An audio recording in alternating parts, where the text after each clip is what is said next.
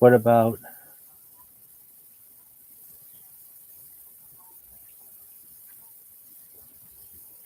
there's nothing more you would want to change? Um,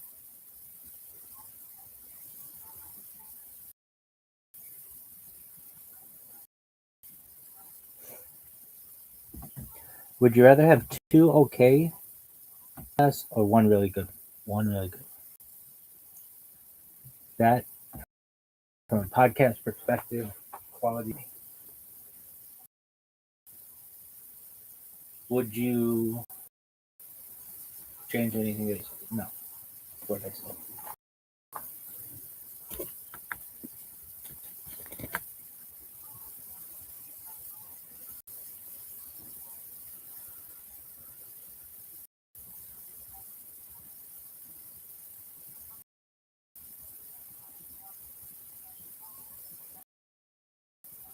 To help you fit it in.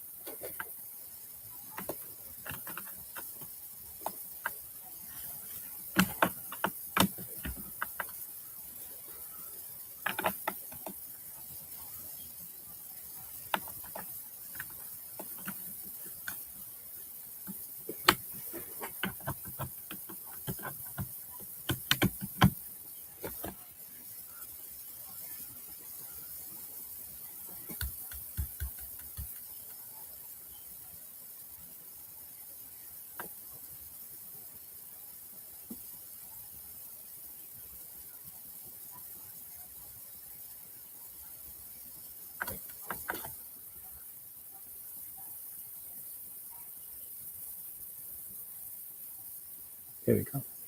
What's wrong with it? No idea, though, but I'm going to fix these issues in the future.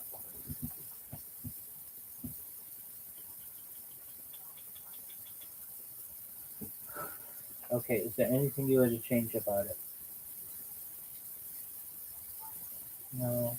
I'm excited maybe one day somebody will do a long form of thing. Even just like if someone said 2 hours or 3 hours. That's why I was really excited that one guy wanted to do 5 hours.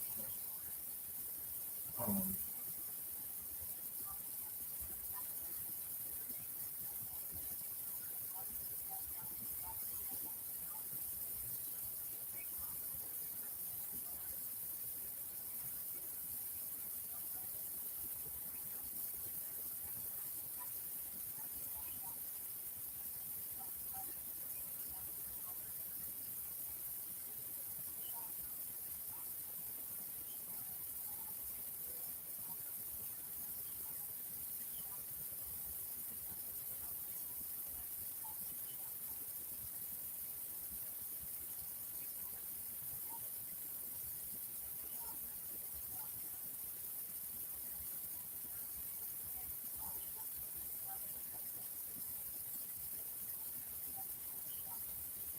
is there anything that you would have done differently in that discussion?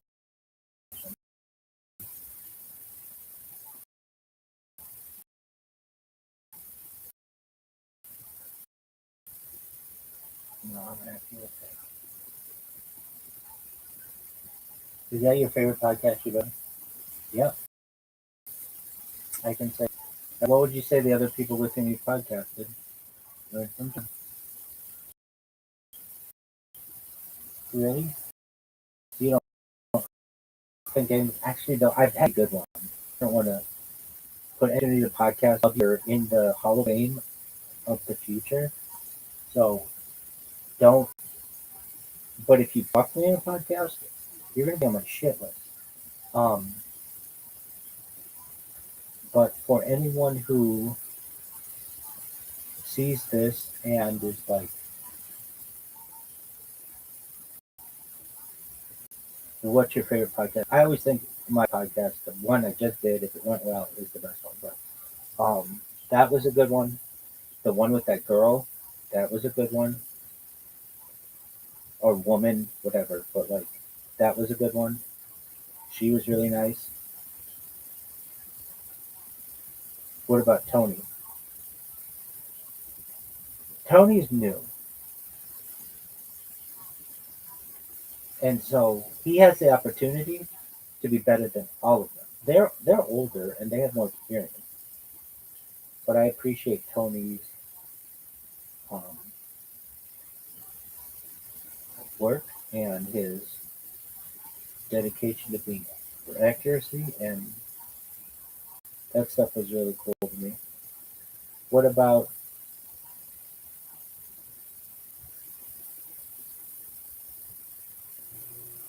um, they're the early ones that I've done, but I'm talking about the ones I've done within the last 6 months or whatever. What was the one that you did? Oh, what about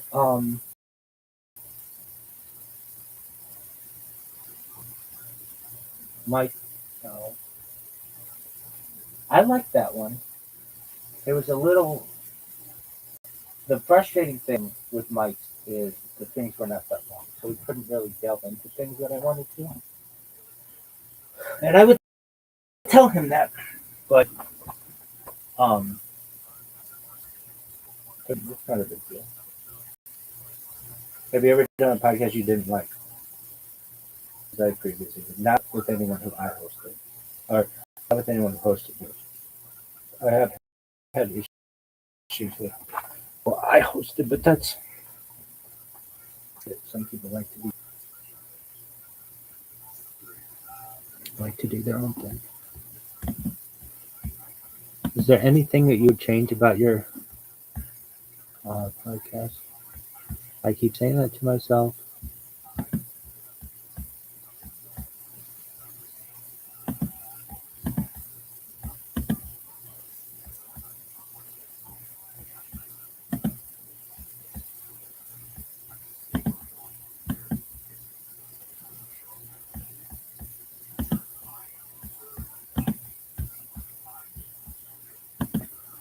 If you had to change something about, so okay, John, if you see this in the future, if I had to change anything about your style, I don't have anything in mind.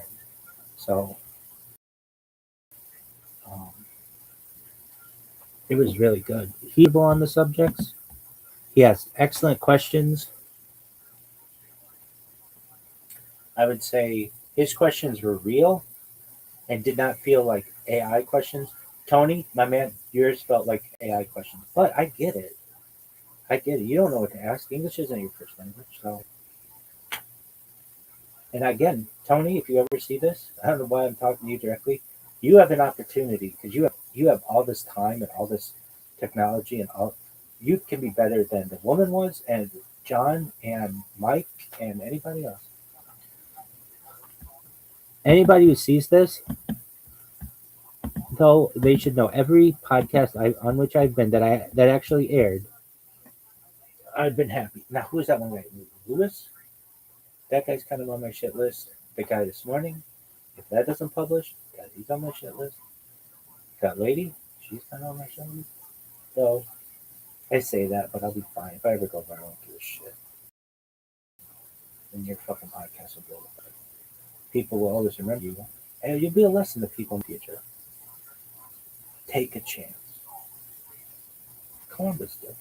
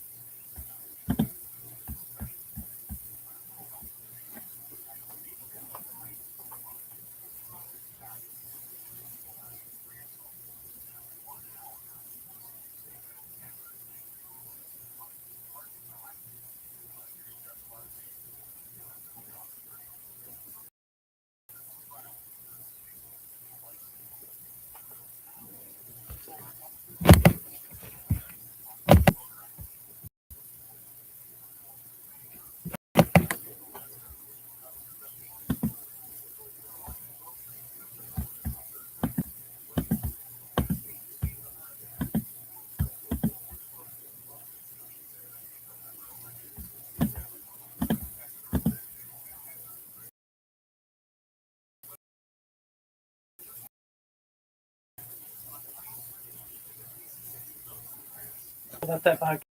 Dog, I'm so happy.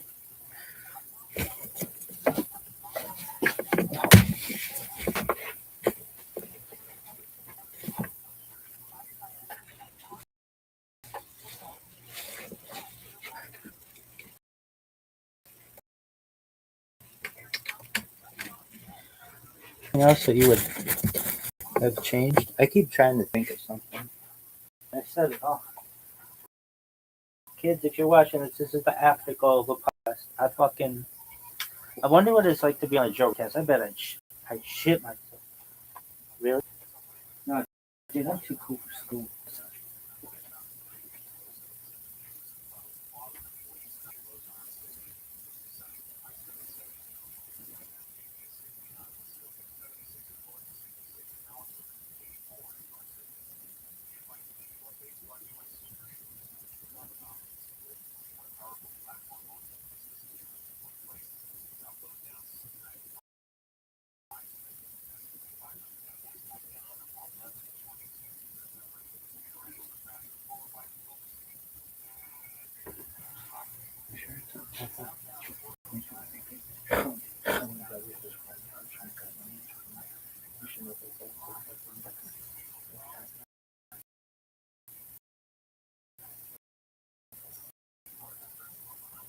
You have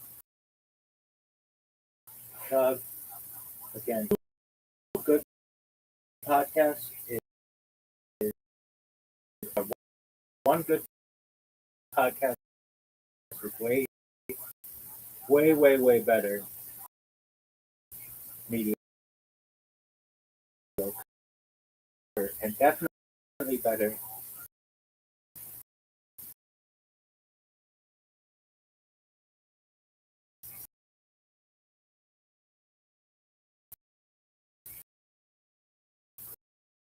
than even one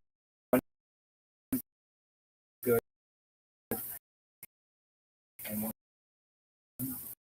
bad.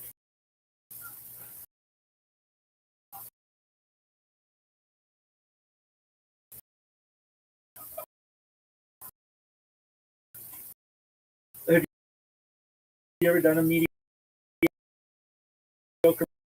podcast?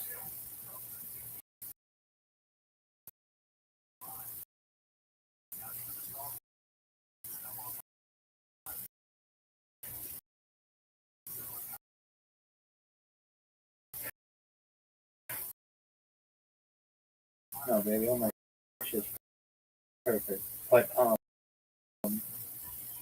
French perfectly. If I had to up a grade, it was close to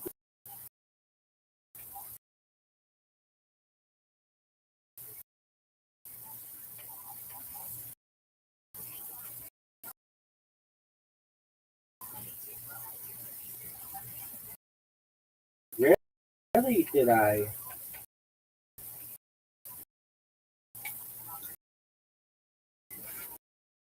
either get 100 or I would not get like I either get something or I don't.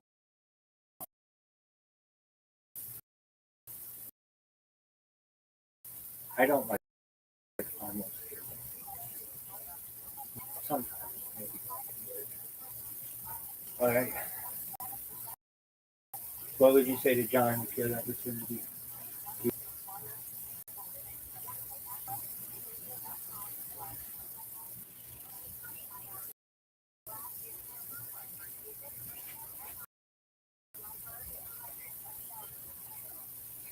Dude,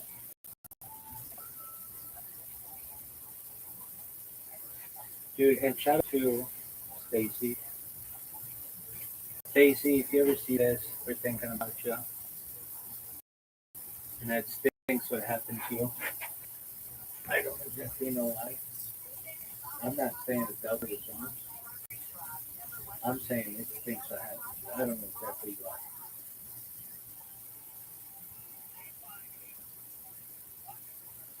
However,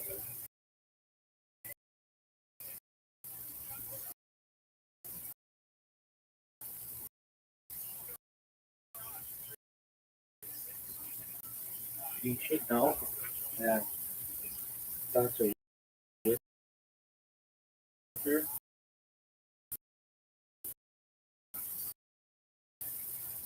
I love her sister, and her husband.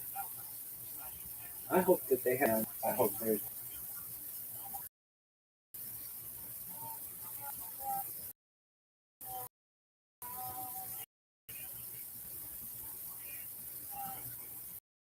And like a zoo.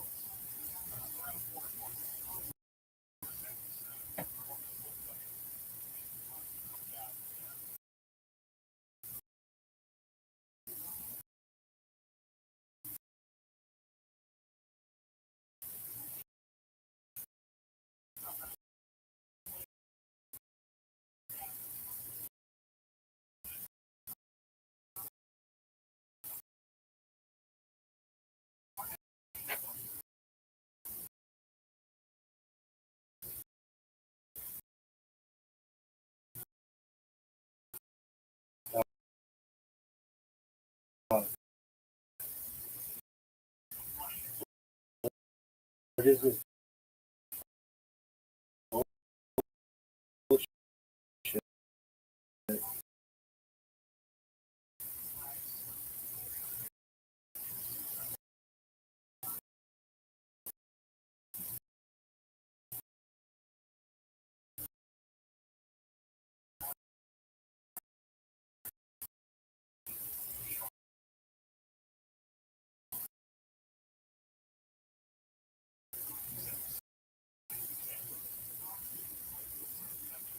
Would you do anything with that?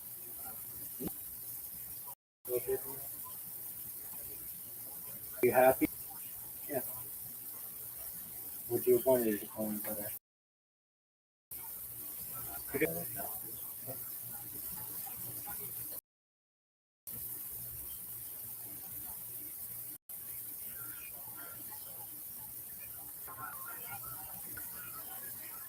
Fortunately, the internet held. That's what we're going to see.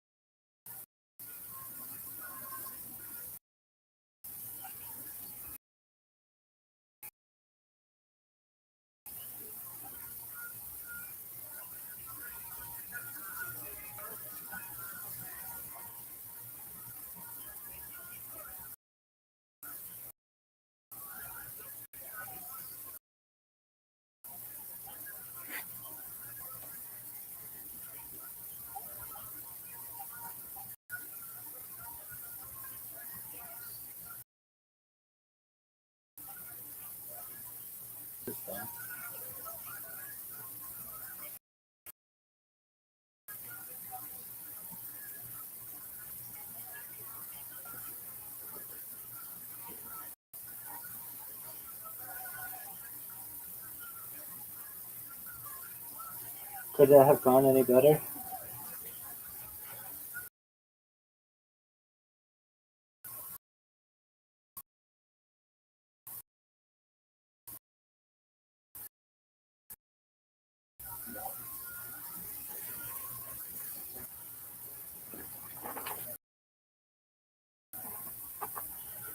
You don't think it could have gone any better? I wanted it to go exactly the way that it wanted.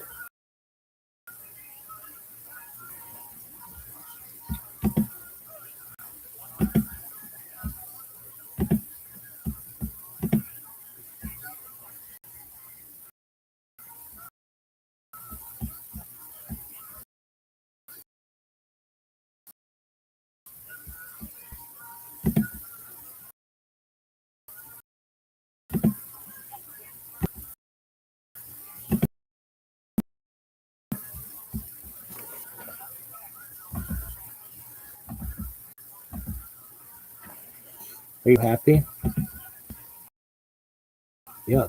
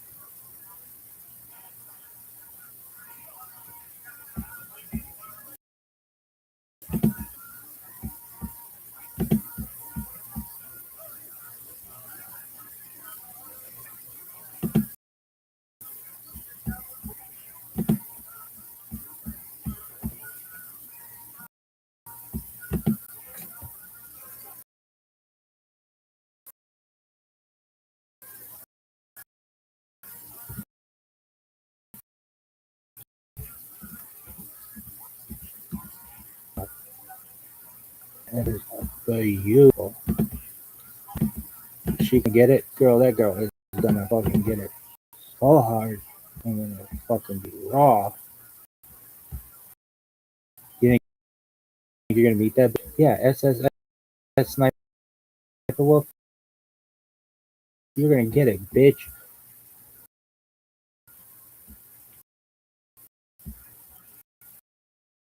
What if she doesn't? Then she fucking doesn't. But that bitch is gonna get it. Bitch. Okay, fuck. Why? Baby, I don't call you it because I think you're a bitch. I call you it because I love you. You call. No, you ask any of the girls who really know me, they'll be like, he's the most respectful motherfucker we've ever met. Really? For sure. No doubt. None. Really? Really? I'm the best. Really? Dog, ask anybody.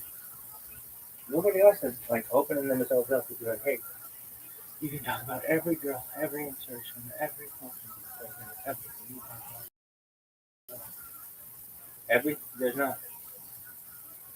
I mean, everybody feels they could do something better, but I'm happy with fun. And the people with so much money. And it's my friends. As my love.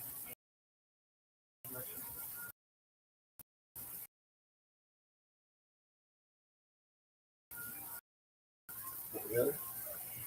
Would you change it? Then I'm okay. If this bitch goes viral, fuck it, don't change a thing.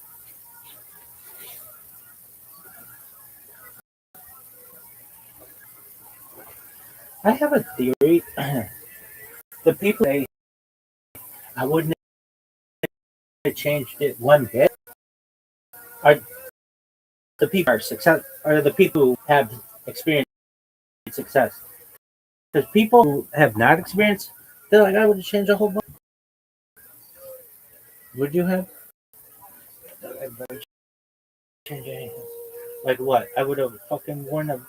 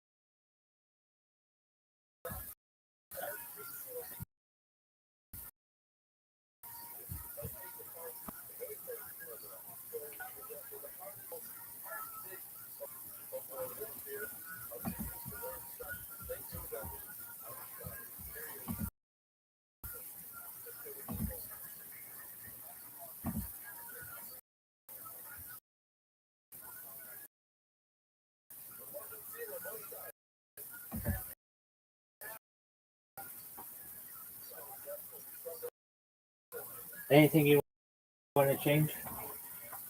No. I did it on myself, and I'm the only fucking person that's still perfect. But what else?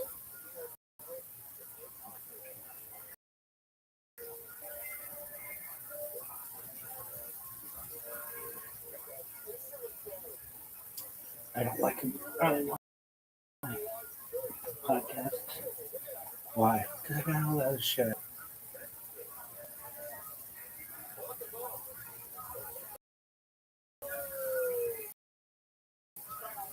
What are you gonna do if he doesn't publish your podcast?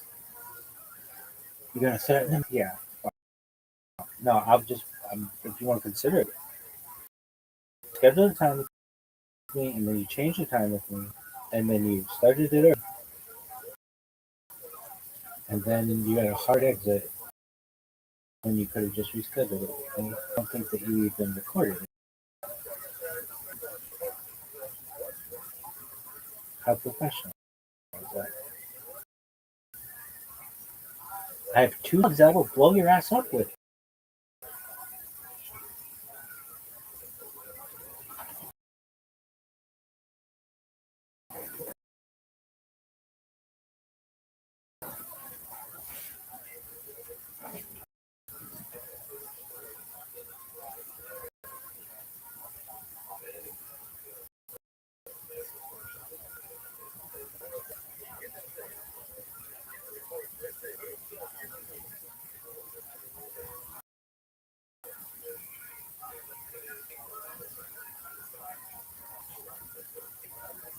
Kids always gonna thank you.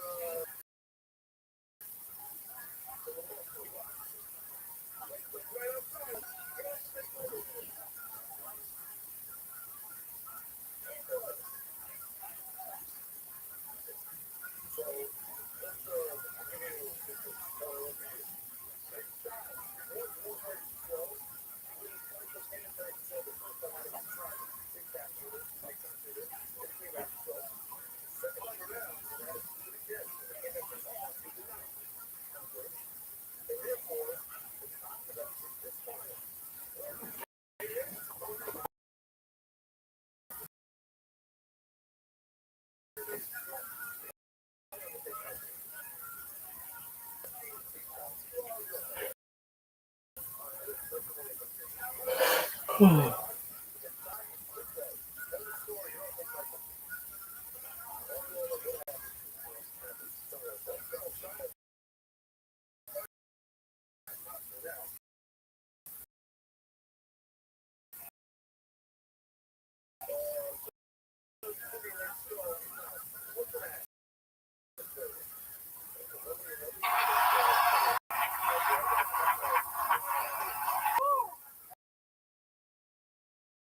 I'm cracking myself up tonight.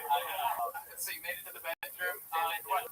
This is getting funnier and funnier somehow. Like, can you paint the scenario? Are there candles? Is there Axe body spray? Looking at Michael Jordan posters in the hallway as you're walking around, like, yeah, I'm about to get blown by a dude. It's definitely happening. Still dudes, dirty. looking for a single flower or a fucking Atlanta Sports Sense CD. Nope.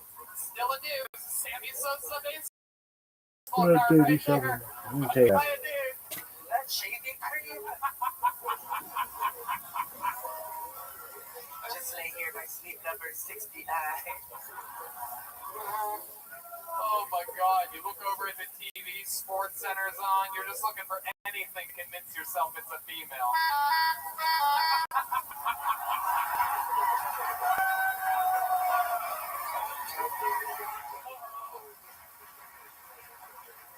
Okay, so explain it to us. What do you remember? Yeah. Alright. So, basically, the whole time we said, you come, are you close, and I'm like, no. And he goes, do you want to finish help? And I said, yes. And he goes, can you please come on my face? And so I said, yeah, because I felt like he was doing me a solid, and I didn't want to let him down. I felt bad. You don't want to leave him hanging.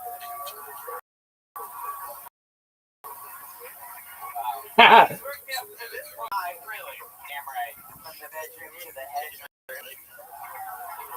True. What did the guy look like? Yeah, very round man. Very round. Oh, bigger guy. Huh? Yeah. Damn, look at that. Takes a lot of guts to come on a bear's face. Alright. So, beyond very fun. Where do you see it?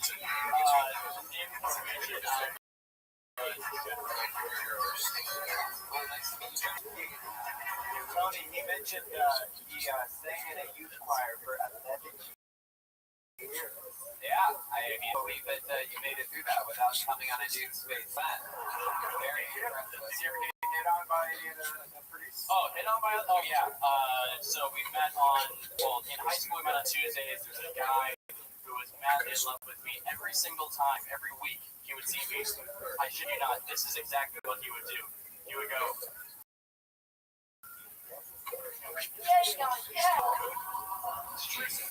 that actually happened every week for about a year.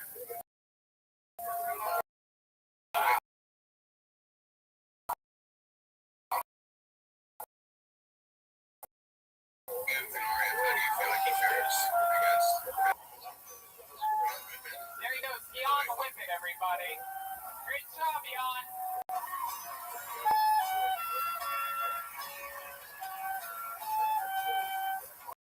Wow. Definitely one of my favorite.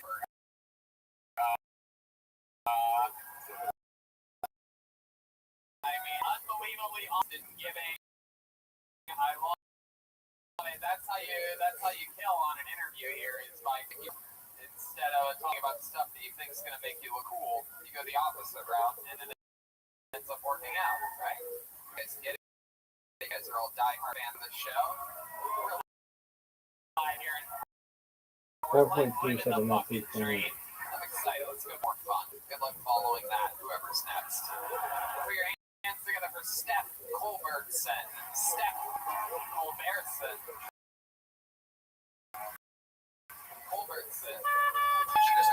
Hey. Here he comes.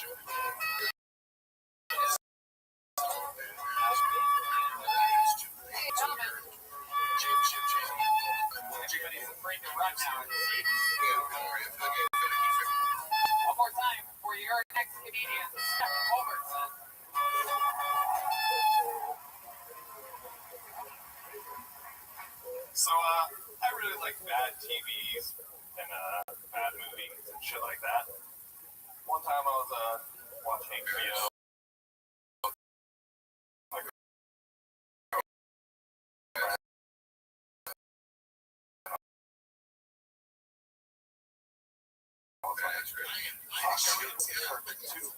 Actually, the other time when I was on, I was like, let's talk about it being like the dragon. You know, you get really excited to be a dragon. And I do really like dragons. Yeah. I'm not really like that much kind of guy.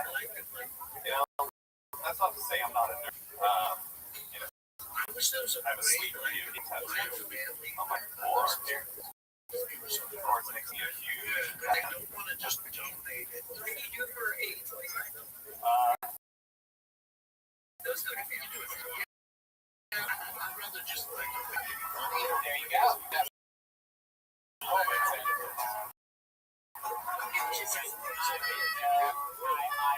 Let's talk about it. Basically, just gave 5 Yelps for you. TV and movies that you like.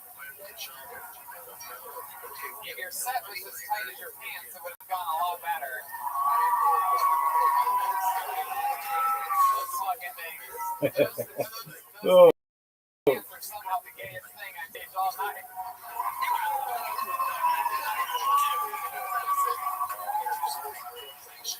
He's got the tightest pants and the loosest earlobes I've ever seen in my life. Those are some, you got some fucking hangers over there for earlobes. Yeah, those things look like my labia. Seriously, I don't understand how none of this can talk so because I can say whatever I want about my body. I can love it. I'm beautiful on the inside and out.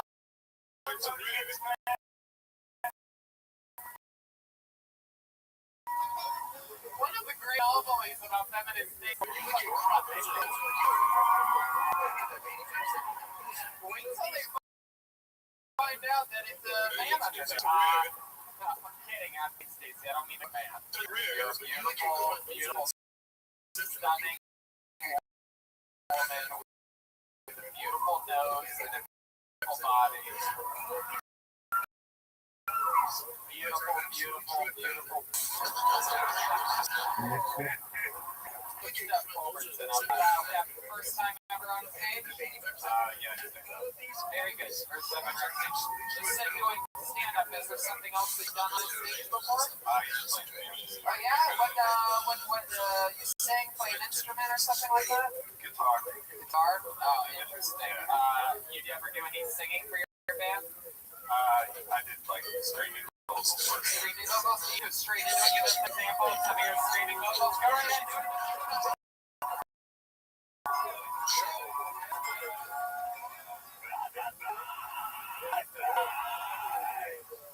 Fuck yeah. Absolutely. How that works? For some reason. Okay.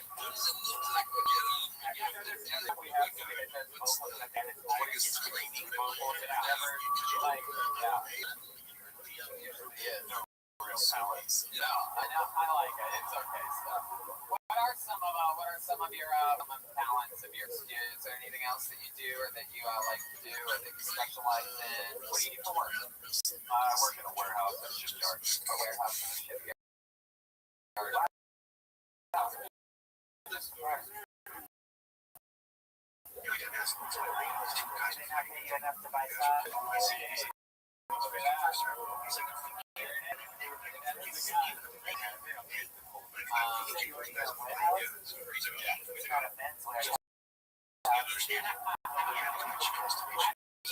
do you keep from getting made fun of?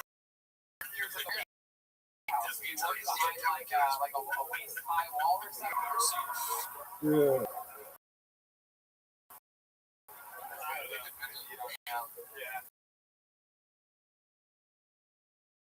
You have a girlfriend? Yeah. You like, you seem like quite a ladies' man. You got hand tattoos. I don't clearly like women like pants like that. I like them. They're so good. I like them too. How many times are your pants rolled up there at the bottom, by the way? Twice. The famous Kill Tony pant roll. From a few weeks ago. We call it cuffing. You know, it's called cuffing, you piece of of shit. Friend. Year and a half. Yeah, it's me. In San Diego, where we're from. San Diego. What were you doing down there? That's where we're both from there. You're both from there? Yeah. What brought you up here? She's in grad school up here. So Grad school up here. What is she studying? School psychology. Oh, very cool. That's fun. You guys seem like the kind of guy that would have crazy sex. Am I correct? You guys do a lot of crazy shit. You hit each other and spit on each other and everything.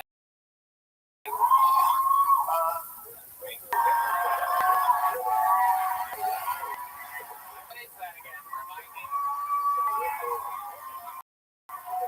Oh, okay. All right, now we're talking. So, what did she peg you with? It's a strap-on dick object. That explains the pants. Have you ever been pegged by a video? First time for everything. Wow. See shit going on here in Portland. How often does this happen? Is that a regular thing, one time only, or? It was just a couple times. Did you like it? Let me ask you this: did you buy the pants after that happened, or did that that you bought? Buy the strap on now. We prepare 26 ways to freeze.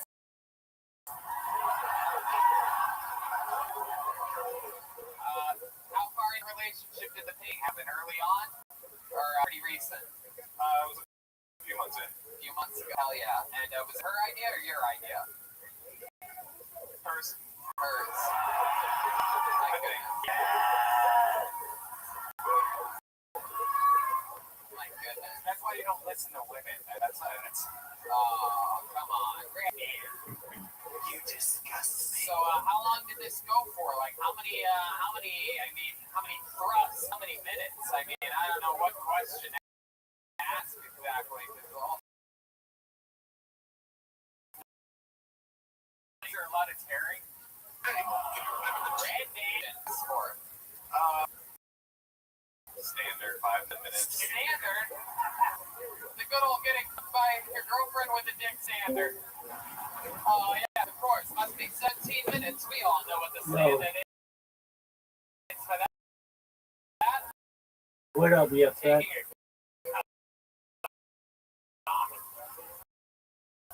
An entire season of Thrones. Goodness. Drinking parties and just takes. The fucking thoughts. Anyway. Oh. Really? Wow. Worse. My goodness. Worse. All right. You guys, I don't know how. You guys don't. I don't know if you know how to cheat. It's supposed to be after a big joke, just him talking. Look at this.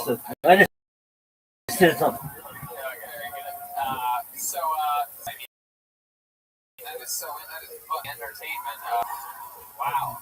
Anything else we'd be surprised to know about you? You ever put it in her butt? We tried. Yeah, you tried, but it didn't work. It worked for your ass. What the fuck? My goodness. But I'd fight that tooth and nail. Yeah. You want to fuck me in my ass, fucking you in your ass. There's no ifs, ands, or buts. Actually, there's a couple buts. Put on the strap on just to see what it would be like to have a black cock. I'm guessing it's black. I don't see why you would have a white one. Maybe they only sell white one for Oregon.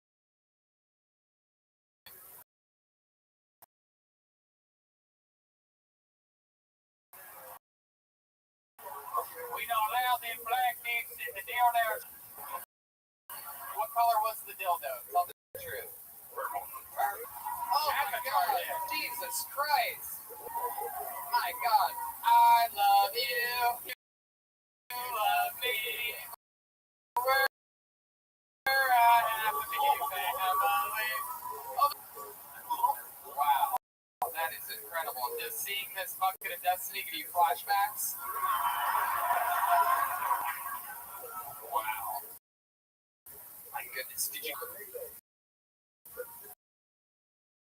Yes, but it's more like I hijacked myself. I knew that was gonna happen. That's such a funny, weird thing. I knew that if you said yes, all dudes in the audience would go, "Oh,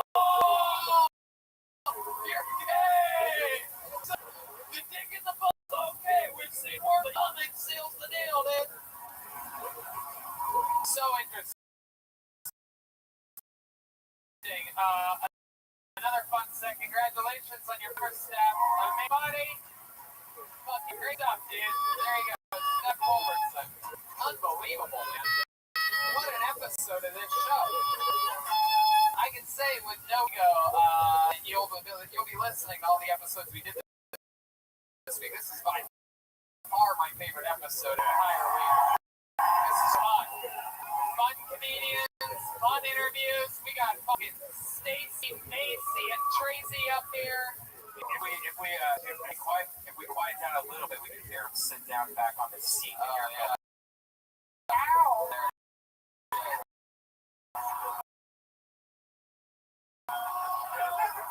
There it is. Ow. My goodness. So, Lacey, what do you think about this?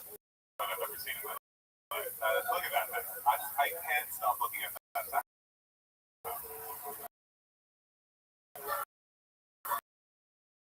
Thank you.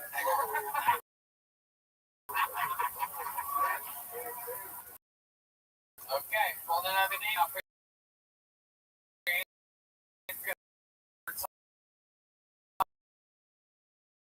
Roy. Everyone. Todd Roy.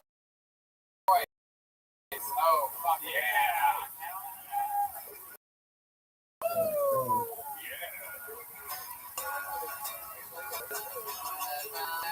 Hell yeah.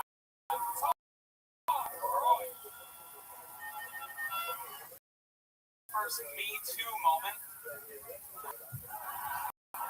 I said two.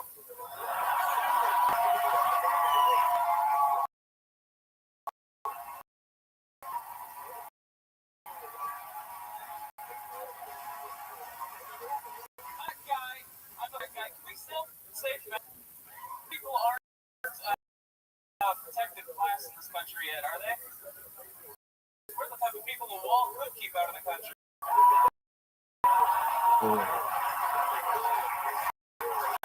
I'm growing out. Look like Jesus with a thyroid problem.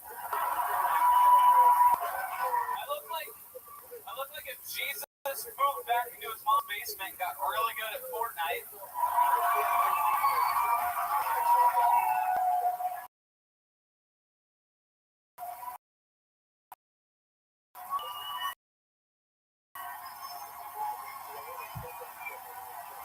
Oh, Jesus Christ.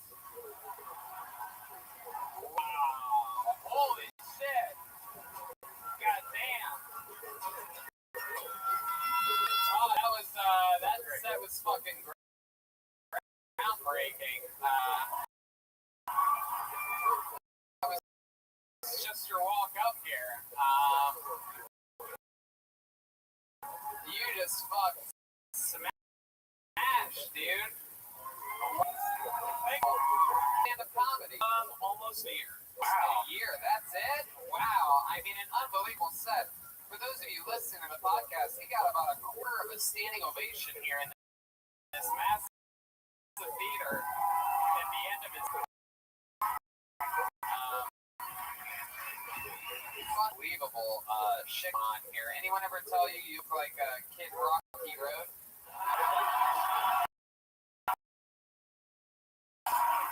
That's perfect. Hell yeah, dude. Look at you. You're a fucker. Are you from here in Portland? No, I'm from Tacoma, Washington. Tacoma.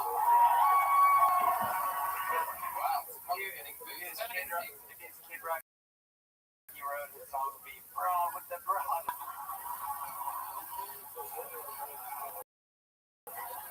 Wow. Todd, what do you... I work in credit for a countertop company. A countertop company? Yeah. My goodness. I was also a professional wrestler for 18 years. Get the fuck out of here. Wow. 18 years in professional professional wrestling. Oh my God! What was your stuff? Some breaking news and banging hotties. Wow. I mean, my mind is completely blown right now at everything that's happening. You're taking this entire show by storm, and I love it. Feminist Stacy. Yes, do you still have this woman? Hell yeah. Offering to go do a little bit of wrestling hold here. Let's see what's here. Don't hurt your please.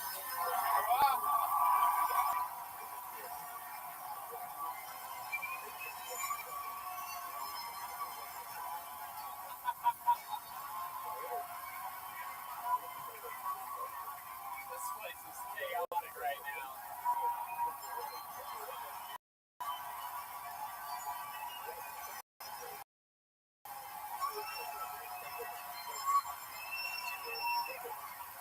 Holy fucking shit. Now that's how you treat a woman.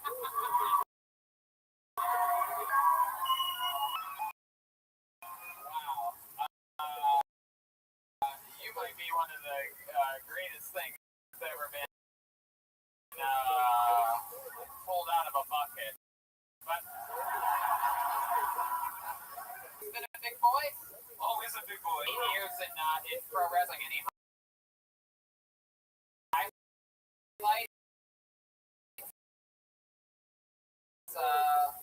I got a chance up with Roddy Piper. Wow. Really?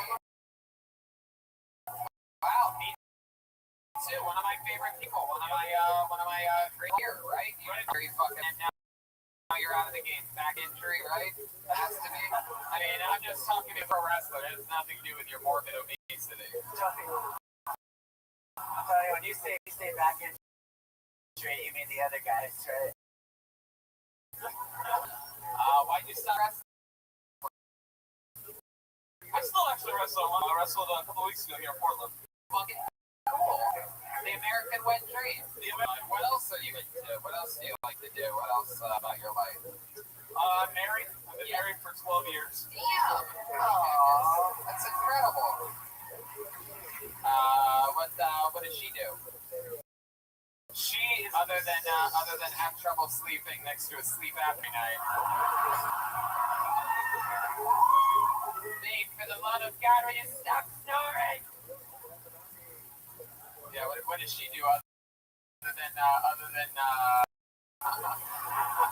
than pray to rolled over on in the middle of the night?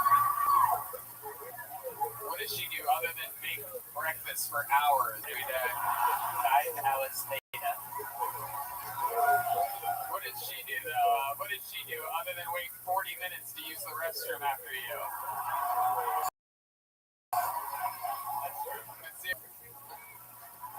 But seriously though, what did she do other than grocery shop?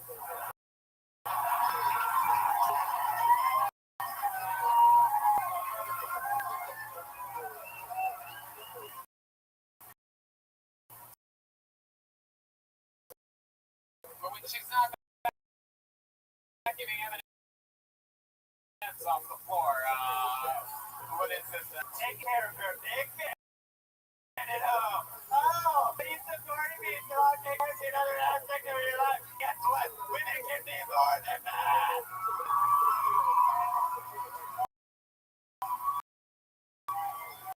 yeah, but she's a good woman.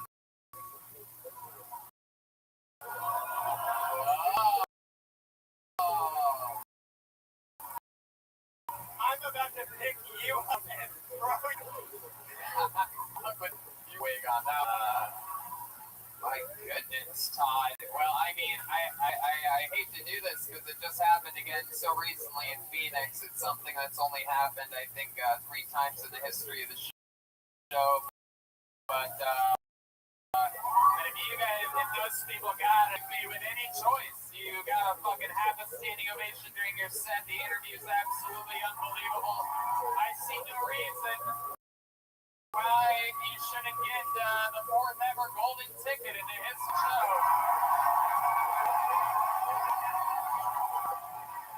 Wow, incredible. Yeah, let me get a little bit of video of that shit. It's chaos. Todd, the fourth ever golden ticket winner. That means that you can come down to an episode of the Comedy Store any Monday, and you're part of Kill Tony on Mondays. Thank you so much. Yeah, you did it yourself, dude. You came up here and you fucking crushed. This is an honest show, like a good old cafe.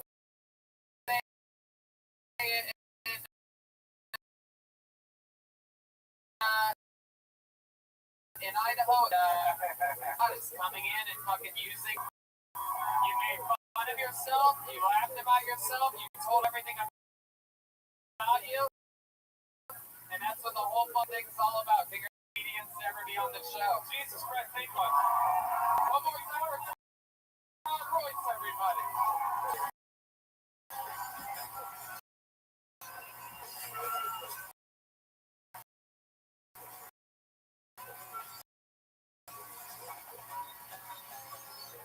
Amazing. Absolutely incredible. This was one of my favorite episodes.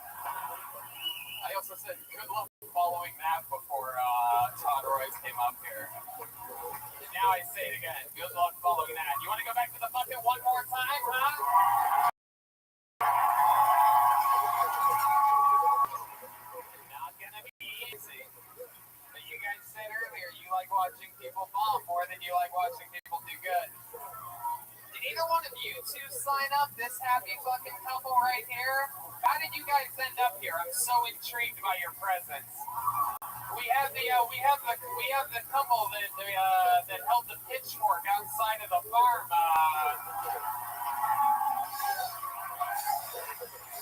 My goodness, sir. What is this? Bring your parents to podcast day? They're with you? My goodness, I like your style. Fuck yeah. Alright, back to the bucket. I dug deep. I moved my hand around. Let's see what happens. Put your hands together for what could be your final comedian of the night. Mac Neal, everyone. Mac Neal. Here we go. Right from the dead center of the show. The whole row getting up. Such great talent. This is incredible. I mean, a real artist up on town. One more time for Mac, everybody. Thank you. Thank you. Fuck me. Okay, so I think I solved the equation to my life. See, I'm 23 and I have 3 children. So if you do the math there, if you do the math there, I did not subtract my penis in time. See, that's like 2 for the price of 1. I think that belongs on the shelf next to the 3 for 1 hepatitis. Not a good deal. But, I don't want to complain about my kids. I don't want to put them in a bad light. Oh, fuck. That guy was so good. I'm sorry. That's really fucking me up.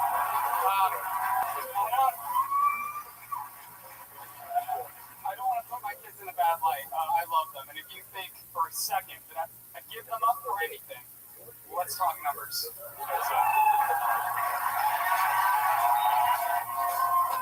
Yeah, Mac Neal nailing it. Exactly 1 minute. Of course, we know you don't like to pull out early, so get all your time. Mac, to be honest with you, I love your set. It was extremely hard to follow Todd up here, who absolutely smashed. And I just want to acknowledge that you acknowledging that got an applause break, and that was very smart of you. To do that.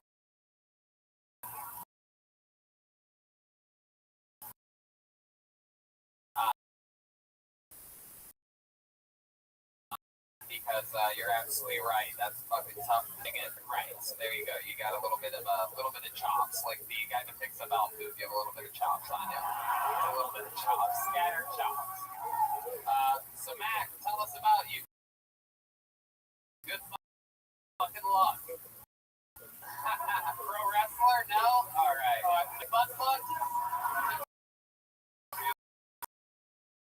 Screwed.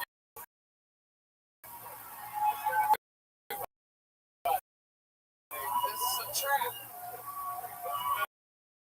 Somebody call Admiral Akbar. It is a trap. The lack of things, and I apologize to this crowd. No, my life is just fucking.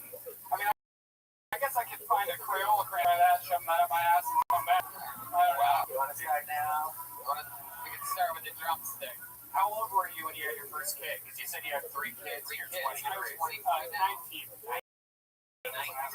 Wow, and you just fell in love with making these at 19, popped out before. I mean, that's so hard to do with the same girl. Yes, that's good. So that's 27 months is how long that takes. That's basically Twins.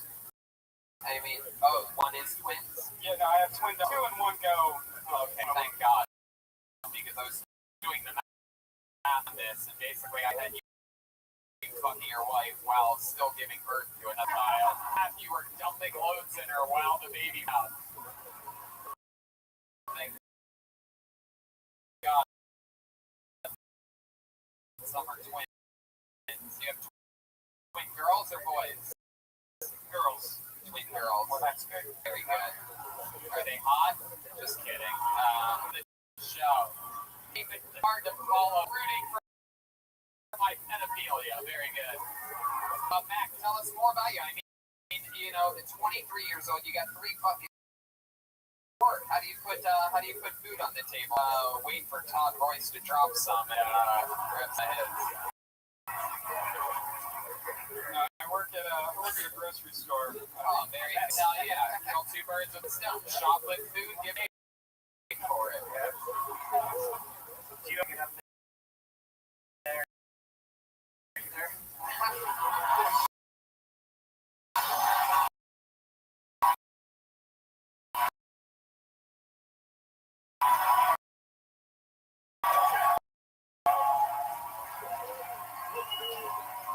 A health food store, so that's no, never in my life. Wow. What do you do at the grocery store? I'm a store floater, so I work in a department. I just go around. Oh, wow. You're a floater. That's one thing I don't. Todd's more of a sinker, not a floater. Wow. So you sort of do everything. You worked at the grocery store for a while. A few years now, just fucking bagging and doing shit. Yeah, I love it. it's not a month. There's not a lot that's really interesting about it. It's it's a lot of just shops and old people and Right. The grocery store is.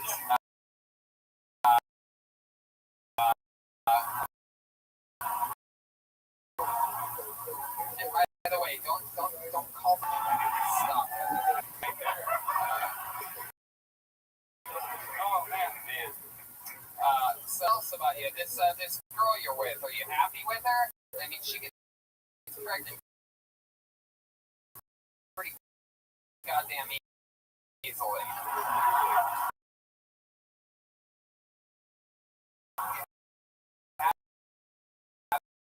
Happy with this thing? I feel like if you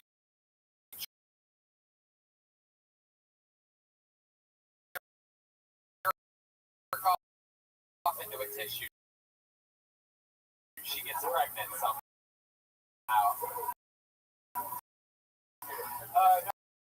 No, absolutely, yeah. We've been married a year, together almost 6 years. What more?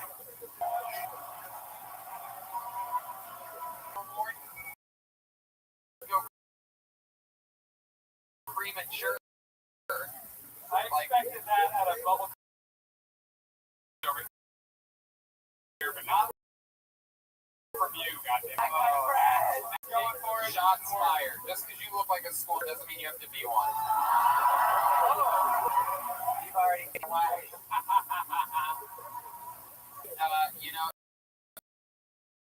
it's awesome that with kids and working real fucking American job like a grocery store that you're able to get out and to keep things, give treat yourself by having a fun hobby like this, and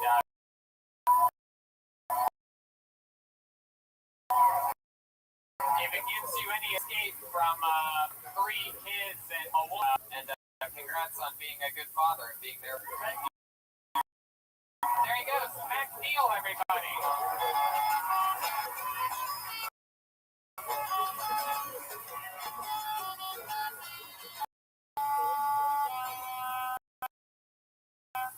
You know, what do you guys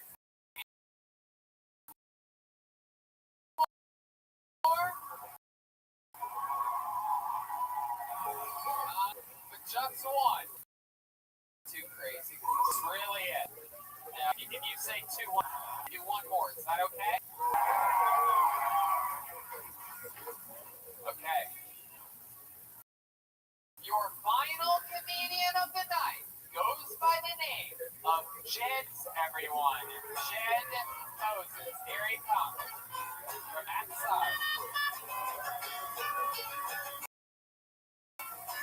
Cadillac,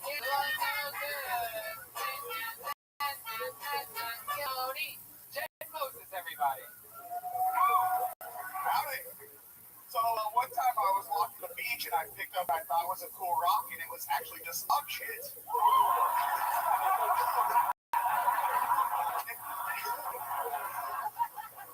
It reminds me of my ex-girlfriend. All I had to do to pick her up was tell her she's 1 in a million. She's so dumb she doesn't realize that means there's 30 of her in this country alone.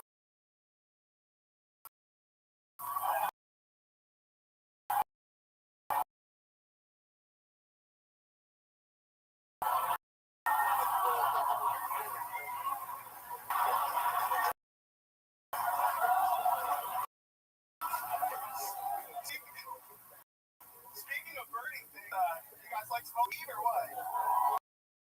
You? Look at this lady. She looks like Deep Throat Dapper right there. Just like that other guy earlier. Fuck yeah, go ahead. You want to remember that first is one of my favorite jokes in the history of the show. The way you really sold it like an excited kid. I whacked that rock, I picked up a rock, it was a piece of shit. It's unbelievable.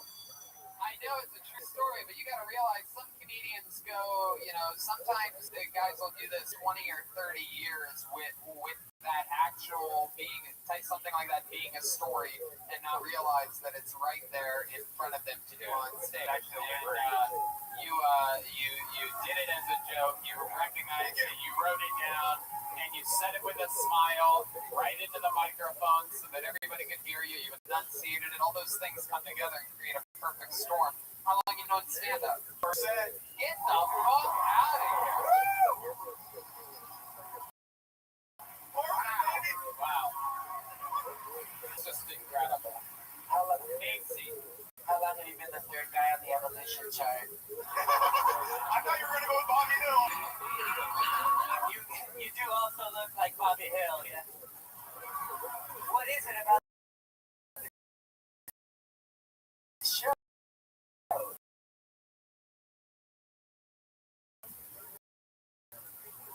My goodness. Look at you. You are a kid when he's 12 years old or something like that. There's some jeans on. My goodness. Tell us more about you. You face the audience. You're facing us. Oh, well, you know, you guys are fun. I don't know. I work in the cannabis industry, so I'm sure the audience does the same thing. So Yeah. What do you do in the cannabis industry? I make new strains of cannabis. Wow. Goodness. You got anything? Who gets the name? You? Yeah, mostly.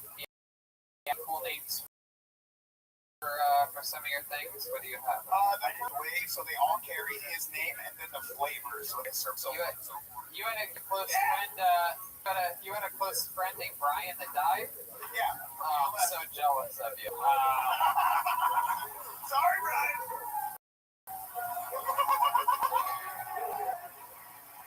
Do you have a friend that looks like he died years ago? You son of a bitch! You son of a bitch! You got me. I got roasted. I look like I died years ago. You learn something new every day. Jen, tell us more about you. When you're not growing pot, what else are you into? You seem like some type of a paddle boarder or something like that. No. I like photography and a lot of photos. Yeah. I like that red band's camera that is Sony. To the window that you're taking a picture.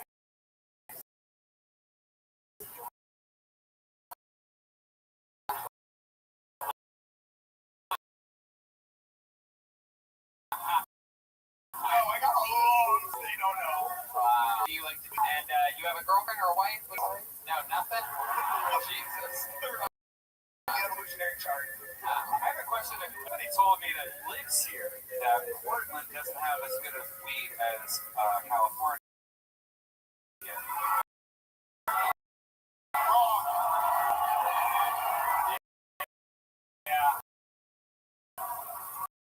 Also, I Sorry. told them they were wrong. Yeah.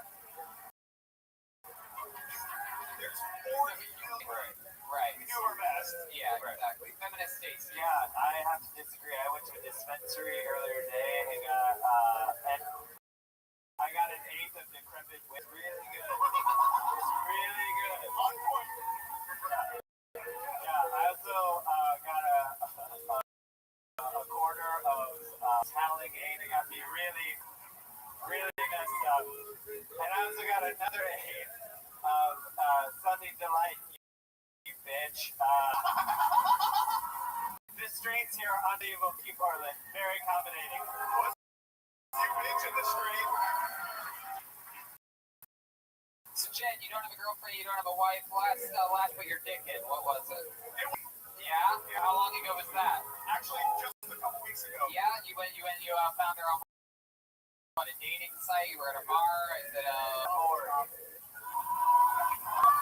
what was the answer, Jen? At a coffee shop. At a coffee shop. Man, that seems like a pretty tough place to get laid.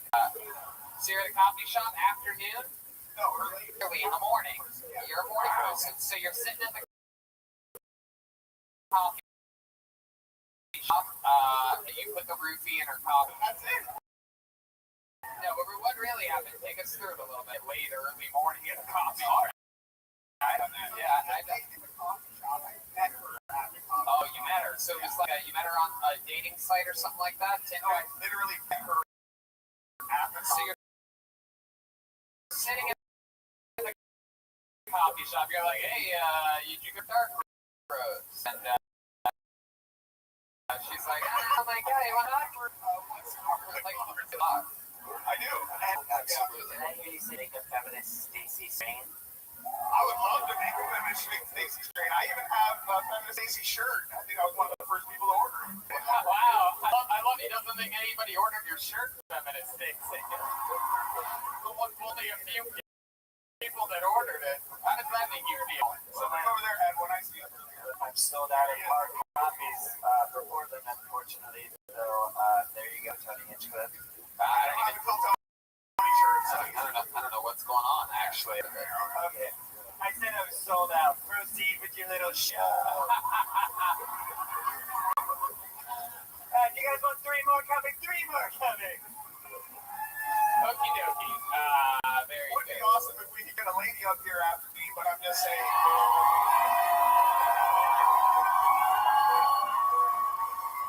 Okay, go sit down, Jen. Thank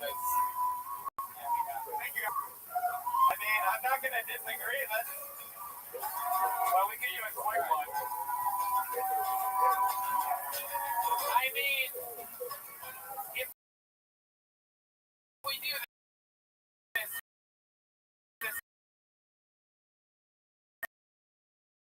Has to be it, okay? not a woman. He's not a woman. Ladies, I swear to God, arrest right now. Put your hands together for your very final comedian of the night. She goes by the name of Marissa Meeks. Here she comes.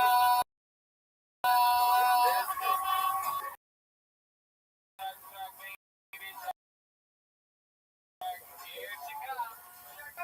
Here we go. Portland, thank you. It's been a very special night.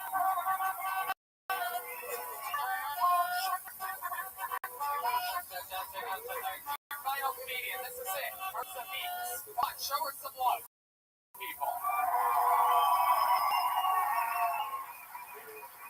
So just to clarify, I literally thought I was signing up to win something. No idea who you people are. Tonight's my anniversary. And my husband and a bunch of coworkers asked me to go out to a bar after work. And I said yes, and we showed up. There was one person at the bar wearing a bowler hat on his iPad. And he was singing. No, the husband I now have was singing. And I got so hammered, I decided to date him later. 4 years. I'm a cook.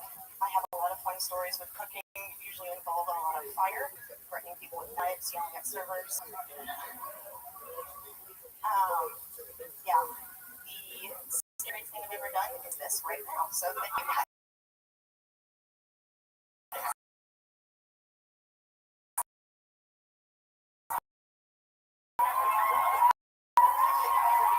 Fuck yeah, Marissa Meeks. Signing up to win something? Yeah, I actually signed up my brother-in-law too. I was like, he bought us tickets, so. Wow, you.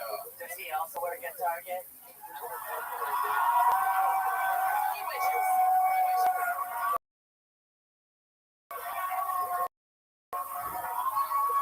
My goodness. She last Circuit City in Kentucky. Like, what were you hoping to win? I don't even understand why you would need more. You already have some. That's right, Stacey, I said it. Oh, great, we get one woman up here. The only thing you can comment about is her caboose. It's okay, everybody. I think it's so awesome that you wore the grandmother sweater up here tonight. Very sweet of you. Marissa, real quick before we let you go, since this was a massive accident, you signing up for the show, is there anything else fun about you that you can tell us? What do you do for work? I'm a line cook at a restaurant. Oh, you really are a line at a place we would recognize? Three Nuggets Brewery. Wow, look at that. Oh yeah, there's some alcoholics in this room that eat bar food. Very cool, Marissa. Well, I'll tell you what, we went over time on this episode. You didn't even know what the hell you were signing up for. We have to open up shop. We're going to be right out there in that lobby signing posters. I want to say, without a doubt, I can't express to you how much it means to me that we sold this out. And not only that, but also clearly, I believe one of my favorite episodes of this show of all time. Meet the World of Us, and we will always come back. We'll see you at the law. We're going to sign posters for you, and we'll see that. How about another hamburger chickens, everybody? Jeremiah Wonder. Follow him on YouTube at Jeremiah Watkins. Jeremiah stand-up on social media. The new Reagan Watkins album out June 7th, available right now at ReaganWatkins.com. Anything else, Jeremiah? I covered everything. Yes, I just want to thank my pal Eric Hoff from Portugal the Man for being here tonight. That was what I was going to say next. How about another hand up for Eric Hoff, Portugal the Man, everybody. I'm finally going to take this week off. Heck yeah. Go see Course. I think they're a fucking great band. How about a hand for the great everybody? Schultz on social media, mostly sorry. Everything else good, Joel? First time to Portland. What do you think, buddy? Up. All right. How about another hand for the great Rain Man? Thanks a lot. We love you. Thank you. Good night.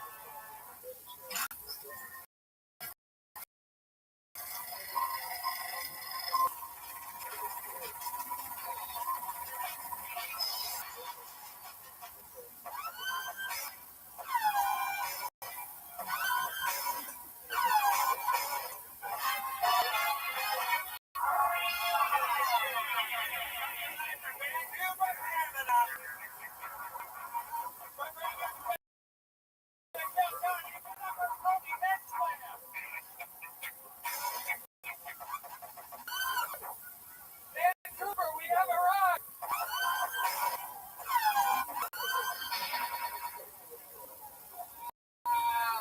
Wowzers, wowzers. Great Brian Redman is here, ladies and gentlemen. Hi.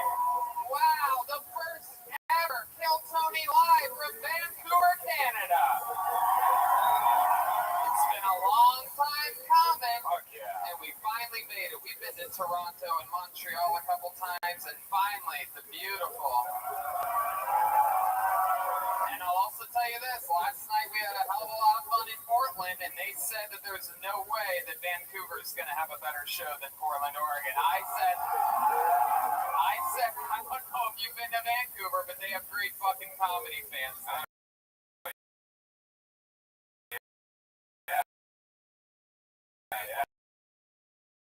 So we'll see what happens. A good, amazing, made buckets. Shout out to Stephanie Alvarez, and the second box didn't leave a name, but it says Laminard. I believe that's a local business. Spin now. You can spin. Yeah, it's a spinning 4-week Kill Tony bucket. Pretty cool, right? If anything, you guys have got better bucket game than anybody really had. Yeah, it's a good bucket game. Couldn't have done better without Ichabod himself making it. This is very exciting. We're almost towards the end of this first leg of the tour. This is stop number 7 or 8. We have 2 shows in Seattle tomorrow, and then it continues in June. For those of you listening to the podcast, come see it live. You guys enjoying yourselves already. Kansas, Omaha, Nebraska, Des Moines, Iowa, Appleton, Milwaukee, Chicago, Madison, Minneapolis, Poughkeepsie, and 2 shows. We just added a show in New York City to the Gramercy Theater. One of those is already sold out, so get tickets to the second show. Drink your delicious caveman coffee. Am I right, Canada? Go to cavemancoffee.com. The promo Phil Tony and save 15%. There's a new Reagan and Watkins album out June 7th, huh? A band born out of this show. You can pre-order it now at ReaganandWatkins.com. Go to the pre-party June 6th at the Comedy Store if you're near LA. And first, tonight on these road shows, Ryan J. Ebelt couldn't make it to the show. However, he did draw up an amazing Kill Tony Summer Tour poster, which features Vancouver, Canada. We're going to be selling those. Saying hello to you right after the show, right over there. We're going to sign posters for you. There's also some amazing pins available from our friend Mauricio over at Rocket.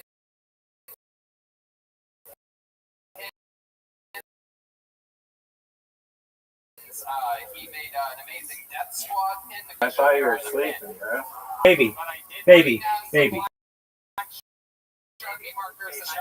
I tell you, what the champ's here. The champ's here.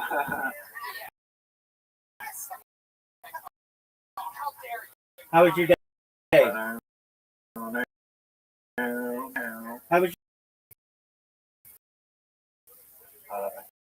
Doug, remember that time I asked you a question how your day was? Yeah. Are you ready to hear some shit? Yeah, man. I came here to hear some rabbi infotainment. Just a TV channel on the internet. Fuck yeah, dog. To Rabbi.tv. extract serotonin and dopamine. You know how it is. Well, thank you for your high praise. It wasn't a compliment. Oh, I'll take it as such. Just because Super for it to be compliment. doesn't mean that I can't take it that way. All right. So I have a question for you. Doug, I was in the middle of telling a story. I was right in the heart of it, and then you just want to interrupt me. Go ahead. Everybody make time for right there. Here. The champ's right here, baby. The champ's going to show you what's up. But first, we have stories to tell. So last night, remember I understand you're totally exhausted. Do you still beat your girlfriend? And you're like, blah, blah, blah, blah, blah. You're avoiding the question. And you didn't answer. I said, yes or no. Do you still, wait. I get you. You have to understand, people can use those kinds of questions and weaponize. And I have done my best over the course of the last 4.5 years to avoid gotcha moments. Not saying I don't have any. We all have them. Or where perhaps it may be. But like with an albatross and a condor and an ostrich and a pterodactyl. Right. That being said, I have a good answer for it. I'd say, did you stop beating your wife or whatever? You say, no, I still beat her at literati every day. Okay, that's fine. So you do beat your wife, and then they'll turn that on you. But I get the same. At literati. I get the question in the same way. Do you still agree with innocents being murdered? And I'm like, that's not what I talk about. If I have some kind of international relations expert to talk about these subjects, you can. I talk about peace. But nevertheless, people can turn a question or phrase a question in a way that's loaded, as I've shown. And so, these styles that are very open and honest and kind and welcoming. And then there are other people who I can just tell are gonna set me up. And Yeah, Tucker Carlson is kind of like that. In my opinion. Okay, so this woman who, that's why I think any question by definition is in its own way a loaded question. That maybe some are more loaded than others, but the idea, especially when you force someone into yes or no, like I do it to you all the time. I'll say no. Do you want to play literati? I'll wait. Like that's a phrase that I use, knowing that Are you ready? it's totally loaded. Do baby. If you don't like it, go find some other person who streams their life 24/7. But I could tell this woman was going to have loaded questions. Like, I want to talk about live streaming in the future and technology. And she wants to talk about things I have no control. Yeah, exactly. Exactly. Things I have no control over. And so I was going to email her and say, I was going to give it some time and think about it. Because I'm not saying I haven't gone into these types of conversations previously, but I could already tell it just by the way I'm approached. And she emailed me Well, and she wrote, may I say that like you might be able to change her mind if she's like asking these like horrible questions, but then you just kind of peacefully answer and like just give I don't know give it an answer that's like, well, this question is loaded, but here's the answer to a question that isn't loaded along the same lines that doesn't pull a core. ways. If they're really like just like straight up like questions that are just very anti-Semitic, and it's probably not the best idea. I don't even go on there. questions are necessarily anti-Semitic. I don't really have a good definition of that, but they're anti-Rothschildian. And what do I mean by that? Default, she one named Rothschild enemy, and I understand it's a big family, some banking element than others. Some of us are in academia. My family generally we're academics, engineers, that kind of stuff. We're not puppet masters, and she could not get that through. And I wrote in my email to her, like, I've never forgotten the question. Like, basically, I had to like provide what name I have on my birth certificate. Like, Riser, I've known you for like more than a year, almost years now. I have no fucking clue what your full name is, and I don't give a shit. Aquarius, I've known her here more than a year. I don't know what her Brandon puts his name out to everybody, and that's cool. But never have I been like pressuring anybody to familial history. I've never done that. I don't feel that's appropriate. And I explained to her. I mean, my email to her was, I thought quite.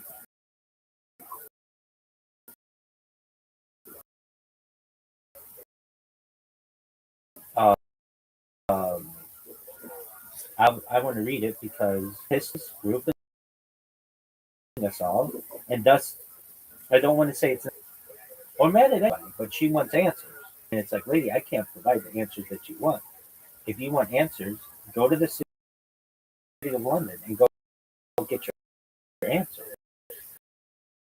But don't come to California if you think you're going to get your answers. And so I wrote, and I'm as I provide as much disclosure on the topic as I can. My biography, and she wrote. She wrote. Um,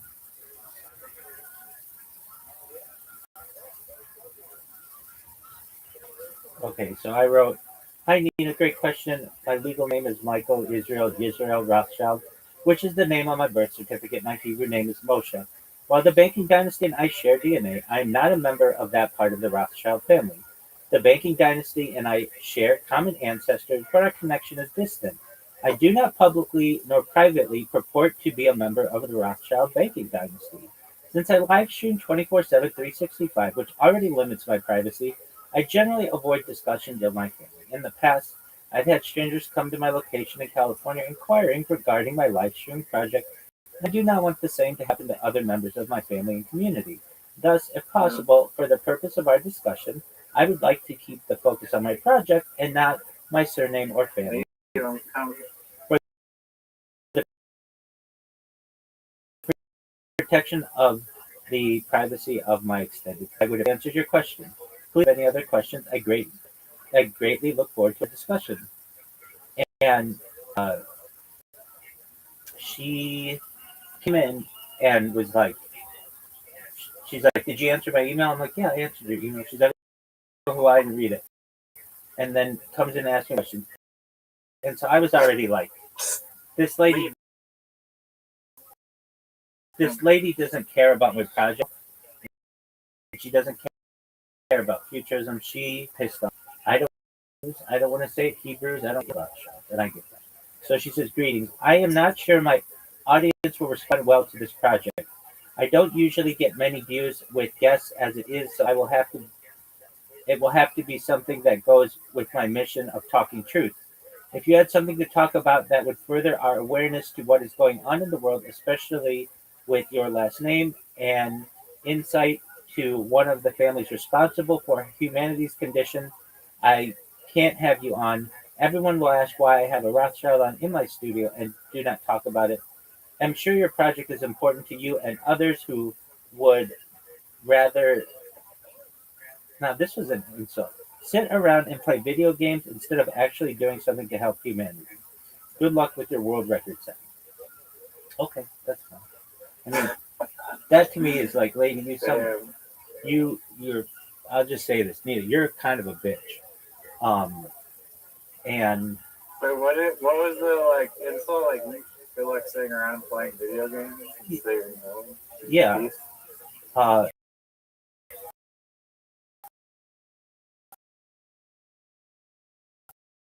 instead of actually doing something to help humanity, which obviously you said is, or you first demand was like, don't show my face.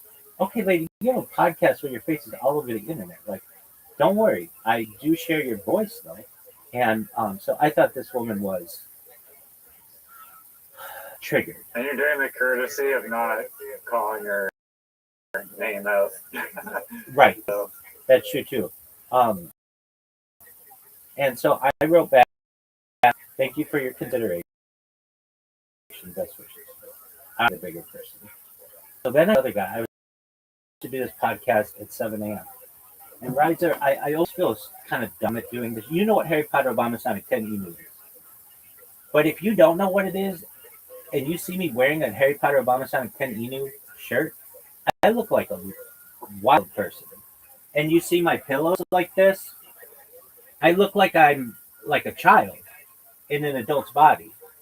And while normally I get the opportunity to be able to explain myself, I could just tell right off the bat that this person, not that they weren't taking me seriously, but I just was wondering, like, they're not recording this, I don't think. Because normally in a podcast, they'll be like, okay, well, we're going to start or whatever. And there was none of this. He was just asking me questions. His questions are fine. But then he's like, oh, I got a heart out after like 20 minutes. It's like, dude, you already rescheduled this thing from Monday to today. And now to say that you have a heart out, whatever. And so I emailed him somewhat wait, is the podcast today? Yeah. So I emailed him somewhat facetiously, and I was like, "Thank you," and I haven't heard back, and I don't think I'm going to hear back, and I don't think that person recorded it, and that's fine. He's on the shit list. So is the other person. All right. So I was pretty, like, not really, but I was kind of sad, and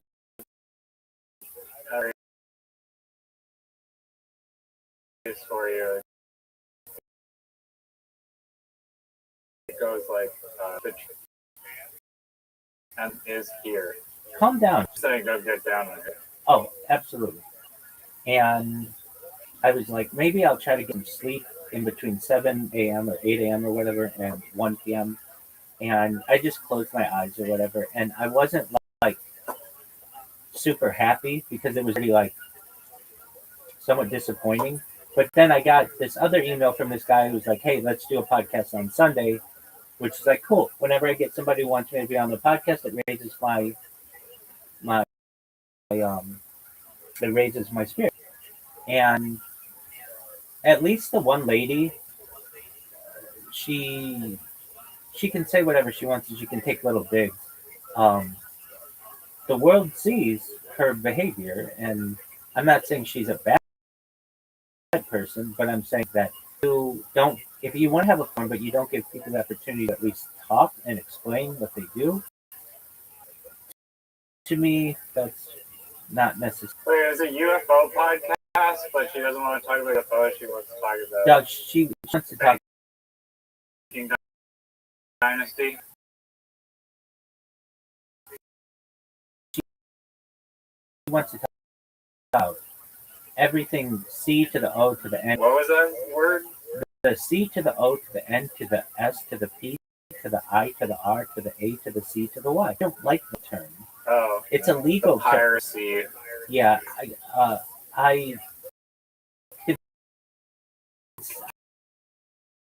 I call these things theories, but when you put that word on it, it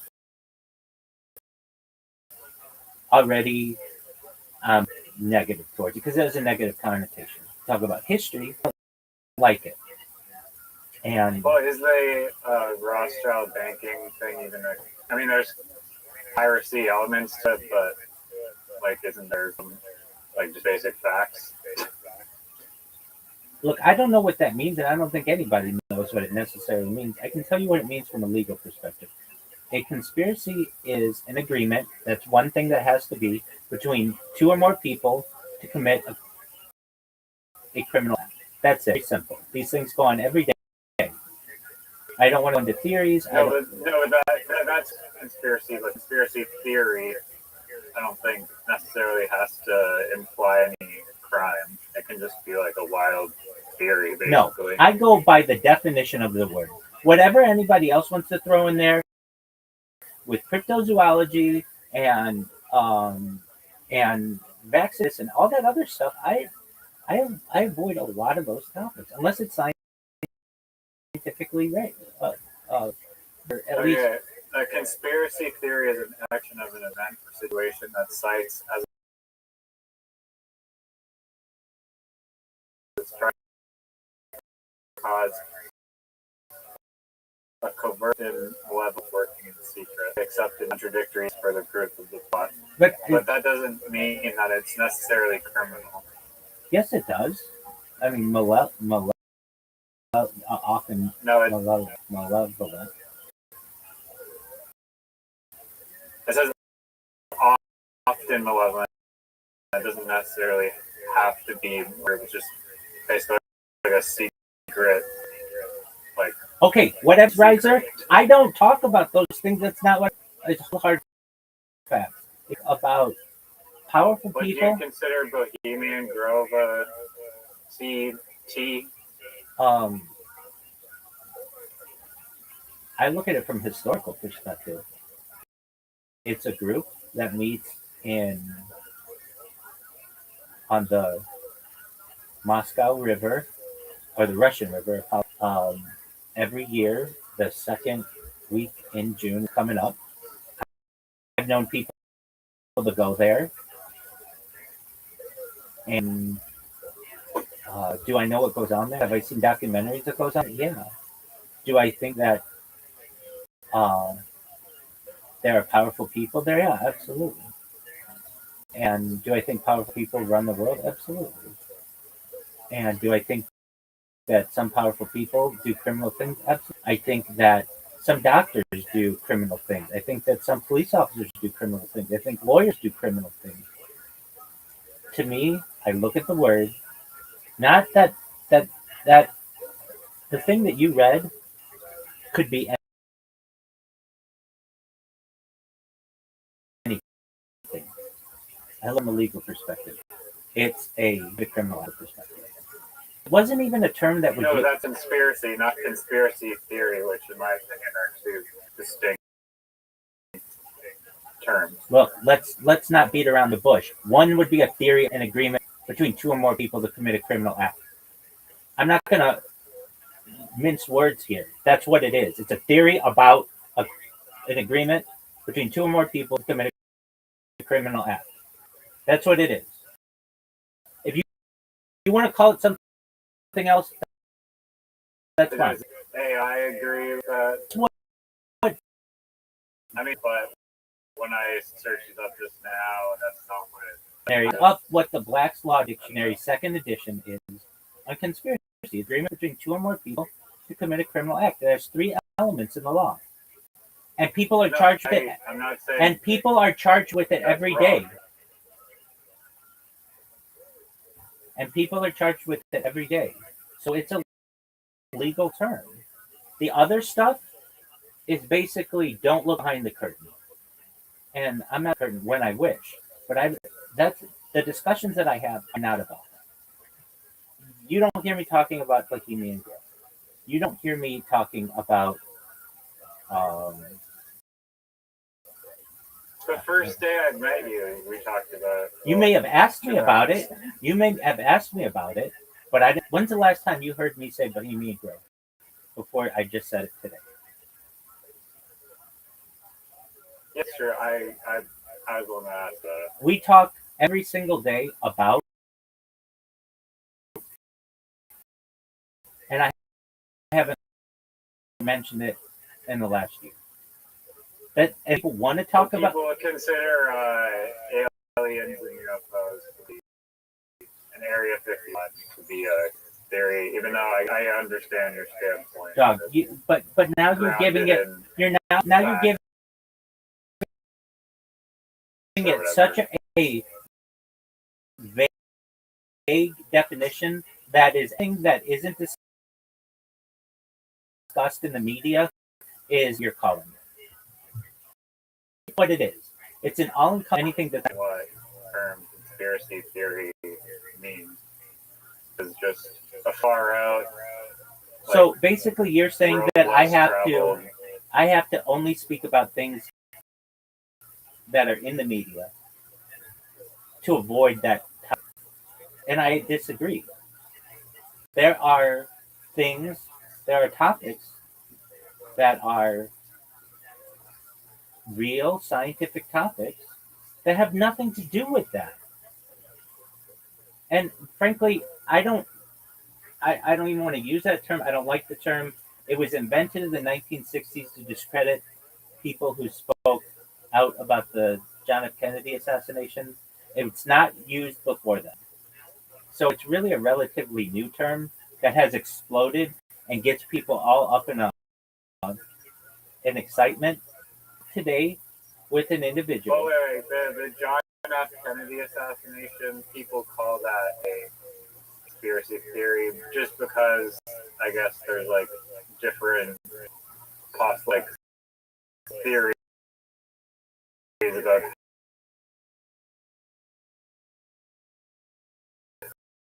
who did it and whatnot. Okay, so let's take it. It's an agreement between two or more committed criminal acts. If Lee Harvey Oswald did not act alone, by definition, it's a conspiracy. Remove the theory part of it, because theories to me are actually beneficial aspects of society. They're hypotheses. Ours utilizes theories every single day. I don't right. As you can tell, we're not going to your thing that isn't in the media is by default one of these things. I disagree with that, and we have to agree to disagree on this. I don't talk about them. I don't use that term in here. I do my best to avoid it. When people ask me, I will tell them what I know on subjects. But you notice I don't talk about Bohemian. I don't talk about generally Epstein Island. I do my best to avoid that. Now, if Zoom set up, I might talk about it a little bit, but there are other places people can go for this kind of news. That's not something that I uh, enjoy speaking. No, I understand where you're coming from. Debate it. But that woman, that's something I think she gets into, and that's cool because a lot of these sometimes have over, and sometimes have some types of connection. So we didn't do her podcast. The guy this morning, just I feel was he saw my pillows and he saw my shirt and was like, he didn't take me seriously, even though Ed was very interesting. Then I had another one that went down on my just down, and I put on a jacket and I got a thing for OBS to blur my background so that you didn't see Sonic the Hedgehog, and it had a total on the podcast, and the ended up doing close to that. All we did was talk about UAPs, unidentified aerial phenomena, and alien species, and distance to other planets, and some on life extension and transhumanism. And guess what? We didn't mention that CT word once, and we spoke for even afterward 2 hours or so, and it was one of the best conversations I've had with anyone in a time. And it's a pretty big podcast. I was really happy to be on it. And we talked about, I mean, I don't know, he has a few seasons. I don't know. It doesn't give you like numbers of how many listeners they have on Spotify, but Really? I thought it did. Okay, maybe it does for songs, and maybe just on the website it doesn't. Maybe it does on the app. Check it out, because you very well may be correct.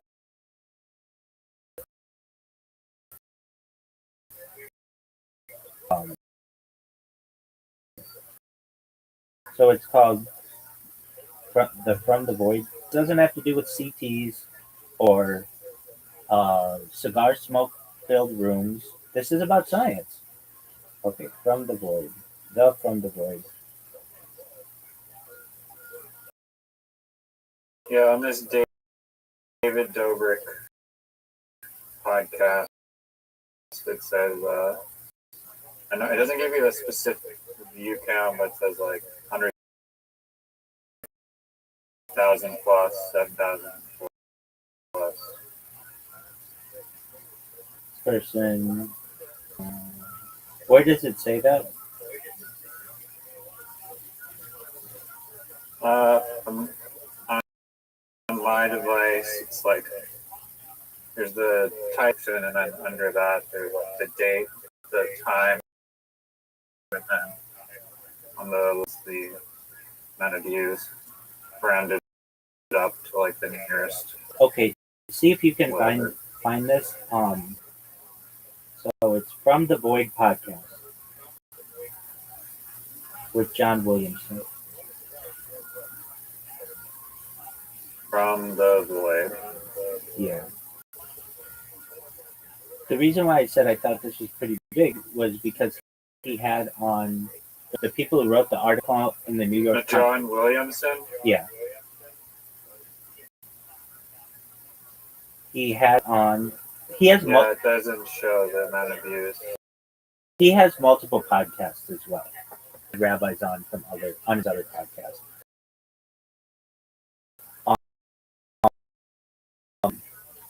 But I know that he said that on UAPs from 2017, and that's like a huge deal.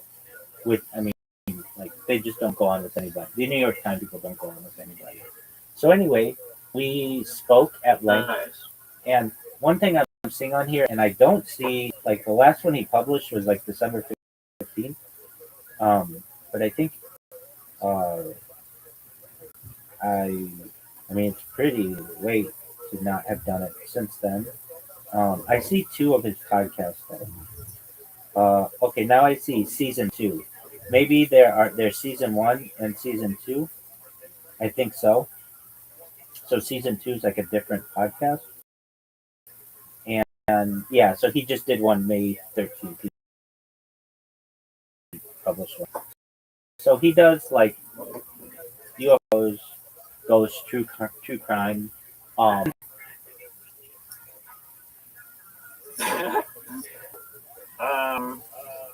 Well, I feel like it definitely can be if there's. Oh wait. Sorry, no, just.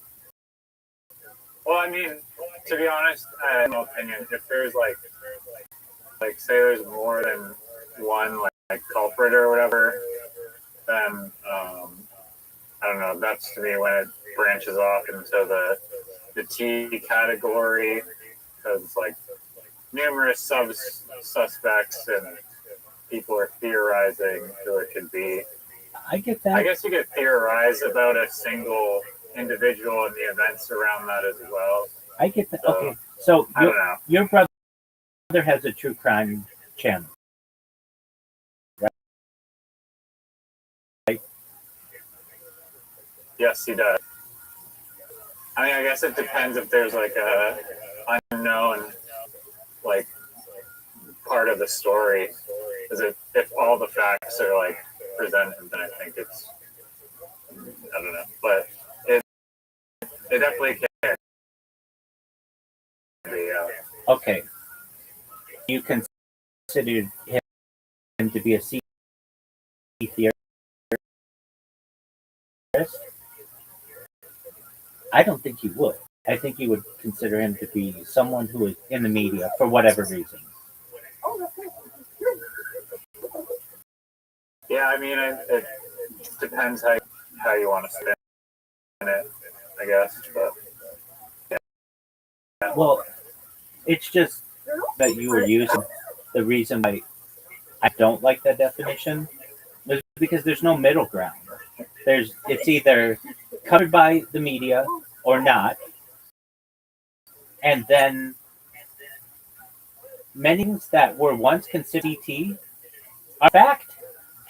They're absolute facts, and in fact, this will just make me feel good. And you can say I don't give a flying fuck about your opinion on this matter, but it's hurtful to me that um, not what you Can I say. get a photo of both of them? Yeah, sit. Everyone sit. Sit. Oh, you don't know how to sit. No?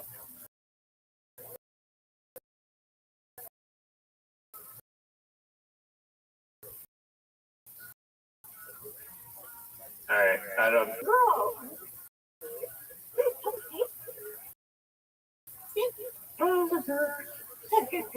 Alright, they did a little kiss.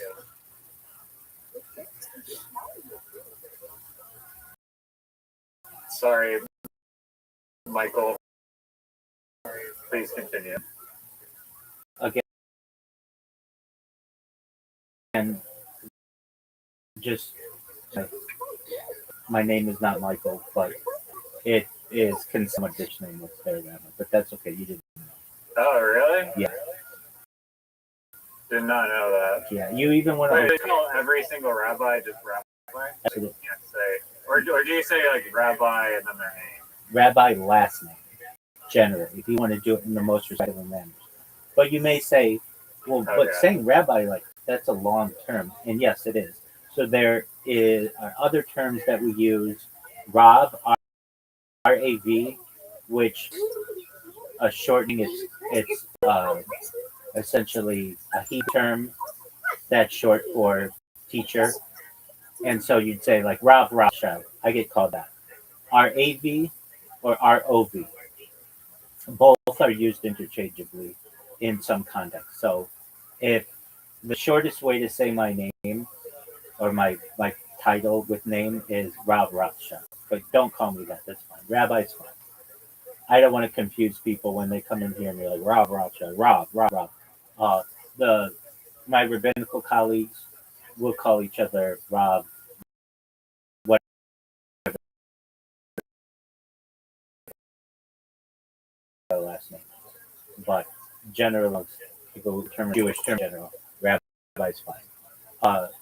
Okay, so let me know when you're ready. Yeah, I'm ready. Okay, so these were all at one time CT for their time. Lead poisoning from Roman aqueducts and plumbing. Warnings would have been dismissed. The medicinal value of certain herbs, initially disregarded, later confirmed by pharmacology. Hippocrates' early understanding of hygiene and disease prevention, dismissed in some historical periods. Observation about the heliocentric motion of planets in Greece, ignored for centuries. Early understanding of surgical techniques that prefigure emphasis. Ancient Greek ideas of eclipses and celestial phenomena, often ignored as superstition. Early epidemiology practices, isolating sick populations, dismissed by authorities. During the Middle Ages, Galileo's heliocentric observations dismissed as heretical. Copernicus's heliocentric model initially was ridiculed. The certain mathematical innovations like Arabic numerals and zero were initially resisted. Ibn al-Haytham's optics work underappreciated in Europe for centuries. Early observations of fossils suggesting extinction challenged by prevailing religious orthodoxy. Alchemy foundations later informing chemistry. Medieval surgical techniques often considered dangerous or forbidden. Early mechanical clocks, Alfred Wegener, dismissed until plate tectonics. Blood circulation by William was initially controversial. Germ theory by Pasteur and Koch, challenged by skeptics. Ulcers caused by bacteria overturn previous stress diet theory. That just happened a few years ago, caused by stress. And it's not. The Expanding Universe by Hubble faced resistance, and magnetism experiments were initially ridiculed. Early telescopic observations were doubted by skeptics. The industrial and modern age. The kinetic theory of heat replacing caloric theory. Quantum mechanics challenging classical physics. Relativity refining Newtonian mechanics. Early aerodynamics dismissed as impractical before flight. Early meteorology predictions of climate patterns ridiculed. Darwinian evolution was initially controversial. Mendelian genetics were ignored until rediscovered. X-rays and radiation initially were doubted. Radio waves once thought impractical for communication. Radio was once thought impractical for communication. The Big Bang Theory initially challenged in favor of steady-state universe. Well, that's still not proven. That's true, and as we see, medicine and biology, Semmelweis and hand washing to prevent infection, rejected by contemporaries.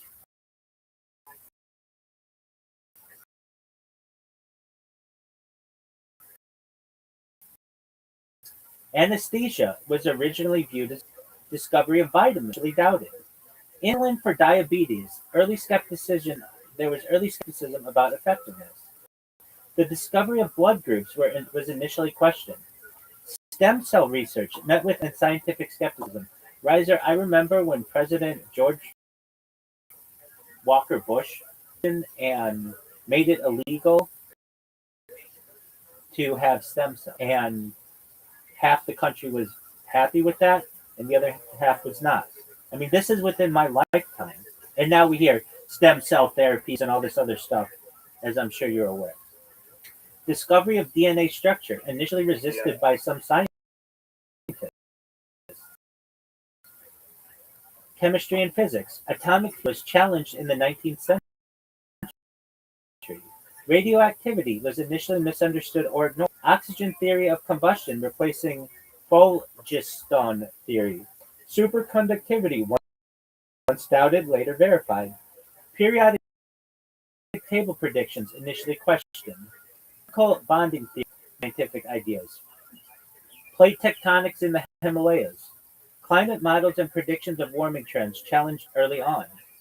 Microbiome research overturning simplistic notions of gut health. Epigenetics challenging fixed genism. CRISPR gene editing possibilities were initially questioned. They're still questioned today, as you know. Exoplanets, early skeptics doubted their existence. Quantum entanglement was resisted by early theorists. Technology and engineering. Flight and aerodynamics were widely dismissed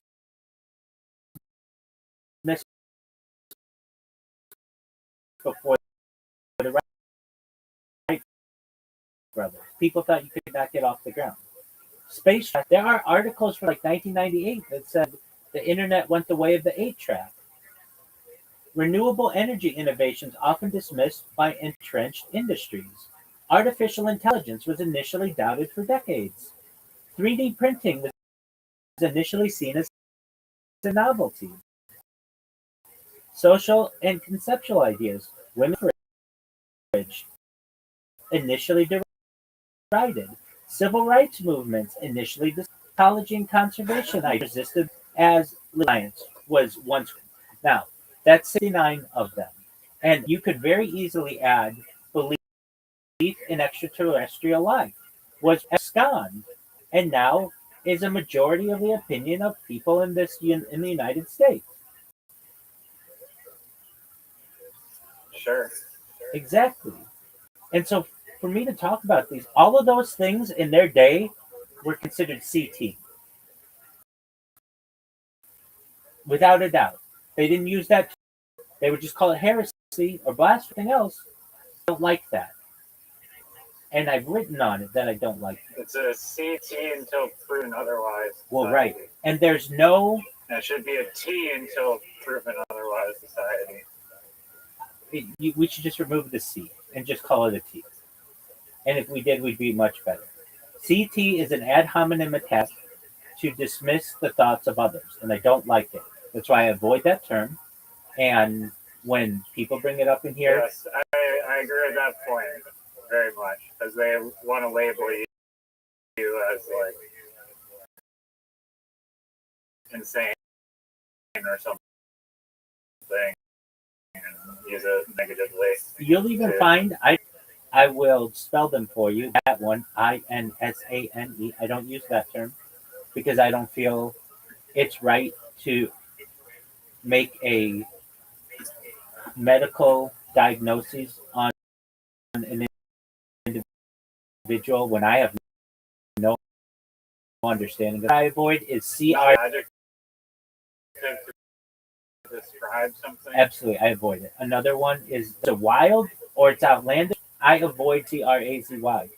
Another thing that I avoid is the use of even if it's used in like kind of be used like in a positive manner. Yeah, and I'll use the term wild. Description. And I use the term wild. Okay. Another one. I mean, shouldn't the goal be to change society's perspectives on those words so that they're with such a negative connotation and shame? Currently, they're thrown around in medical diagnoses, or at least one of them is to some extent. And I don't want to be someone who's known as making medical diagnoses on individuals when I have no knowledge of what they do. And the 16 things that I just named, I want you to remember them. I'm not going to read through them again, but all of those were considered at one time CRAZY. It's a dismissive term, and I don't like it. Another is, you won't find me using the term IDIOT. And the reason why I don't use that is that actually that's a medical term. It's an medical term, but they were a GED. Have I used it in the past when it was commonplace? Perhaps, but I haven't said it in years. Another one. The Zoot Special SCHIZO F. Yeah. Or Yeah. I avoid that one. I avoid that one. And again, these are medical terms. I don't think that it's correct to use them in the ways that they're used in commonplace. And then weaponized. Exactly. More that I use because they were once medical that a lot of people ORON, and that was once the intelligence point. And the final one. Another one is INDIA when referring to Indigenous First Nations people. Yeah, and I recognize that, and I do my best to avoid it. There are some, like, there's Indian Wells, California. I'm referring to it as like a city or something, or the country of India. Like it's hard to avoid that. But yeah, I do my best to adjust my how I reference somebody. Like the term ESKIMO. We've talked about it, but we really prefer, you and I both, Inuit, and I can see how ESKIMO could be considered offensive. You know the big one that I think is offensive that they're not going to change? Can you hear me? This motherfucker's in the elevator again, jerking himself off.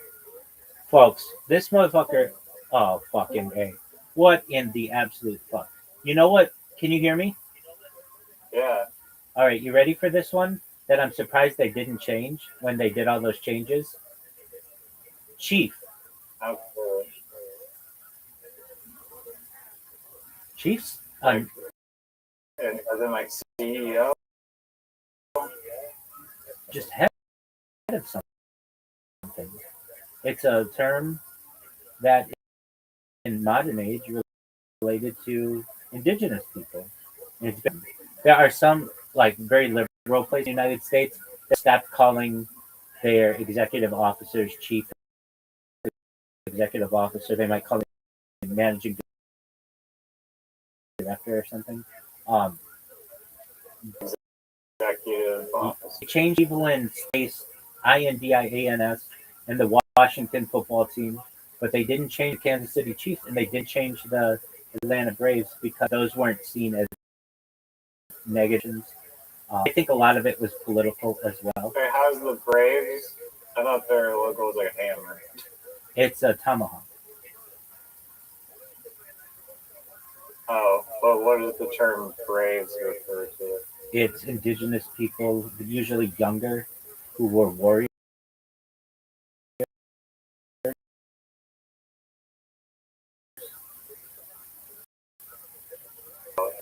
There's one other that I really avoid. It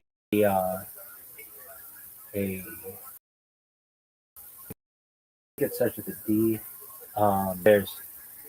I'm just gonna look it up really quickly. There are three. The one with the I, the one with the M. GEMED. DEFO. What? No. I don't know if that's necessary. It could be. So the other is IMBECILE. Those were clinical terms used in the early 20th century to classify degrees of intellect. And I remember when a teacher told me, because everybody would call it like IDIOT is like a common thing that you call someone who's not acting correctly. And then I'll never forget, I used to use the term GAY. to say something was uncool or perhaps stupid or something. And I remember this woman, girl, my age though, said, "Why don't you just say what you mean? Stupid, not GAY." And I was like, "Oh, you're right." And I stopped immediately. I don't use that term and haven't used that term. Now, one that um, well, I just generally do my best. I avoid those terms. I kind of retired them from my lexicon, though I wouldn't necessarily, for like educational purposes, I would explain what they mean. I want to get to my story. Can I call you back in 3 minutes? Oh, please? fuck this. Yeah, Yeah, I'll be. go ahead. Give me like 3 minutes. You're good. Take your time.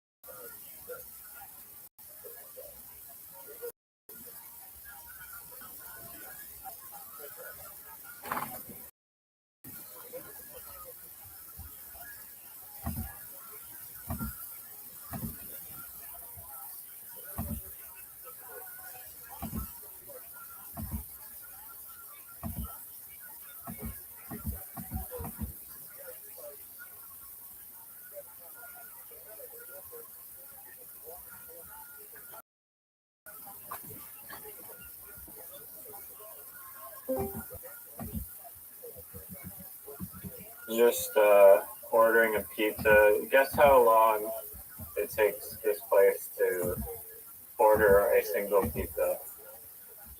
Not even like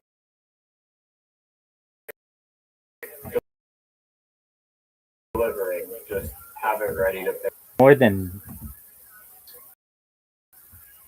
It's 2 hours. dude, they're gonna go out of business. No, apparently not, because they've done it. They've been like that for like 2 years as they've been ordering them.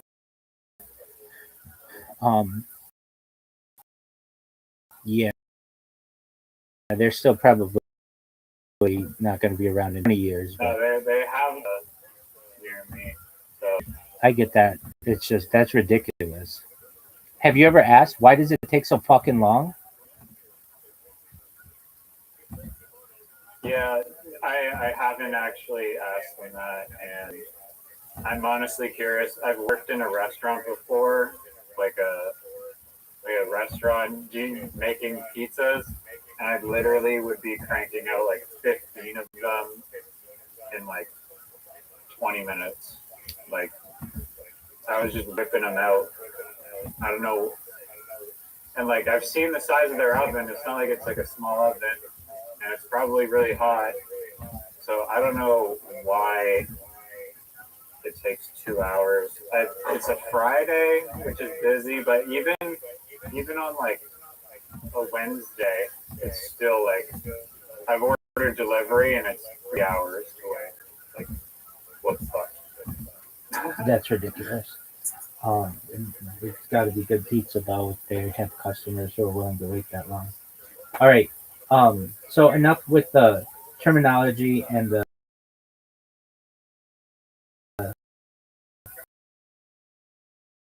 people who and all of that. It was amazing. I got to tell uh, his questions were so good, and they weren't like targeted, and they weren't like what would be a question of his. He would be like, "How do you see the future of religion?" The UAP or UAP merging in the future were just really ended and really good. He was really nice, and He didn't like cap you off by like a time limit. He answered actually let you speak. yeah, exactly. That's Would key. he interject and add stuff? Yeah, that's key. Like before we started, I was like podcasts usually go one of two ways if they're gonna actually go. They're either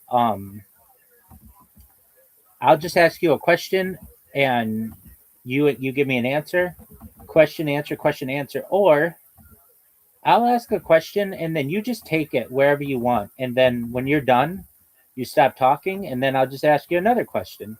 I'm someone who you don't even have to ask me a question. You know that. Somebody could literally come in here and I'll be like, "Can I give you my spiel?" And they'll be like, "Yeah." And I will just sit there and ba ba ba ba ba ba ba ba ba. I will go through it. I know it very well. If I had to make any changes, I had a couple things.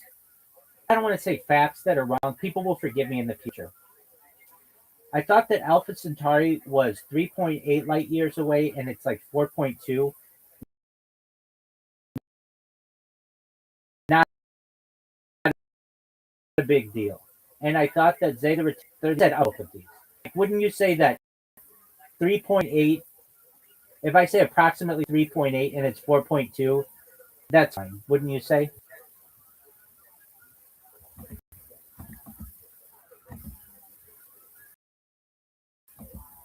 If you say no, we're no longer friends because you have more flexibility. Oh, I was muted. Yeah, no, I said that's unacceptable. Exactly. Sure. Exactly. Like most people have never even heard of the like system and all that other shit. Wait, can I just say, yeah, like podcast? Well, let me just say, Telegram specifically has like, or at least these groups that I'm in, or like one of them, it's like there are these group calls, and literally just every single person is interrupting each other. It's like 6 people talking at once, like, and then people sometimes are like, "Please let me finish," and then some people are just like notoriously terrible at just like not being able to interrupt, just like I just kind of did right now. No, you're totally but I feel fine. like I'm one of like the better people that I prefer to just let people finish their thoughts before just like interjecting. But I get it's like hard or whatever sometimes, but there's like some acceptable limit of like being able to interrupt. I let you talk So much. So much. I think I'm gonna like forget something and then like Absolutely. gotta stop you there. And yeah, there's podcasts that are like just like regular conversations that flow. I think those are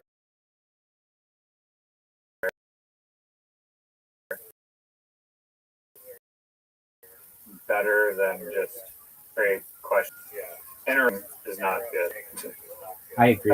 It's fine. It's fine. But like excessive interrupting is just like painful, and some people are not good at that. I agree with you. The way we do it, I'm oversensitive about it in a funny way. Sometimes I'll like right when you came in, I was I'm really excited to tell you about everything, and I do that in a joking way, and it's just giving you shit. It's what I do to my friends. If I knew that it caused any kind of heartache by any means, I would never do it. And you can interrupt me all that you want. I I find, believe it or not, and I don't want to go into this subject, but the podcast that does it the most and is notorious for it is The Fighter and the Kid, to the point where people make compilations. Brendan Schaub interrupting everybody, and so it's made me more conscious of it, to just do my best to let people finish. I'm still not obviously perfect at it. And the way that we do it as well is much more difficult. I don't see you. I don't want to see you. I don't want to have to look at something. Having your camera off, that's totally fine. But I can't always see when you're like what your facial expressions are, to know that you're about to finish your sentence. Just wait. And if there's a little bit of a pause, then I reject. I think you're done, but sometimes you're not.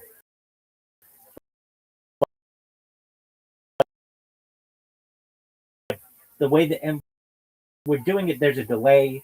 The technology is I think the latency is not terrible. no, it's actually quite good on Discord, but it still is something that is less than in real life, or there's still a little bit more of a delay. I think Than, it's noticeable. Like I barely think it's noticeable. It's like a fraction of a second, where it's like inconsequential. yeah, I think it's really But good. like it exists. Yeah, I don't doubt it exists. Yeah, they do a really good job with it, surprisingly. And and the other one that I noticed is pretty good is Twitter Spaces. It's a weird thing that Twitter Spaces does. If you're listening in the audience, the conversation is delayed by like 5 seconds maybe. But then when you come up as a speaker, it like fast forwards 5 seconds, and then you're able to have like direct conversation. Oh, but where everybody always says the lag is really bad is when you sing a song. Like let's say you play a song on your end and I'm singing it on my end, because music is so the beat and rhythm is so important in music. I guess it throws people off a little bit when you're singing in unison or whatever. It makes it more difficult, but generally, I think the technology that we have is very good in terms of lag, latency, all of that. And I do find that my like under perfect conditions, or as perfect as I can get them, my like if I have a a an update to do on this device and it really slows it down, and that's good. Um dude, I have been expanding the amount of bots that I have and like YouTube channels, and I was at 23 live YouTube streams today, and they were all really good quality, and I've been putting in work when it comes to uh, just like to bans my channel. I'm just going to create more of them. Anybody else, you've never heard another influencer or streamer who's like, I don't care if they ban my account. Go ahead. I'm going to keep going. Like normally they do everything they can, but like I just have the absolute opposite strategy, which is this: they can ban my accounts. I know that the information is archived on other platforms, be it generally Rumble, but also Twitter and so. And I know that they're still saving it, and I'll be able to get it back. If I didn't have that ability, I mean, I would have had to quit like a long time ago, or generally, I think. Um, I don't know if I would have quit, but it would have caused me some difficulties. But and so my day generally. It's crazy that Twitch doesn't save streams. I see. Like, it's so absurd. Here's the thing. I know deep down they do. Do I have evidence of this? It's known as Amazon Web Servers. The reason why they don't archive it is they don't want to have to go through all the moderation that occurs with YouTube. There's a lot more moderation that YouTube has to do than what Amazon has to do. Because imagine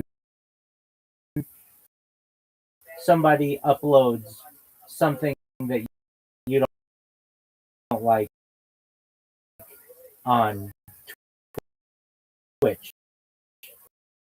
Well, you know that it's only good for 7 days, but on yours permanently, basically, definitely. So many more moderation safeguards. And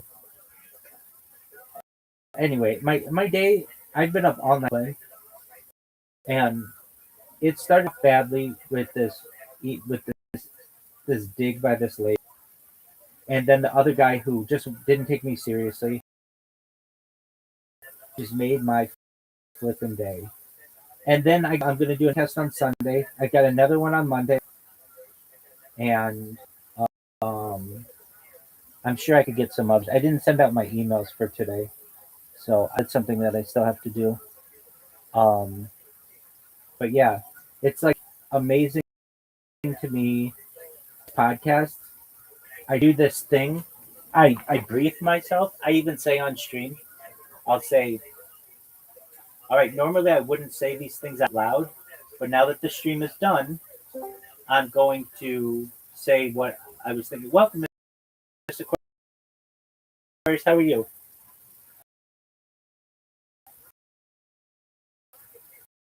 Okay, hello. I had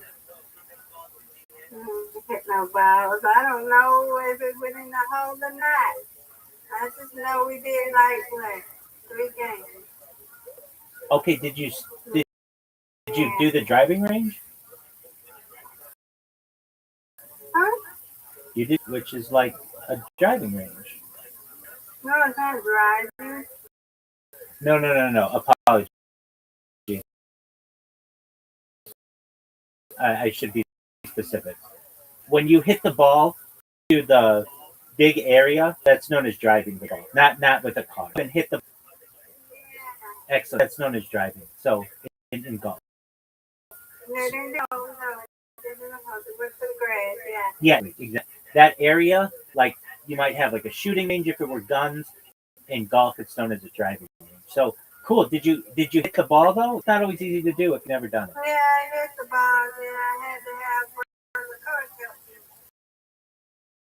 with the club. And I don't know what I'm doing. Is that like the light up one where like the holes light up? And it's now. Have you ever heard about that? I've heard of it, but did like up where you have to I shoot think they it? do it nighttime, but we went in the daytime. Okay. Did they have the ball come up from the ground? No, we had to get the ball. We had to wave the golf thing to the little thing where the ball come out. Then we had to pick the ball up, put it on the little whatever you call it. The tee.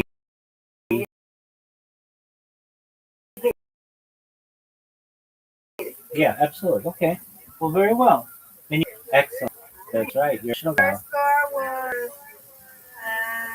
76 or something, but when my coworker she won it. She won. Well, it was in 3 little sections, so it was four on one section. Then the other section was 5 of us, and then the other section was 5. So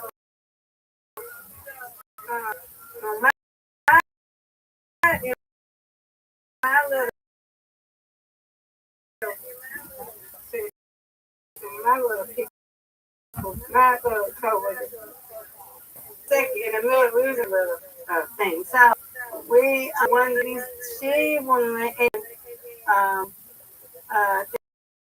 Nick won one, but it was cool.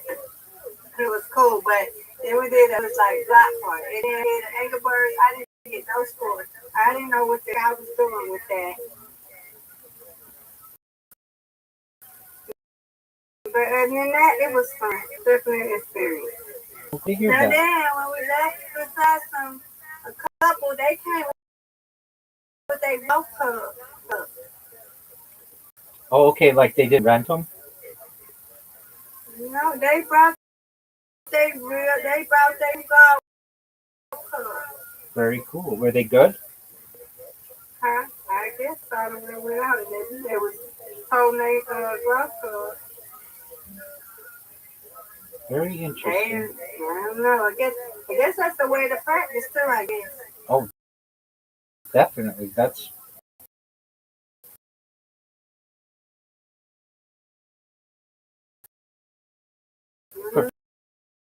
professional golfers are on the that very long periods of time. My other server for a while because my new server because the old one got new. So yeah, I'm just getting. When are you gonna come and sleep with us again? I be in other servers whatever sometimes. But I use my TV, my new TV with the 3 sound. But I don't leave my computer on too much anymore. Sometimes in my other side hustle, I work. I'll do like night shifts. So sometimes I'm not on at that time. You're so cool. I miss you, though. We miss you. We miss you. Dog, Okay, I'm gonna send you an invite. Miss Aquarius, what I didn't know if y'all was playing. I didn't mean to interrupt. I don't know. No, you're good. Y'all was every practicing. if there's a bowling match, I'm playing. Oh, you hear that, Miss Aquarius? Jayski, Yeah. Jayski, would you like Not an? only am I playing, but I'm in a place in the top 3. Hey, Bell. Thanks, Bell. Yeah. Yeah. Riser, you won one, right? Yeah, you did win one. You sure did a good job. Yeah. I don't think I've ever finished outside the top 3. I mean, who's the other person with whom we played? Zoo? Oh, look at that. That might be. No. No.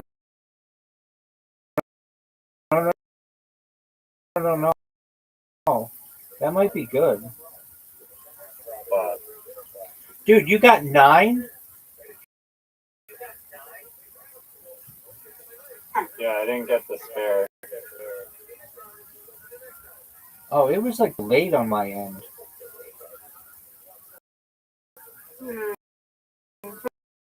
Well, come on.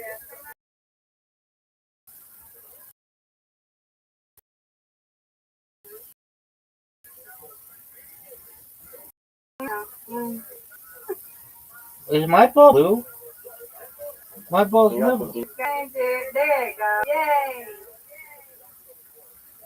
That threw me off.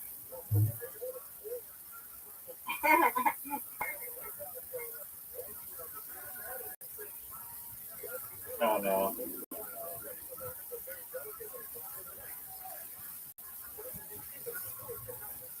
Oh, what a good curve.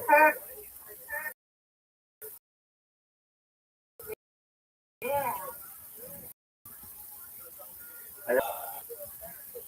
I'm sure that there are pros who can do it, but it's so hard.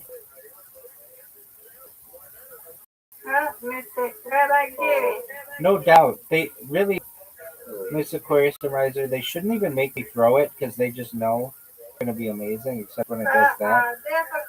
A difficult split. Get it. That's okay. 16, 17, 18. Riser with the lead. Oh, are you serious?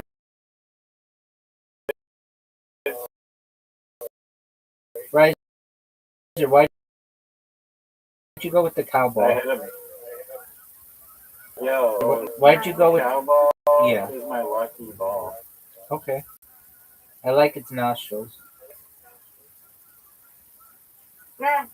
I don't think is there any ball that I would. Oh, the resin ball looks pretty fire. The dragon. Ooh, almost.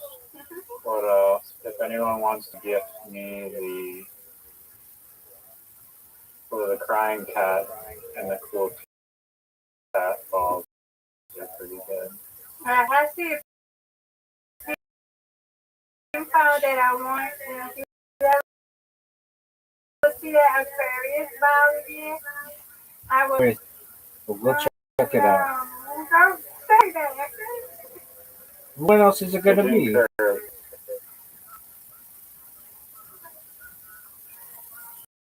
I know I have to.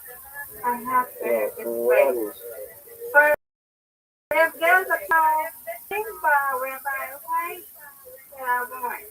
Okay, you got the purple ball, which is the color of your avatar, Yeah. at least in Discord. I associate different people with different colors, especially because my vision isn't that great and I can't always see the avatar or the Profile picture. Aquarius in my mind is purple and Riser is gray. It's like the tiger ball that looks cool is like 250, and then like the ZB's egg ball is like 4,000.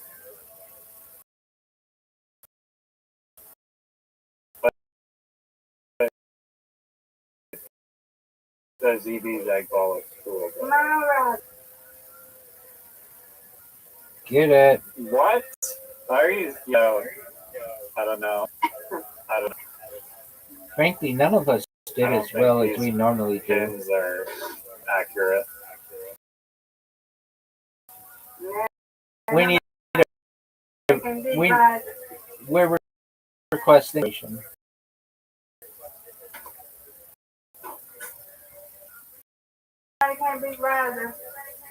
Oh yeah. Got him. Got him. Seriously? It's over. Wow. I didn't even see you got a strike before. Riser, I didn't even need the strike. I had you anyway.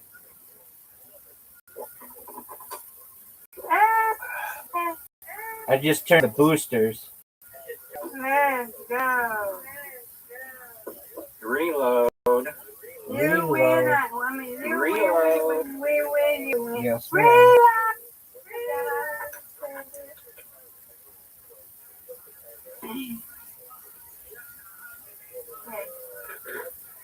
Come on, Roger. Come on, Roger. Riser, you're gonna accept the invitation? You got it.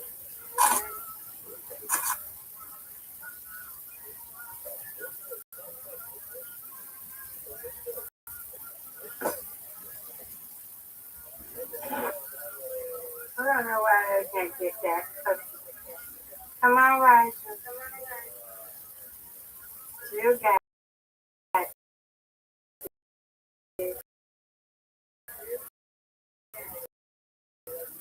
Oh, it didn't curve. Yeah. Oh, yeah. Nice There you go. spare. Oh, good. The nostrils of the cow. That's how you grip the ball. Do any of the bowls?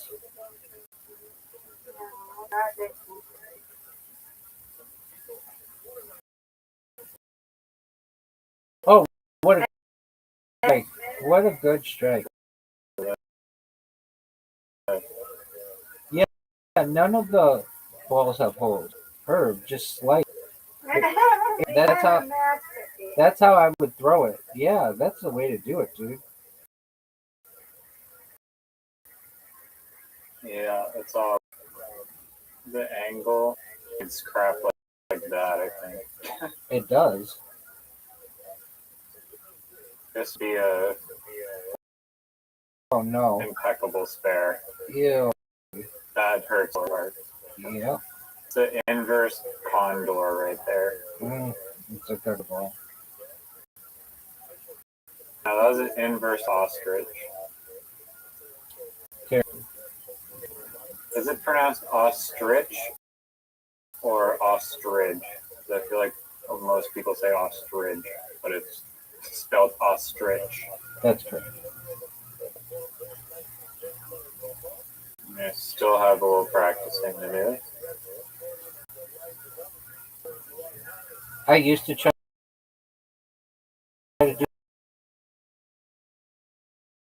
that curve stuff and miss a curve. Oh, what? My finger. That was garbage. I didn't mean to go ahead, Rabbi. You're good. That was bad. I need to come back at this second. What if he's better now? What do you think from?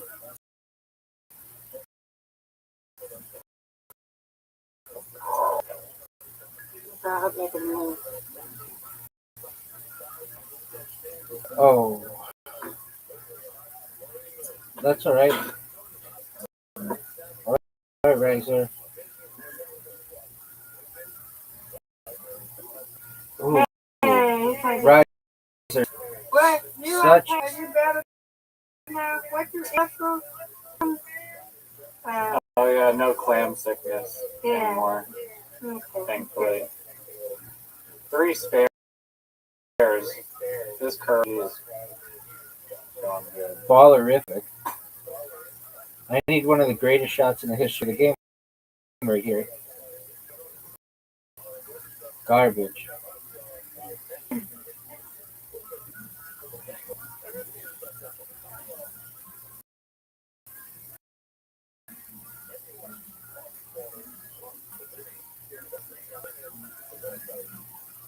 What phone are you using, Miss Gloria? Hold on. She has an iPhone. There you go. Yeah, an iPhone. Yeah. Great there.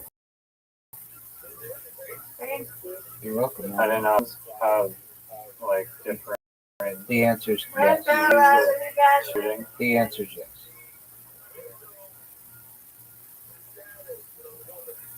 Okay. Please give me the spare. Get Are it. you serious? What? Oh my lord. You guys Well, tied. me and Aquarius are tied.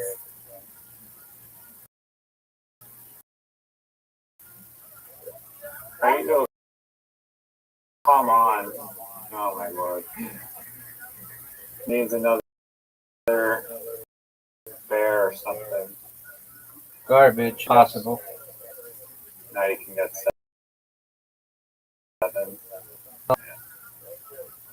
You guys tied. You win, I win, I win. Fine. Undefeated in bowling, undefeated I in am friendship. so scared to you guys. We play every night, my man.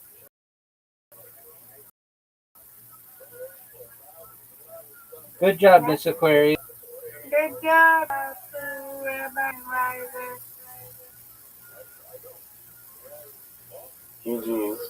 Now ring it. I'm going to go to bed. I'm tired. I'm here though. I got to go to sleep. I'm tired. I was a long day. You're good. Good job today. Try not to get clam Thank you. sickness. Yes. I'm not going to eat that. Mm-mm. Okay. Oh, no. All right. Take Sweet care. dreams. Everybody. You as well. Riser, See you Bitcoin. tomorrow, God willing. Absolutely.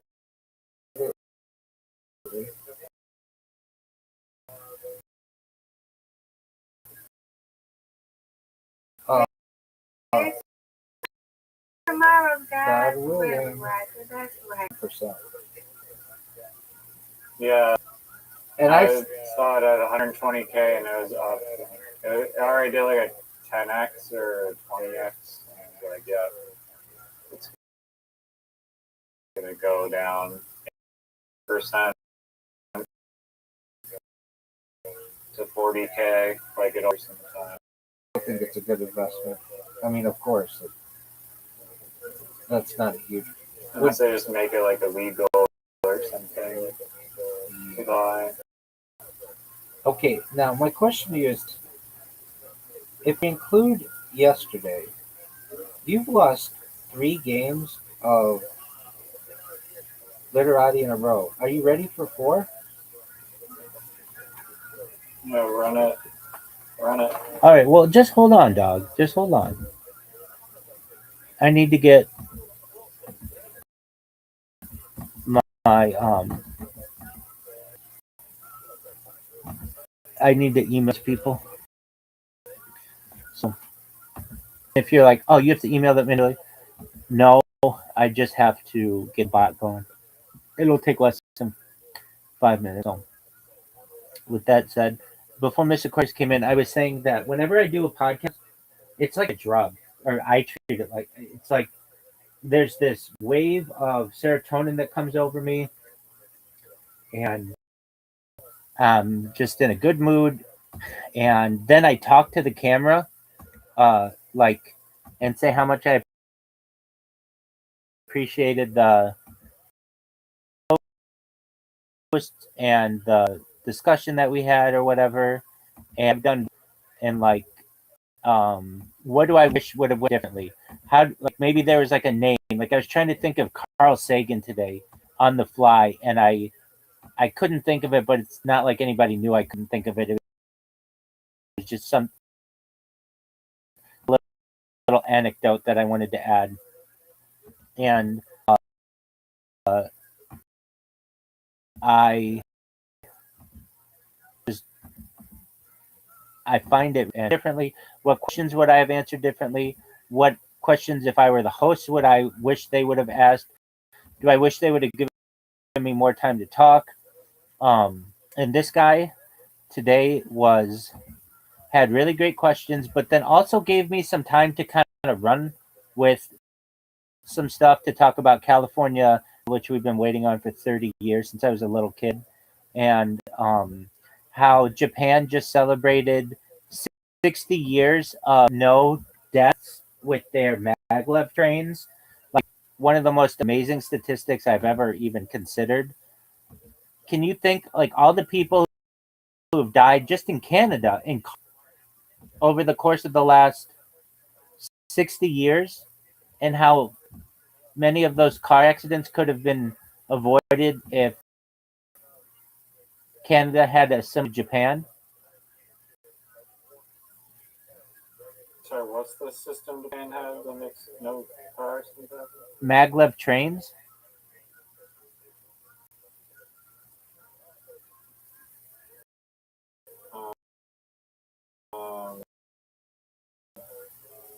I mean, they have trains. Trains travel at hundreds of miles. I mean, there's still train infrastructures with not a big crash. There's a crash on Canadian rail every single day. There are 10 of them every single day. It's not something that is reported on in the press. But you could look it up. That's a statistic.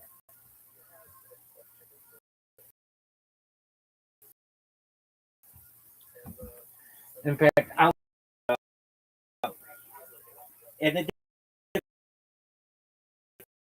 depends. I'm sure you're going to say, well, what do you consider a crash? Like, does it have to involve a death? No. I'm not saying people who die in train in Canada.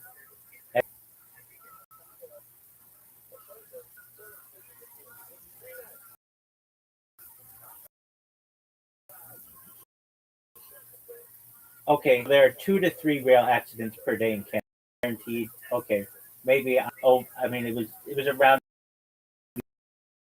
I guess, but you don't hear about 2 to 3 rail accidents per day in Canada.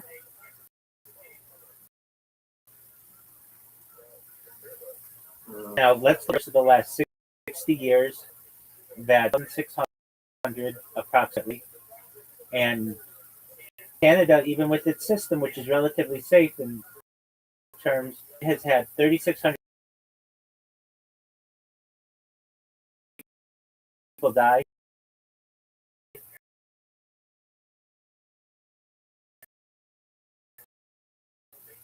And Japan's maglev train has had 0. If you really want me to be specific, which I clarified in my discussion with this guy today, people within the train, no one has died. There have been people who have jumped in front of the trains and they have died, but we don't count those. Yeah. I mean, it's still a cause of death by the mag train. Riders have died.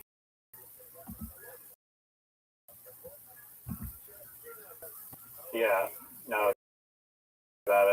Well, what if they just have a heart attack? That's an excellent clarification. Excellent clarification.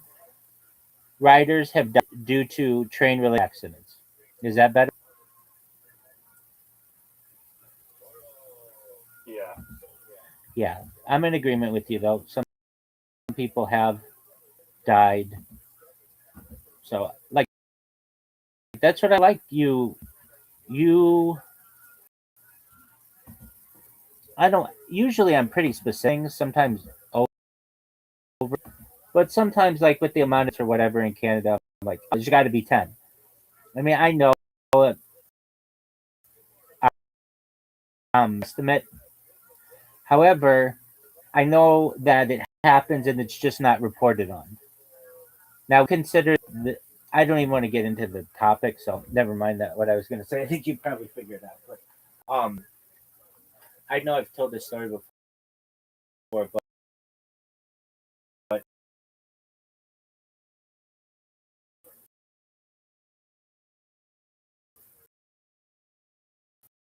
there was a member was buy train cars at auction, and you didn't know what was inside the train necessarily or the condition of the stuff, but you would just buy the. You know how people buy like storage units and you don't necessarily know what's inside. Yeah, but aren't like what like you're saying that there's just like box cars with unknown contents. Well, the storage lockers usually they take a picture yeah, and they post it online. You have an idea. It's not like a mystery box. I should say I should have been more specific. Excellent, Claire. This one. You should have. No, said it. As I said it, I recognized that wasn't completely accurate. You didn't know the condition of the item.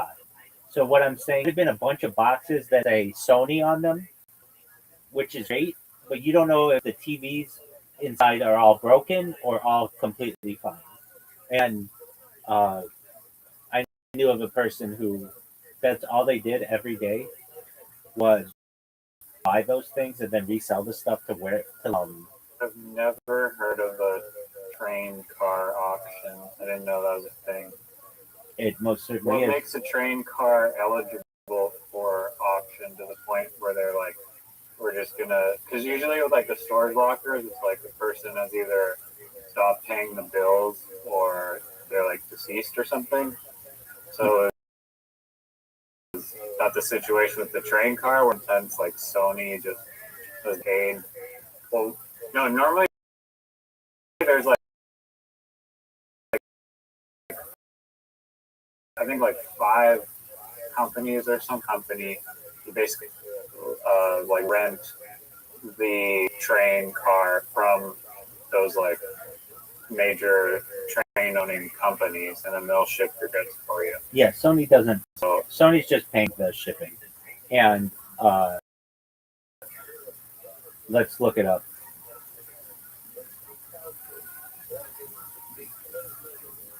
Train car auction.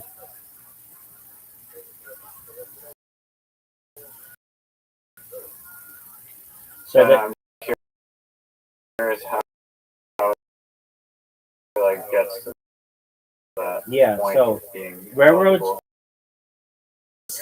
I think it's normally an insurance.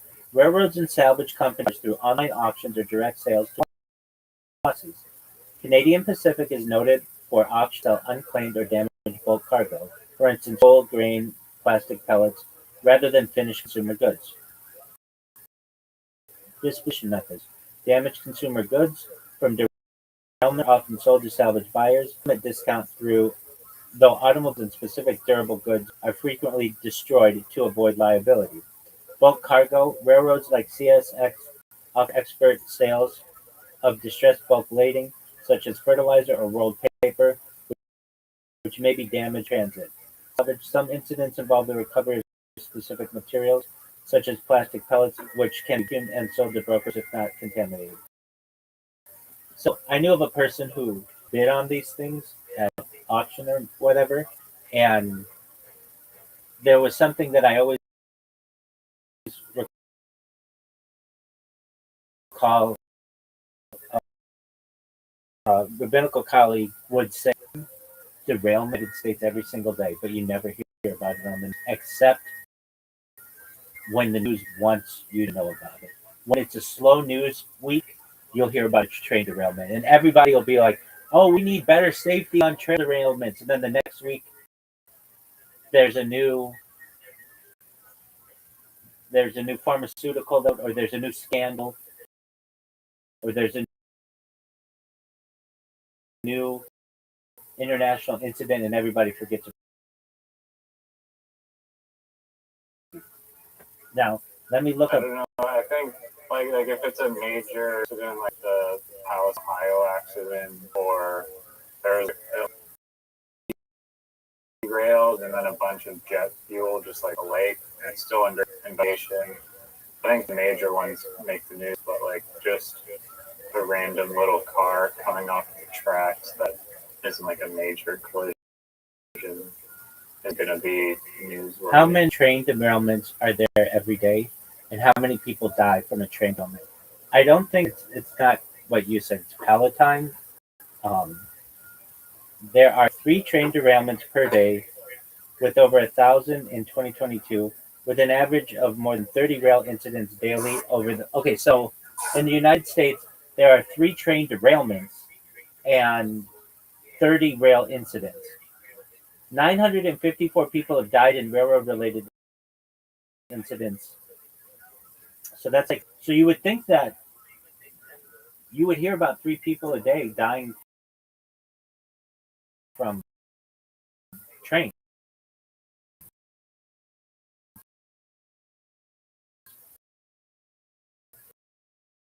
Palatine, I think that. Wait, Alice. I gotta look this up because I swear everyone. You're right. Saying You're right. You're right. Palestine. You're right. You're right. But there's something about it. Something interesting about it. Hold on.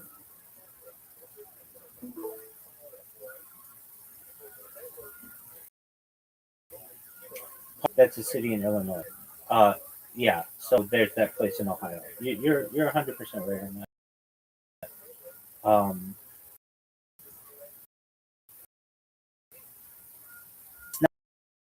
It's not said the same way.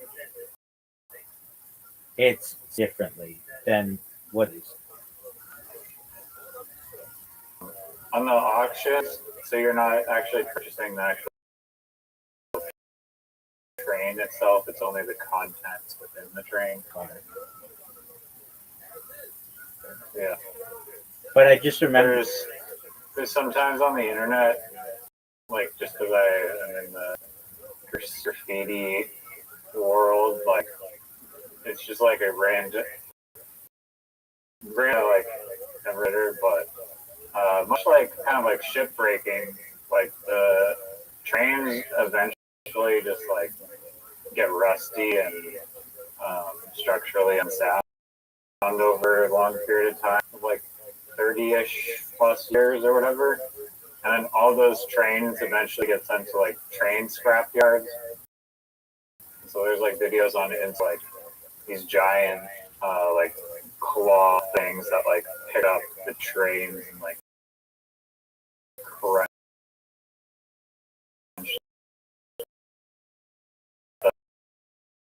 them, and then people take like videos of like, oh, graffiti along.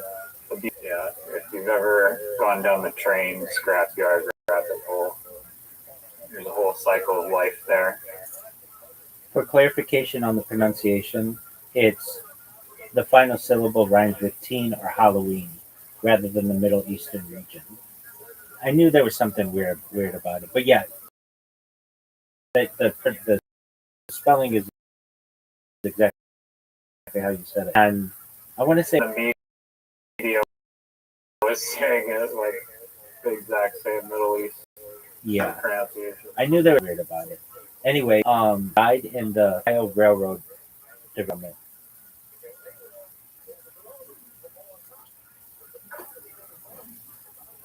No immediate deaths. So literally today, 3 people died and nobody talked about it.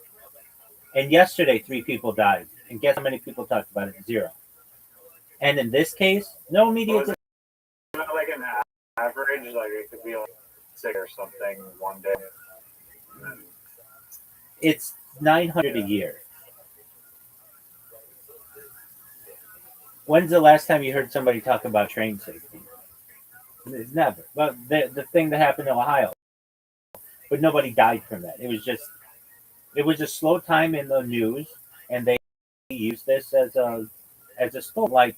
Dude, there's like giant like things of smoke going into the atmosphere, and they're like, oh, there's toxic chemicals burning in this neighborhood that's going to pollute the water and give everyone unknown diseases that live within like a 28 died on the spot, but there's probably a lot of health effects of like the water and shit. Right, there 100 people died in the last month from drinking. That nobody talks about those people. 100 real people died. Not shoulda, woulda, couldas with the pollution and environment, which we don't really know. I'm talking 100 real people died. But nobody talks about those people.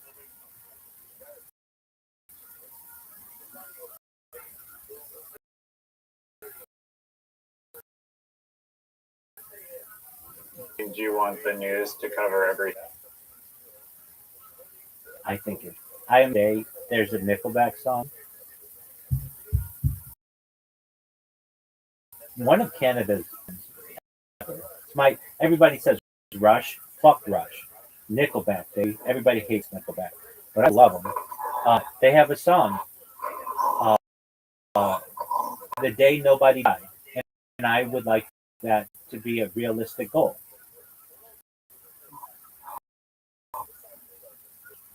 Yeah.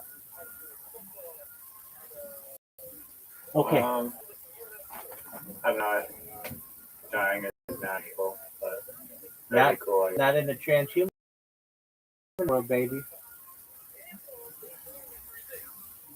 Even in a transhumanist world, the universe explodes or implodes, and then nothing exists.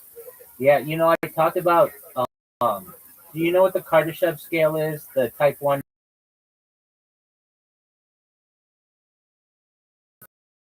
type 2, type 3 Yes, sir. added to that, and there might be alien. Is the last one where you are able to like escape the implosion of the universe? I think that's the fifth or the sixth one. I'll tell you right now.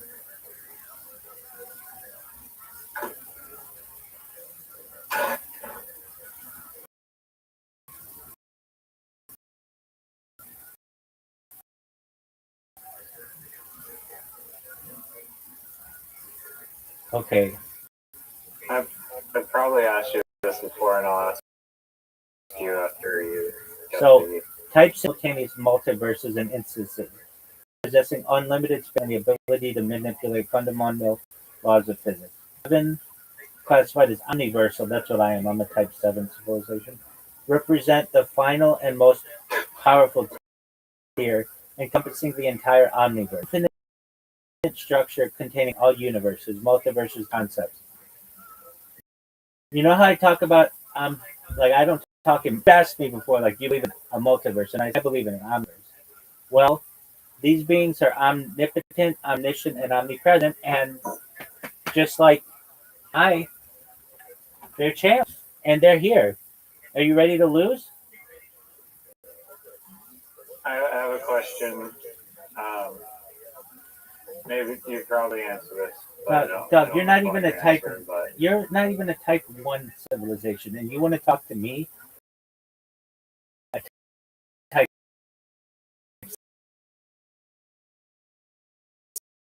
7, omnipresent, I'm everywhere. Hit me.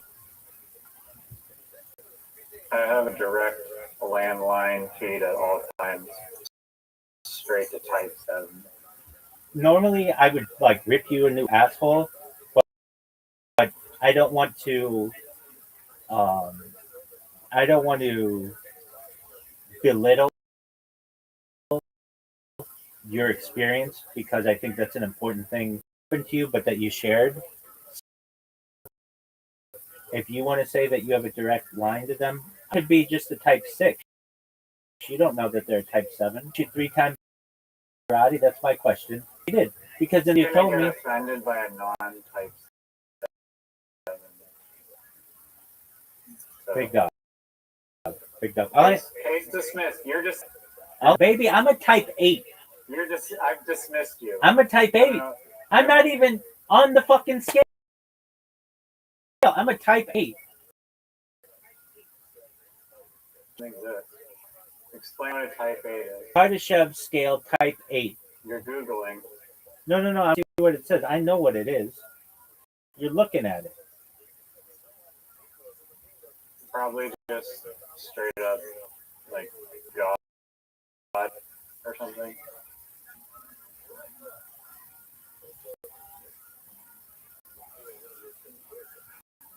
I'd say yeah, if you like create the Omniverse type 8. So a type 8 civilization is a speculative classification from fan-made extensions of the Kardashev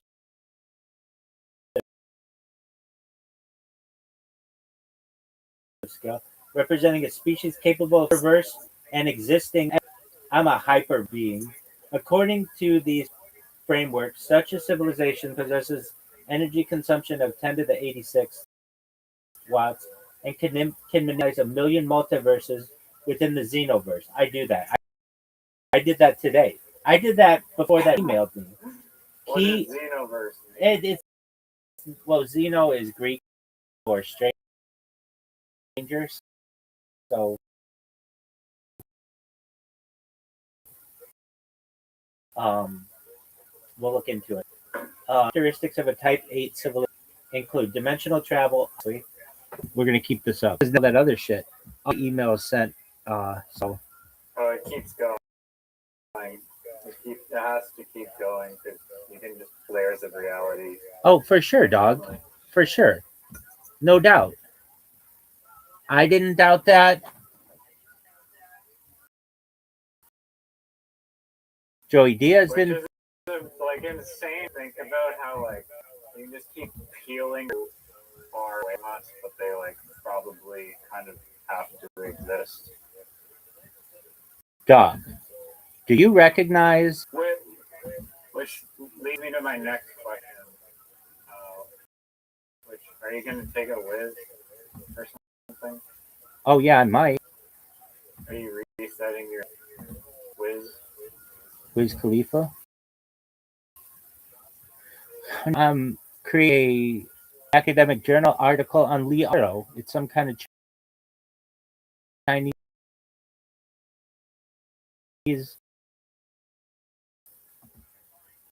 car company.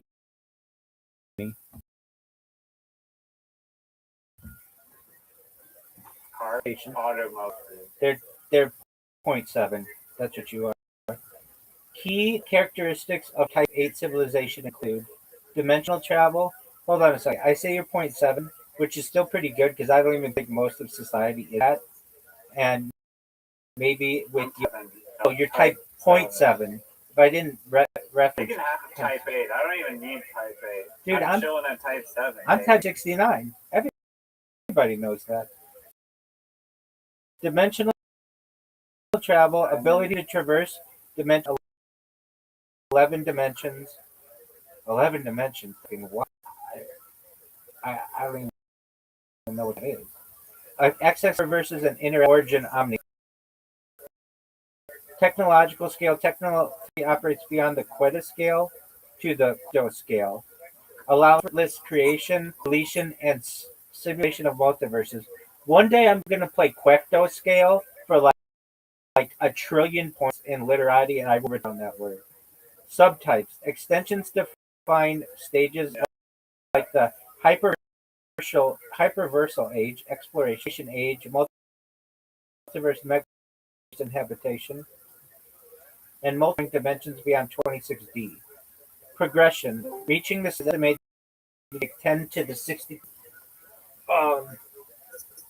63rd years.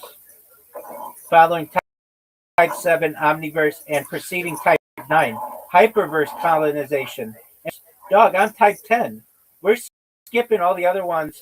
Type 10 Outerverse. Outerverse.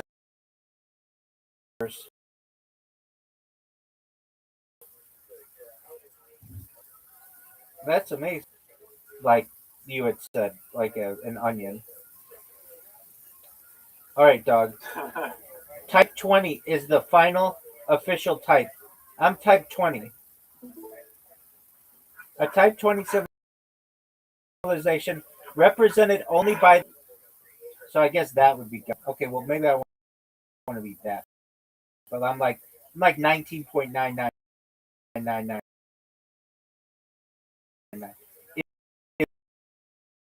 Is the zenith of existence within the cosmos level supreme being. The creator stands as consciousness, intelligence, being of this order.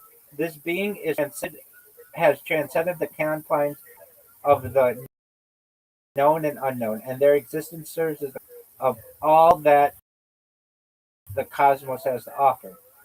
The creator, by its very nature, signifies its role as the supreme architect of reality.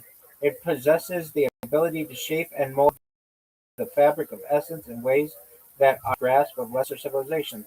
In the creator's hands, the very rules and structures of the cosmos become pliable and allowing for realization of creative visions. As the final and ultimate level of existence, the creator's presence marks a culmination of the evolutionary journey that being cosmos undertake. Their existence is a test to the boundless potential of conscious entities to ascend ever higher levels of understanding, awareness, and power. In the status of creator, they have reached and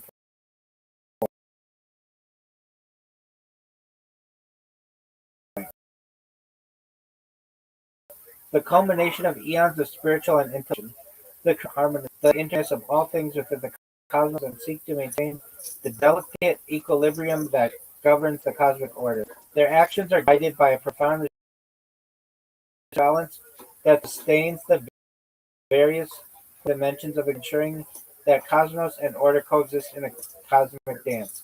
The presence of the Creator serves as a source of inspiration and aspiration for all other civilizations within the cosmos. They stand as a testament to the heights that consciousness can achieve, urging others to embark journeys of exploration, enlightenment, and transcendence. Challenges beings to contemplate the profound beyond the known bounds toward enlightenment and cosmic significance. I don't know if I want to be a level 20. Maybe sometimes I exhibit level 20 qualities, but maybe level 19. Type 19 civilization exists in the highest planes outside reality and has fully colonized dimensions and the infinitely branching planes of the Omniad. Citizens of this level have a limitless, boundless existence, and the freedom to exist anywhere and everywhere in the Omniad. Yet there must be something about an eternal existence. The entity Oblivion in the Outerverse has traveled outside realmly existence and has seen nothing but an eternal void. Yet there has to be something more, something beyond. Dimensions in the Omniad loop back within, but certain dimensions of strange physical and logical and lead to outside the expanse of the void get gently pushed back into the Omniad. What pushes them back? Why are they bound to the unlimited existence, yet unlimited number of realms? What lies beyond? So let me just ask you this, and it's okay if you don't want to answer. I completely understand. After the comebacks that I made yesterday, I mean, wouldn't you agree that I have been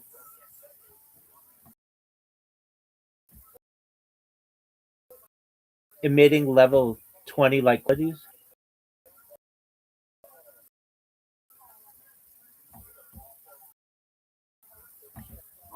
You don't even have to answer that. It's obvious. So what you do with loaded questions, dude, I've taught you the answer. That's not the answer. The answer is I can neither confirm, I can confirm, I can neither confirm nor deny. No, I said that, and then you sort.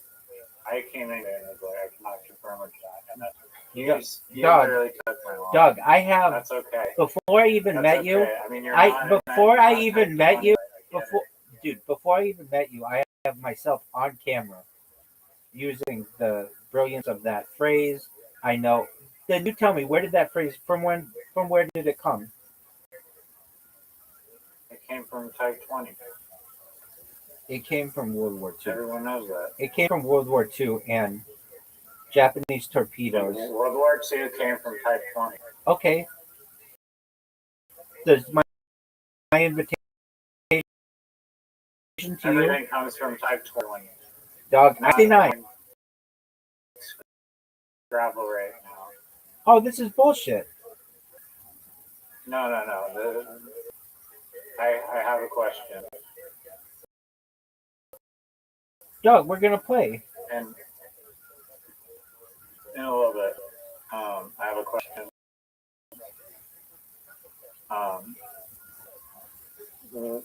Like you're a religious person, I would assume. And sexy as Yeah. fuck. Has that a nice little AI blur with Type 19 and 20, and my creator basically does all of existence and life. So in a way, make our existence part of like created by that higher beings, whatever creation. Here's the most beautiful answer I can give you for that. Perhaps, if you want it to be expounded, we don't know, and our mind cannot comprehend an answer to that question at the current time.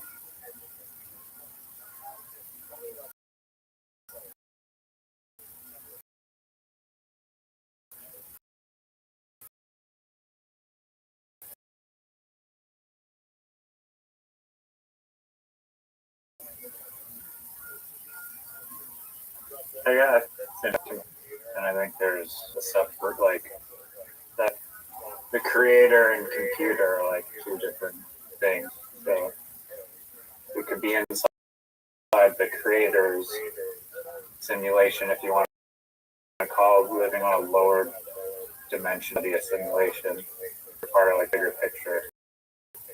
But the computer specifically is like a device,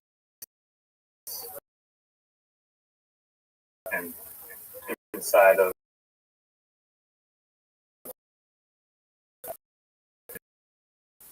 that could be used.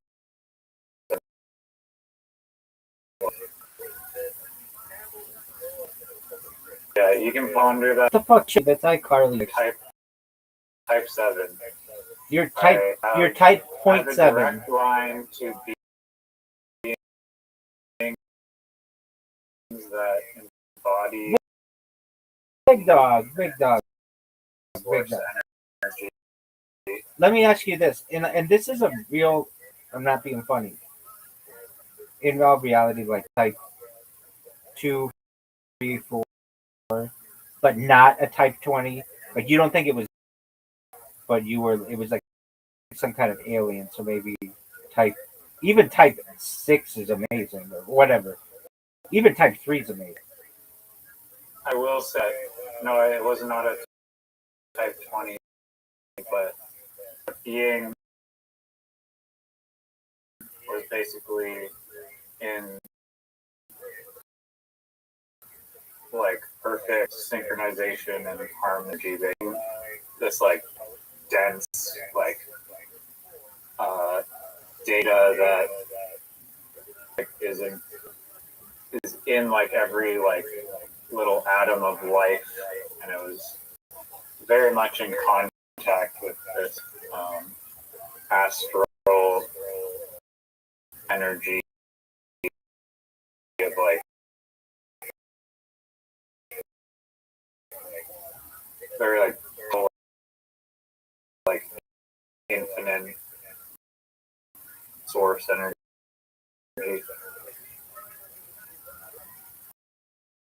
So about type 7 to type 9, depending on who you ask. Maybe even more.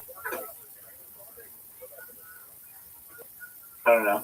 I don't want to type is like more than we could. No, this is beyond that. This is beyond that. Star Trek was like type 3 or whatever, and they're just like regular old humans with like human IQs. Oh. This existed in hyperspace, You like beyond physical space and time. That it was my question was based funny or not.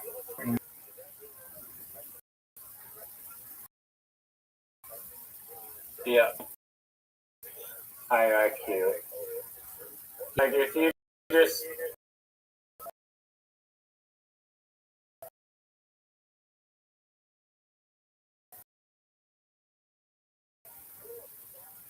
like allow the like energy can change, that is on like a limitation.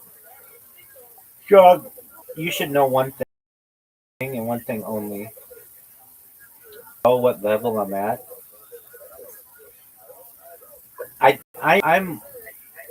I'm a flow state being. Sometimes I'm a level 8. Other times, if I want to be on, I didn't care. baby, that's because you use iCarly physics. You use iCarly physics. Who knows? I mean, no one really knows anything. And all I know is because so it's like this thing. I have to let you win so that you get some confidence. But when it comes to literati, I dominate. I dominate with the effect of a level 19. I'm literally forced because if I just play a good word, then you can start whining and Doug, complaining. What's the last word about which I complain? What's the last word about which I complain? Time I play a word. Incorrect.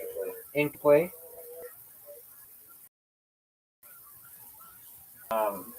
Chronically, do you think that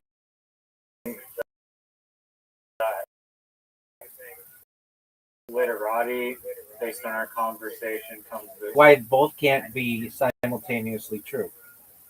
I think outside the box. I'm at least a level 19, baby.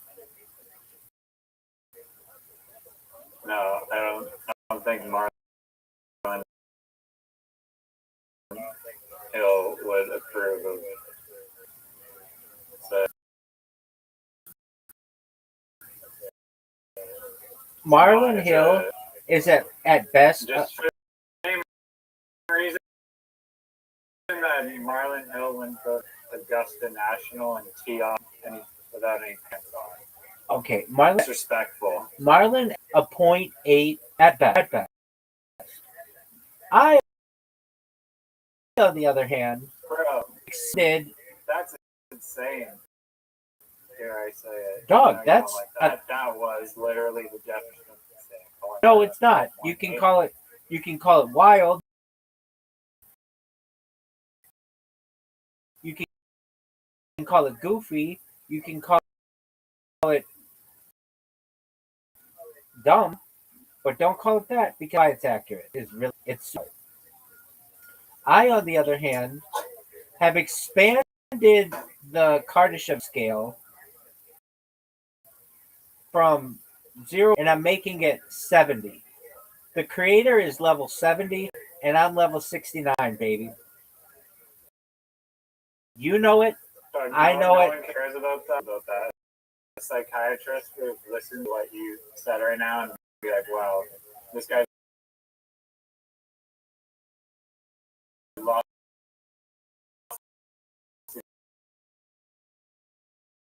marbles. That sentence is more absurd than waiting.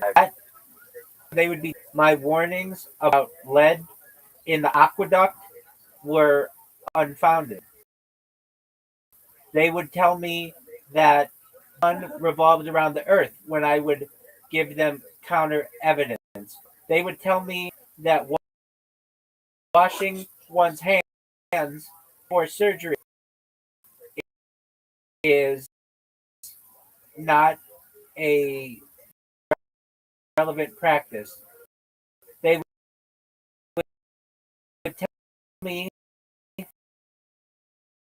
that artificial intelligence was never going to that and likely doesn't exist. And I would counter all of their points with facts, and I would explain to them that the creator's a level 70 and I'm a level 69, and that's obvious.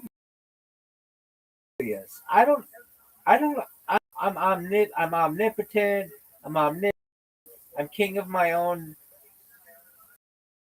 I'm level 69. I believe about how much you praise Martin Hill and Gio, and you would dare put him in the 0.8 level category of being. Dog, that's in still the hierarchy of being. That is what the Zoomers would say, cap.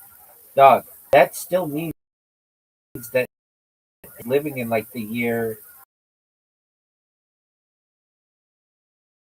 5,000.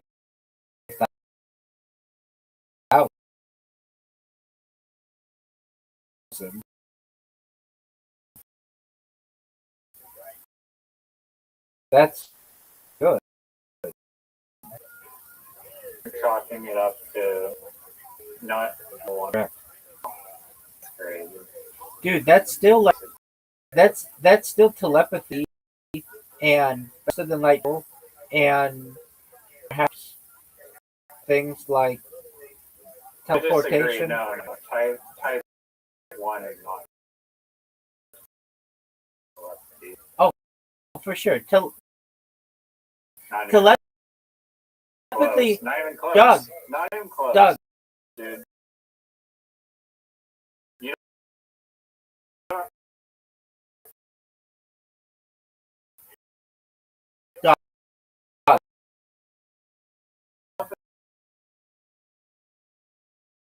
Let me ask you a question, and I really mean this. Do you feel that you can sense, understand what That's you're? because I'm type. I understand that. I think that as humans, type 0.7 or whatever, not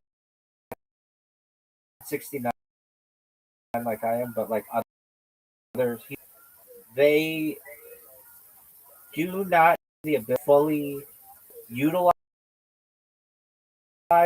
that part of our sense, but it's like a 6th or a 7th sense or an 8th sense, or even they're able to get you just get like a shiver, or you can sense the breed or whatever, even though you can't communicate with the animal. Maybe you're not even looking it in the eye. You just know that they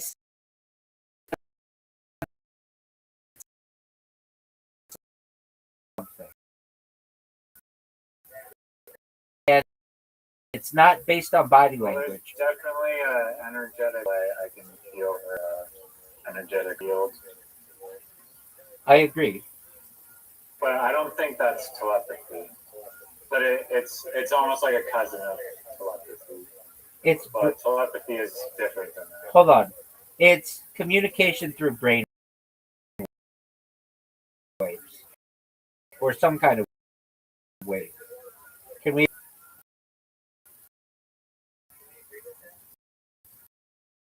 No, that's not what telepathy means.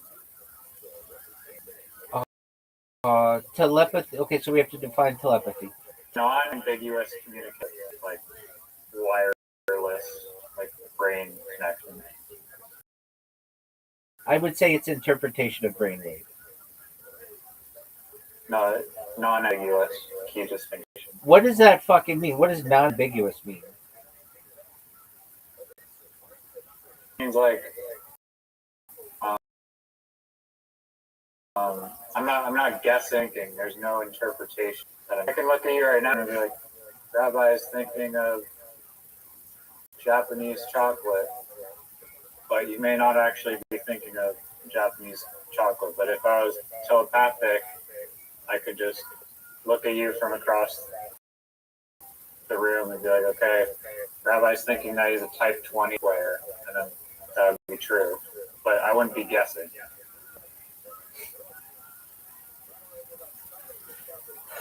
I would say we should look up what the definition of telepathy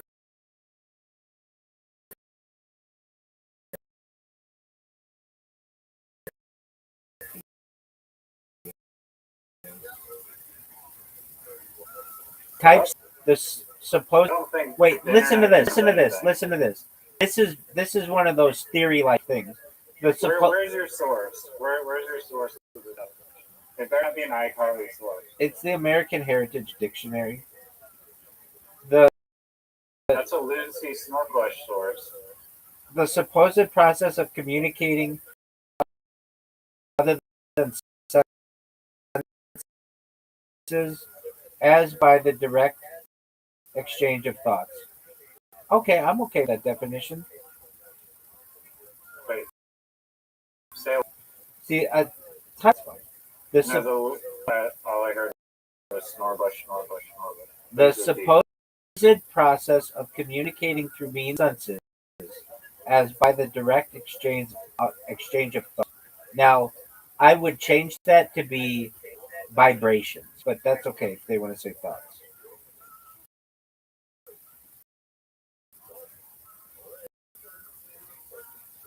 Should be more specific. Not be so.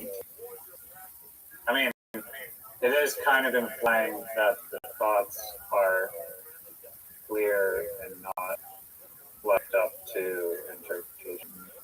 It's very interesting the words that they use qualifiers. So, like in the dictionary, they say the supposed process. On Wikipedia, they say the purported vicarious transmission. In the psychology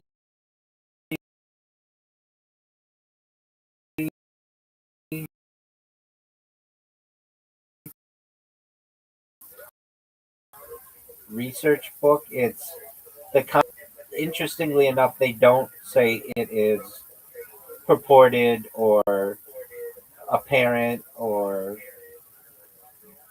And the Cambridge Dictionary says the ability to know what is in someone else's mind or to communicate with someone mentally. I'm okay with those things. Yeah, it's crazy. They sound with here. There's no good evidence that telepathy exists, and the topic is generally considered by the scientific community to be science. I disagree. Wait. And then that makes you want to, and I don't like that. Term just like CT. It's an ad hominem attack. That's like when I started writing my blogs. Why would you the thing about ad hominem attacks? The first thing on you write, because I can control that. I control everything, and that was really. It still is really important to me. I control language with that article. Language is type 20 for sure. And then the second article, I know shower. The second article is on. I want to read it really quick. I'm not going to read the whole thing, but I just want to say it. It's more accurate to what I want to do. It is, I feel, maybe one of the most important things ever written. Everything I write is the most important. Like 10 seconds.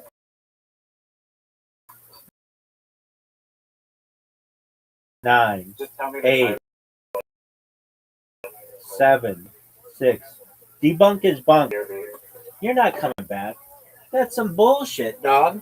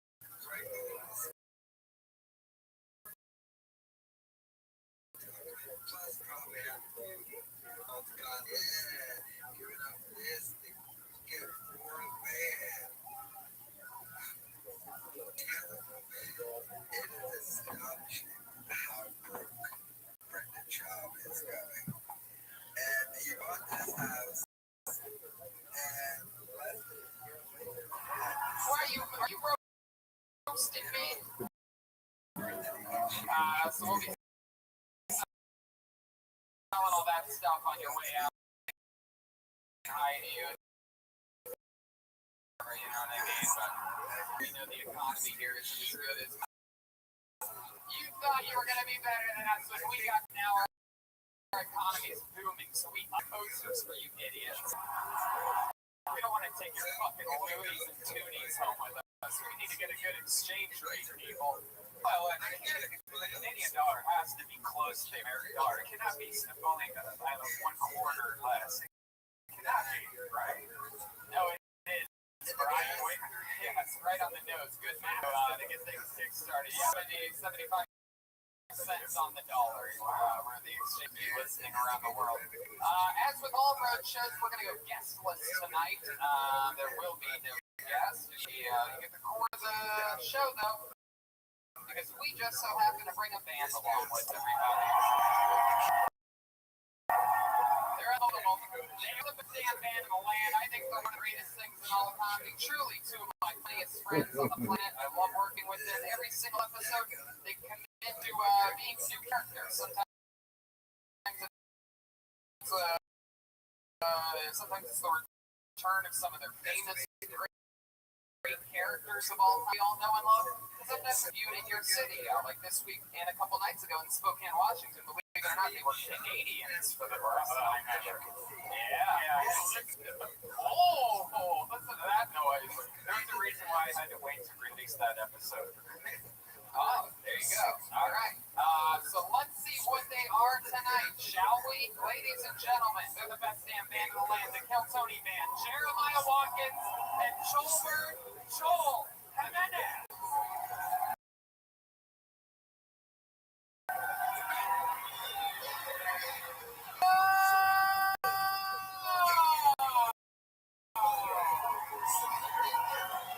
We've seen these guys before. It's the return of the nerds, ladies and gentlemen. Some of our favorite characters of all time. It's been a while since we've seen you. Where have you been? We've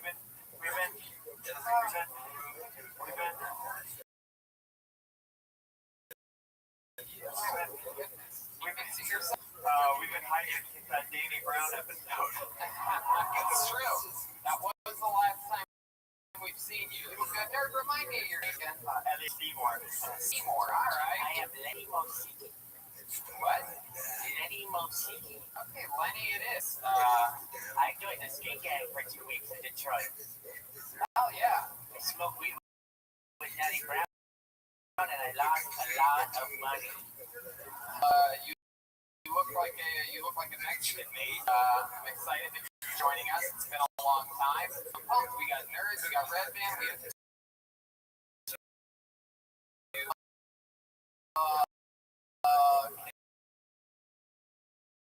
Canadian buckets of destiny here, and you know how it works. If I pull your name up, that means you get 60 seconds uninterrupted. You know your time's up when you hear the sound of a kitten. That means wrap it up then, or else you're going to bring out the angry, dangerous street bear. There he is. Wow. That is one angry, gay Canadian bear, if I've ever heard it before. My goodness. And then we interview you.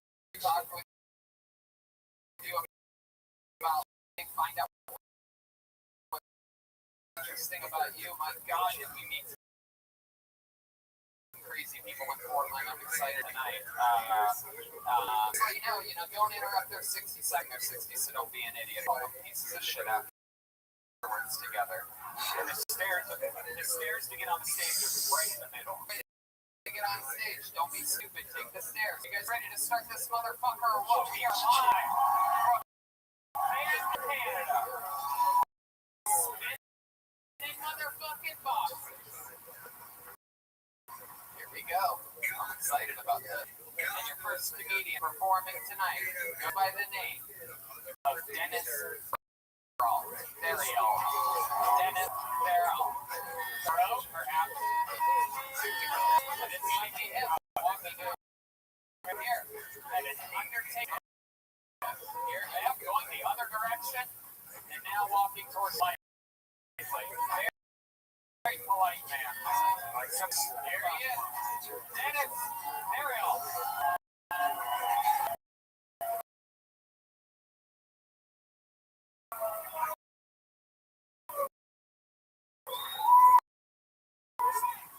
First, all right.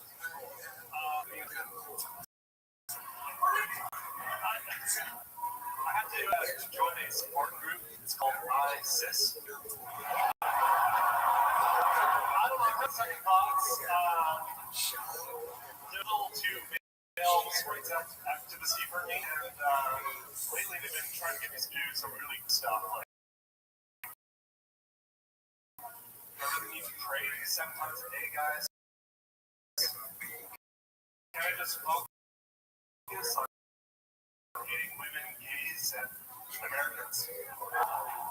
Other than being reluctant, really converted my car, my house, basically everything I have to run off of natural, renewable whale oil. It's don't believe in propaganda.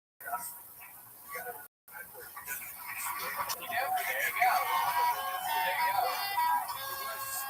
Some people at the end of their set, you know they're done when they just shrug their shoulders like that. I like your closer. Dennis, so welcome. It's your first time on the show, clearly. Yeah. How long have you been on stand-up? Never. Never. I agree. You didn't do it just now either. Wow. Okay. Maybe we can. Hell yeah. So, you just did it. You know that? So you just did it right now. That was your first time. That was the go to the first time. How do you feel right now? Your hands are in your pockets like you're waiting for a bus or something. Bad boy. Yeah, I'm not really sure what I'm supposed to do. Yeah. There you go. You're already getting it. You're already making the proper sense. Now you got the mic in your hand. It look tighter when your hand was in it. Dennis, I don't really understand what the fuck you were talking about up here tonight. Yeah. At one point, I think you said you joined ISIS or something. It was like a matchup with letters. Like, yeah, it was like a cisgender ISIS. Okay. Male rights advocacy. They're really. It was quite intelligent, actually.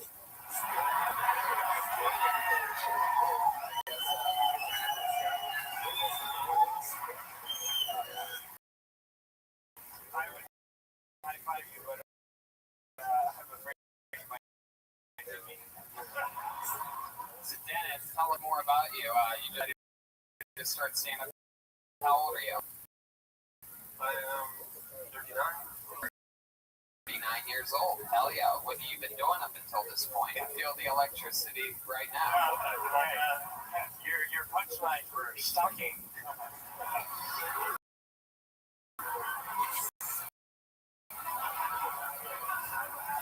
And your current.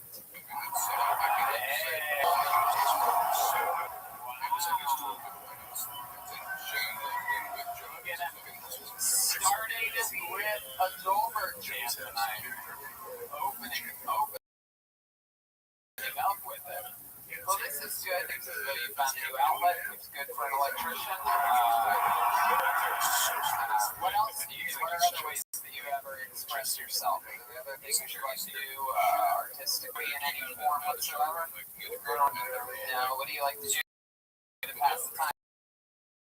You're not doing being an electrician. What do you do for fun? You have a kid. Jeez, okay. Okay, I guess that's a weird matchup. You just dropped on us. Wow. Exactly. You got to work, so. Did you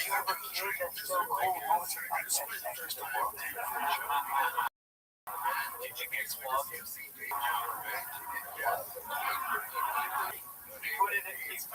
put it in there 3 pros.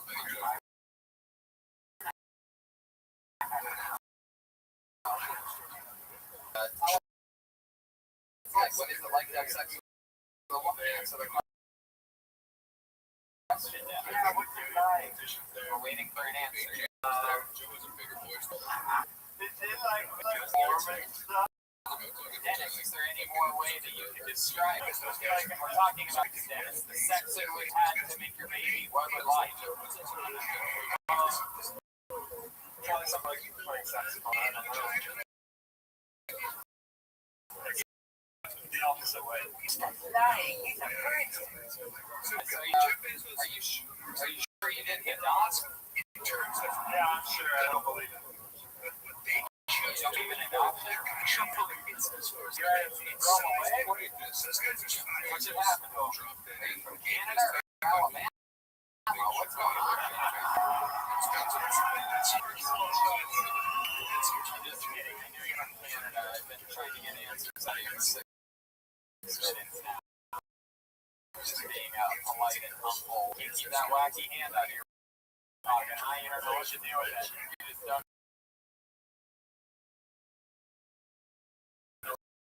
What did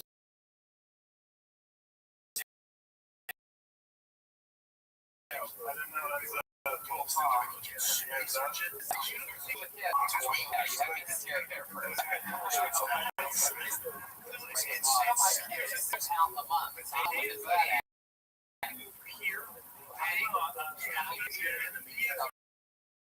Around 2 years old. Two more weeks or something. All right, Dennis. Well, you still with your baby mom? Yeah, what is she doing? She stays at home. She stays at home. Yeah, absolutely. How about she got knocked? Graphic design. Oh yeah. I thought so too. In the great program called AutoCAD, I'll send you the details on AutoCAD. Well, Dennis, I love it. You got the show kickstarted. First thing you said when you went up there, you said first. Feel like you were trying to lower the bar or something like that. Real like this. Disclaimer. Oh, first. Wow. It's home. Just putting my name in the front. And you went full circle, dude. You got classy at night. You got the show started. So thank you so much. Ariel, we have begun. And it has.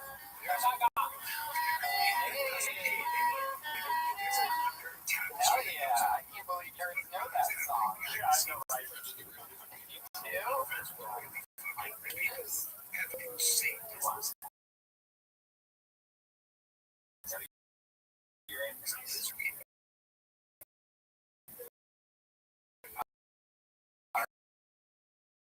Alright, pull another name out. Let's go with John Flat, everyone. John.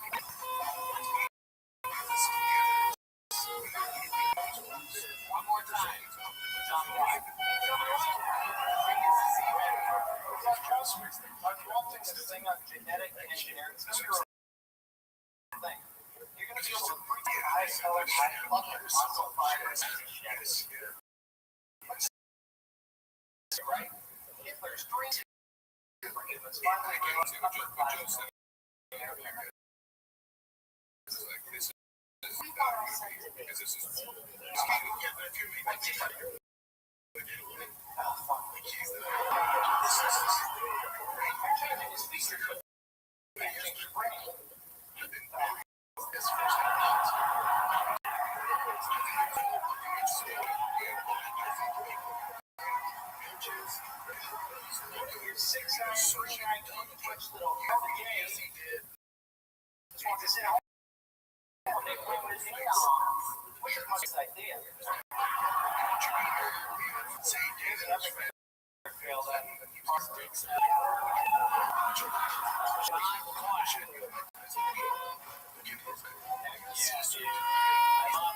I love your style. Your catchphrase off off.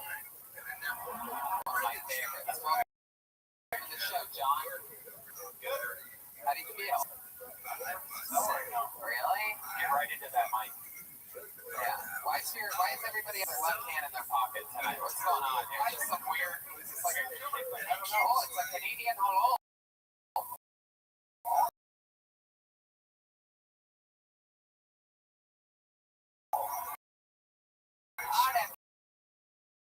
means we like you. We put the hand on the left pocket there, you know what? You know what to do with our right hand. Like, you seem like a magician that drives a thimble of some kind. Am I close right about this? You know a few magic tricks, don't you? No. Alright. Breakdown. I appreciate that. We're waiting for the breakdown. I'm not done, so you can keep a break. Your sunglasses on the collar right now. Was that a plan? Thing strategic? My chair, but I got nervous. You got nervous, and that's how it happens. Alright, so let's talk about it, John. How long have you been on stand-up? First time ever. Wow, look at that. Isn't that special? Tell us more about you, John. What do you do? I paint houses. Clean houses? No painting. You paint houses, inside or outside? Inside. I do a bit of outside, but I prefer the inside. Why do you inside? Hell yeah. Represent. So why do you prefer the inside? I like weather that much. You don't like weather, right? What ethnicity are you again? What ethnicity are you? Half white, half Indian. What type of Indian are we talking about? East India. So, yeah. So which one's which? Your mom's Indian? Mom's Indian. I work with my dad. Oh, dad's a painter as well. Does the paint? I think he does. I don't know. I'm not watching. It's culturally insensitive. I'm sorry. Wow. And mom do? She's a house coach. She just got out of that. She's doing guest services in a mall right now. She does announcements and shit. Guest services at the mall. Have you ever heard her give announcements before? Yeah. It sounded a bit like my set, actually. You know. Really? All fucked halfway through? Pretty much.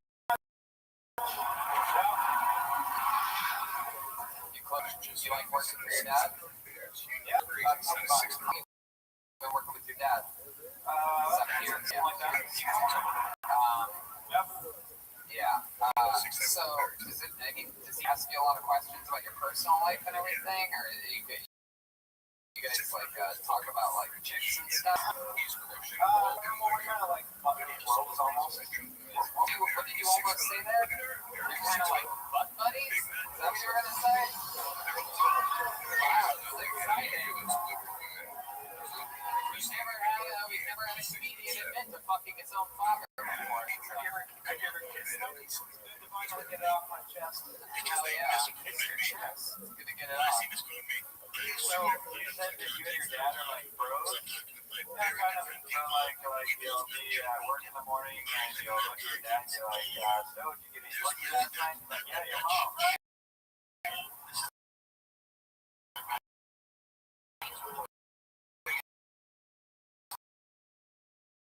I'm a fan of boxing. Like, what type of boxing? Like actual boxing? Really? You're into fighting? Really? Oh wow! How about you put the mic in the nightstand and show us a little shadow boxing?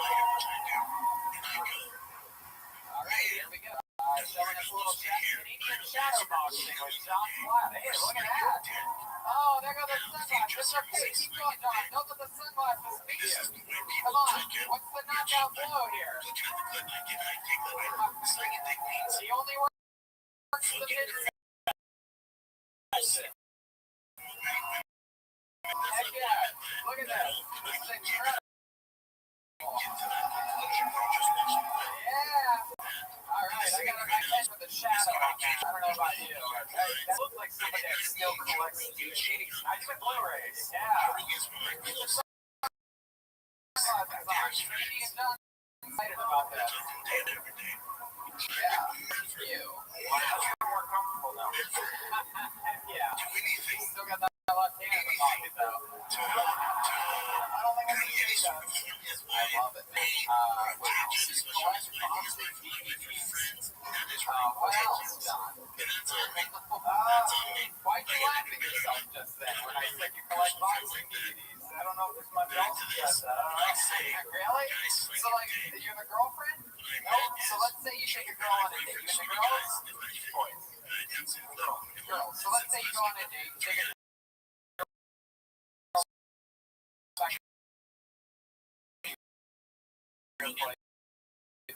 what happens? You just walk in and she's like, when's the last time you got laid? These guys. Oh, you're a nerd, huh? A self-admitted nerd. Right. Wow. It's okay, so you're a virgin? Really? No. Alright. I don't know if you guys know this, but really, Portland, which was amazing, a Canadian whore out there that's willing to come on. Can we get a volunteer, sir? He's a good looking guy. Come on, your face to him. Why don't you try to sell yourself with your sunglasses and look at him or something? Give it a try.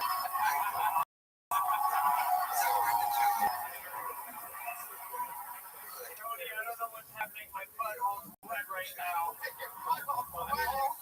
don't know what's happening. I don't know how your butthole get wet. I don't know. Doesn't even make sense. That's a great thing. There's a gland back there. Green card. Hey, Redman. Can't you? There is a gland back there. Dogs have it. Anyway, John, let's try to figure out one more thing. Why is this that you come close to? Not even close? Have you made out with a girl before? I've done 0. Are you serious? Alright, now I was sort of kidding when I asked for a volunteer to fuck this guy backstage. Stop here real quick. Give this fucking guy this. Oh, here we go.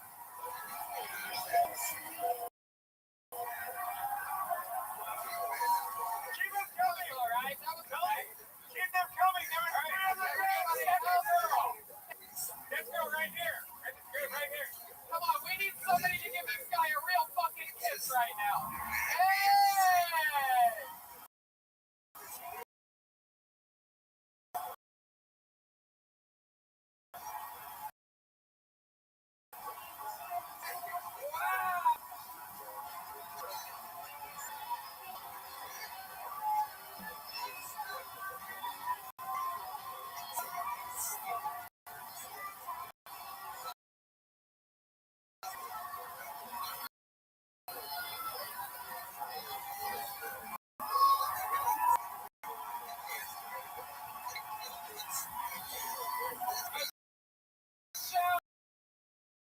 All you ladies but that. And now that you played it in Vancouver. That is the most rock and roll shit I've ever seen in my life. I've never had that. My God, Sean, you're gonna have to explain to your dad at work tomorrow why you have full-blown herpes. How do you feel right now? You're completely wrecked. This is very exciting. His hands out of his pocket because it has to be right now. There's no more room in his pocket. There's no more room near his left pocket.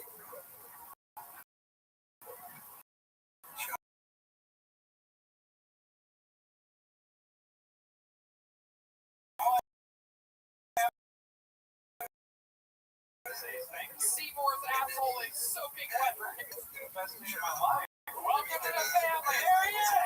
Shot one, everybody. There he goes. And I'll tell you right now, Vancouver and Portland are as of right now neck and neck.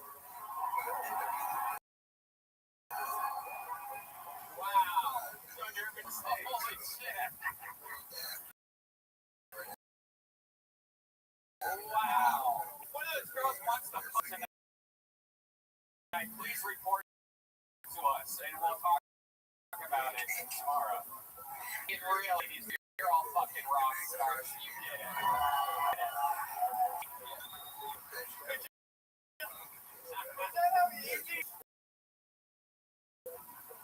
We should start to make this a dating show now. Let's change the format of the show. Our success. Hold another name on the bucket. You guys having fun yet? Put your hands together for your next Canadian. Daniel Simmons. Here we go. Daniel Simmons. Okay, this guy. Here he is. Daniel Simmons, ladies and gentlemen. Well, I was lucky. Oh. Hey, everybody. So, unfortunately, his girlfriend, she broke up with me to become a Jehovah's Witness. And she doesn't know much about Jehovah's Witnesses. They don't believe in celebrating any holidays, including your birthday. Which, kind of makes me feel like shit. Because she'd rather spend life with Christmas than be with me. Now, as a balding man in the neighborhood, I have a barbershop called Baghdad Amir. And at Baghdad Amir, you can get a haircut for $6 Canadian. Now, like an idiot, the first time I went in there, I didn't realize at this price, obviously it's cash only. So I go in there, I sit down, I get my shave, it's pretty simple. I go to pay and I don't have any money on me like an idiot. So I get here, I'm assuming is the guy who said to me, it's okay, Matt, this one's on us. So, everyone, how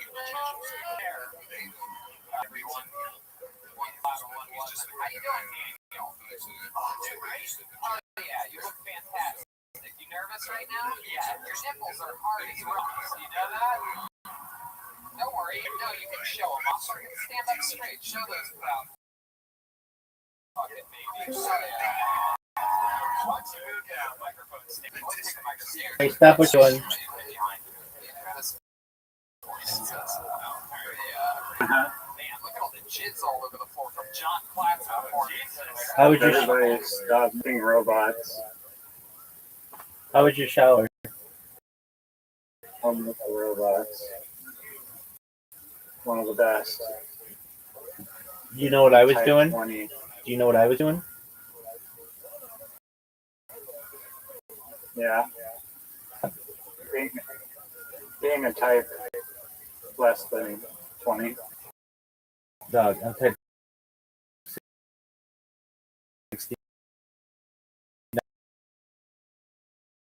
and I was watching the fight in the clip.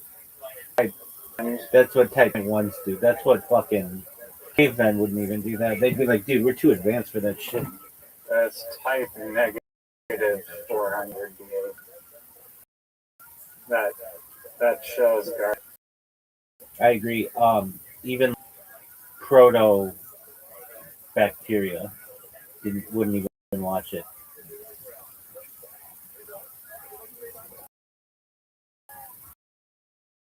Here's my question for you. Are you losing?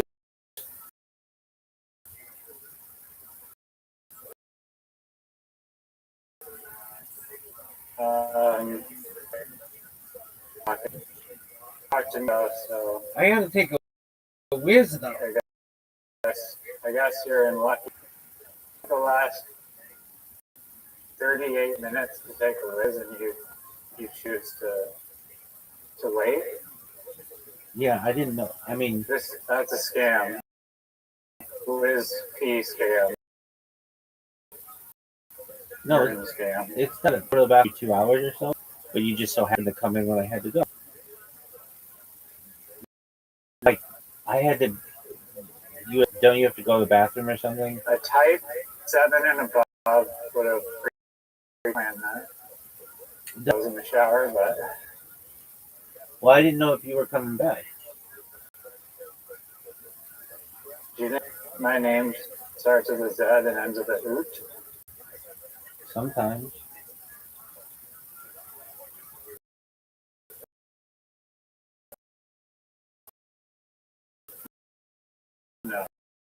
That is like, all right, go. Get out. I have a question. Can it be debunked? Is it loaded? iCarly.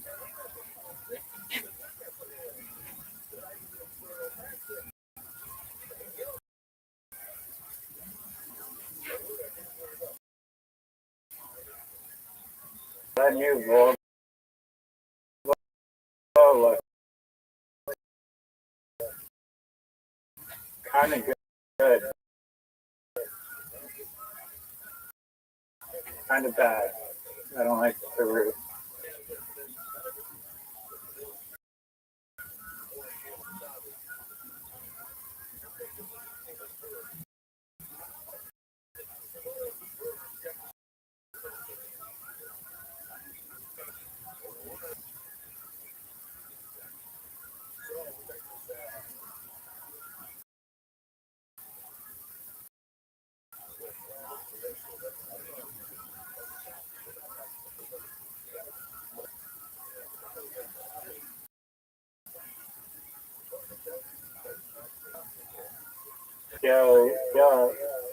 Yeah.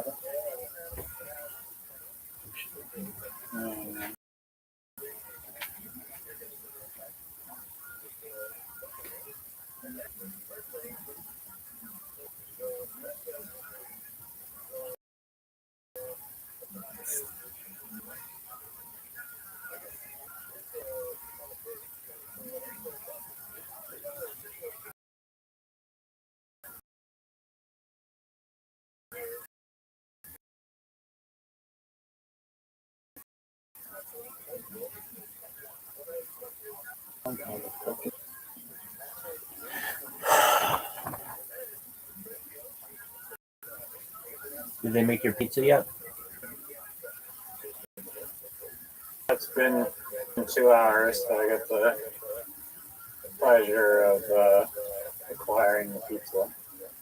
I don't want them to spit in your food or anything, but do they have I mean, be afraid of asking them, just being very polite. I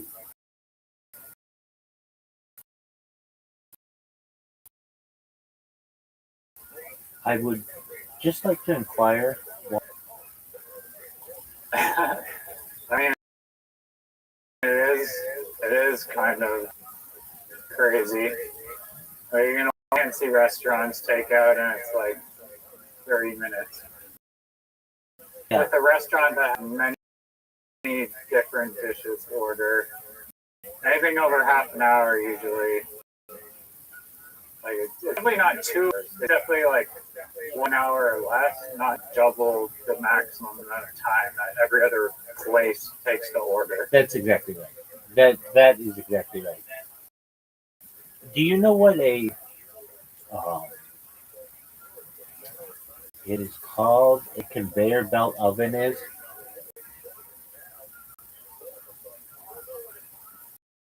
Is it an oven that utilizes a conveyor belt? Yeah.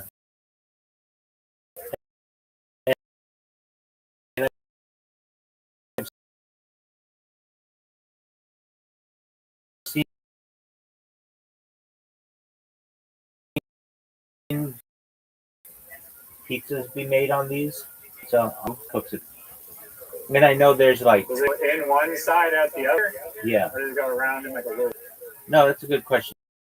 No, it's just a conveyor belt. You just put it on one and it comes out the other. So it's like a dishwasher. If you've seen like the industrial dishwashers that you put 30 dishes in one end and then they come up the other side. Okay, maybe. I don't know if I'm familiar with those, but I would ask it in a nice way, perhaps. Just say, I might even ask. Just out of sheer curiosity. Yeah, but I might even say something like, I love this pizza. It's great, so I don't mind waiting Is there any way I could potentially get the pizza within like an hour and not 2 hours? That's loaded. That's a loaded demand. No, I don't think it No, is. not I don't after. think it is. I think you could make give an excuse like, I really love this pizza. It's my favorite, and this is my favorite pizza place. And I understand quality takes time, but I just wanted to know in the future, if possible, if I order ahead. Sometimes I don't always have 2 hours to wait, but sometimes I have like an hour to wait. Is it possible to get the pizza after like an hour instead of two on occasion? And if they're like, what kind of time dilation kitchen do you have? Then you could be okay. I'm sorry. I apologize. I didn't mean to offend anyone. But basically, like it's within hours because I thought you were gonna say it took 2 hours for delivery, and I'm like, okay, delivery might take 30 minutes or something. But like in the United States, in uh, the mid, like in the 80s and 90s, especially on television, they would say delivery in 30 minutes or less. And so, Yeah. and I know In that Canada too, they had that deal. if anything, they understand though, maybe they don't have a big kitchen. Okay, that's fine. And you don't want to insult, so I get that too. But even like, well, let me just think of it like this. We have to lose. We have to be losing some customers. Yeah, let's just think of it like this. If you went there and ordered a pizza, you'd have to wait 2 hours to get the pizza, right? I'm not sure. I've never actually sat down in a restaurant. I'd imagine that those people have like a priority or something, and that they're not waiting 2 hours if you actually sit in the restaurant.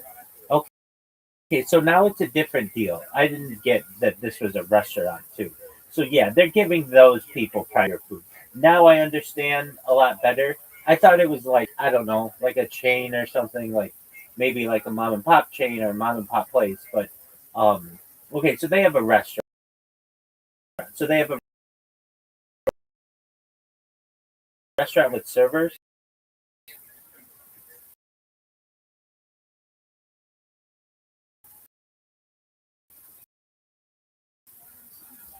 Yeah, I mean it's not like How many tables do they have or seats?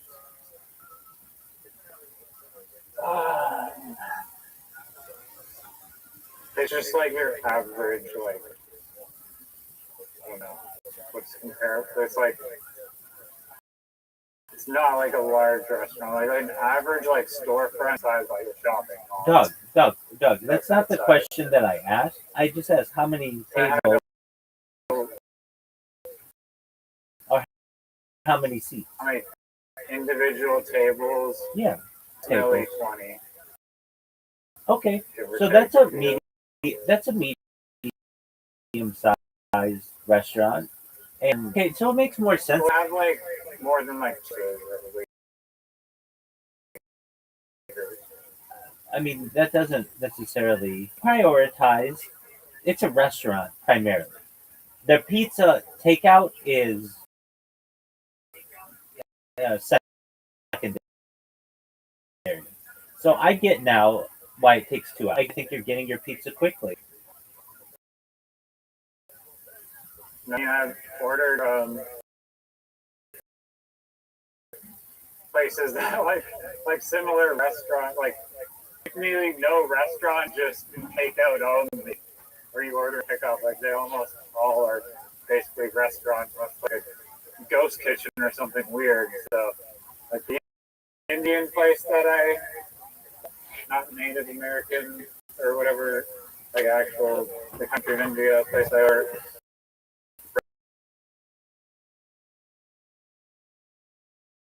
Restaurant I can order within half an hour. This other place, wine type place, half an hour, anything on the menu. So I'll ask in Well, you can pick it up right now, so you'll be able to hear the response. Oh, this is What they interesting, say. folks. It makes sense to me now.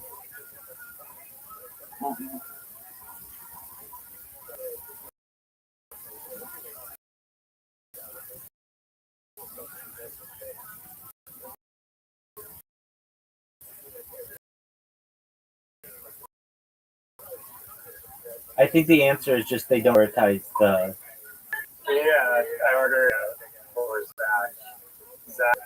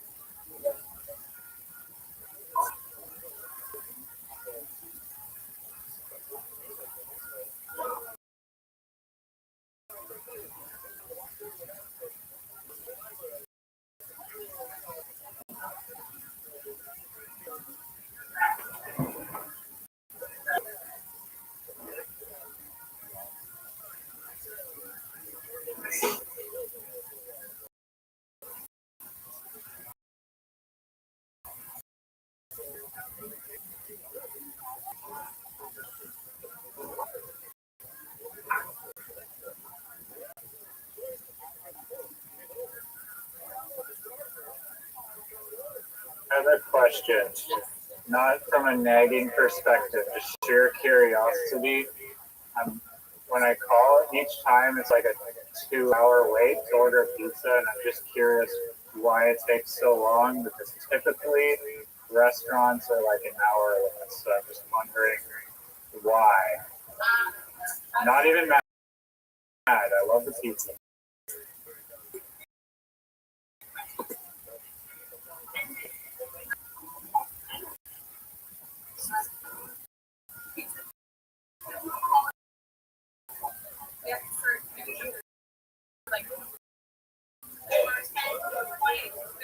I got you. Sometimes like 10 minutes each to go order basically, and then it just keeps going. Okay. I accept explanation. Okay. Yeah. Did you hear that? Please. I was listening, but I couldn't hear everything. I heard like 10, 20, 30, 40 something. Yeah, so with to-go orders, they basically schedule it so they can take one to-go order every 10 minutes.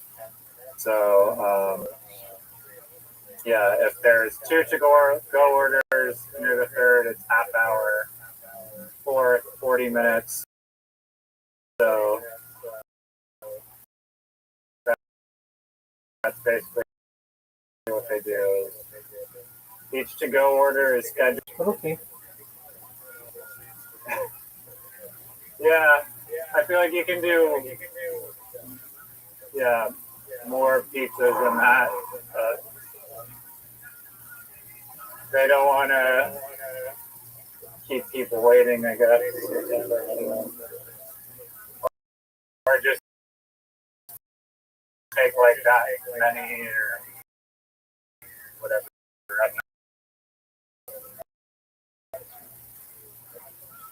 Okay. Good on you for asking. I didn't ask in a way that's like, I need my pizza within 1 hour. I just asked, why is it scheduled so like long? Yeah, it doesn't really make sense, but okay. How would you structure your to-go order pizza business? I'd have a. Because in a restaurant, like the restaurant I worked at, it was just like you make them as quickly as you can. I'd have a But conveyor. they weren't taking to-go orders. I'd have a conveyor belt, pizza oven. But even if I didn't have that, I'd have wood fire oven and even a wood fire oven. Like I've seen um there's a there's a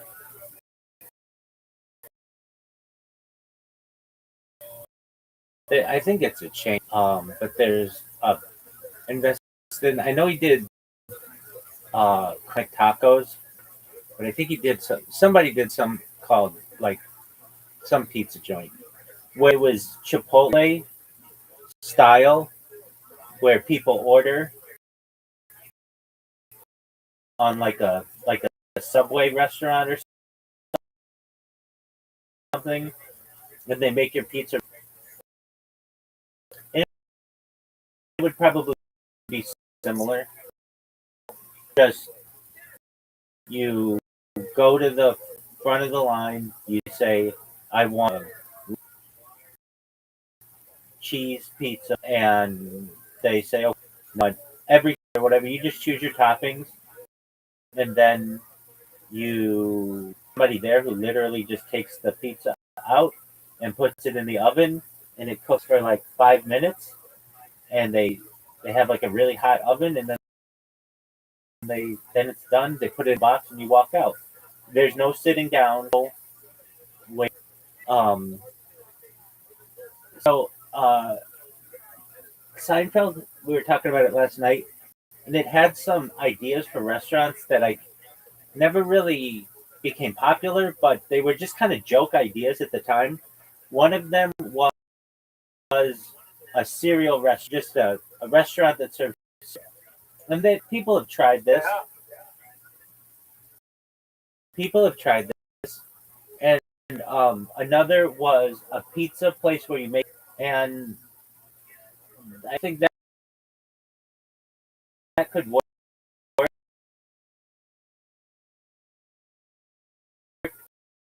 Aside from the liability of sticking your hand in an oven, they give you the top. Um,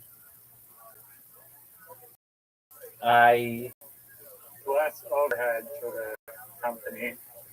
Yeah, they don't need to pay somebody to make a pizza. You make it for yourself, and then I feel like you need like a scale on all of the toppings because they don't cost the same, and then kind of like a camera system, and like you take a giant handful of sausages, it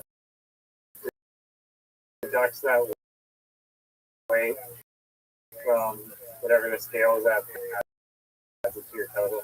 yeah, I think they just weigh it. No, but Recognize that, but they basically can build that into the price of the pizza. yeah, they could average it out, I guess. Exactly. So even some, I don't know. I mean, You look like the cheap item weighs like more than expensive, like truffle oil. It takes dumps the truffle oil on it. It doesn't lie. you don't offer truffle oil. I mean, if somebody wants something really specific like that, then you can charge just an upcharge on everything. But like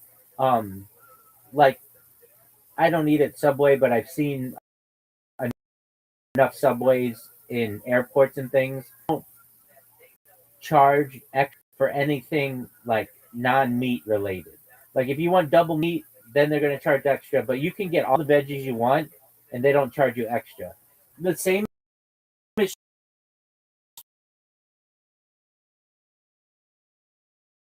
true at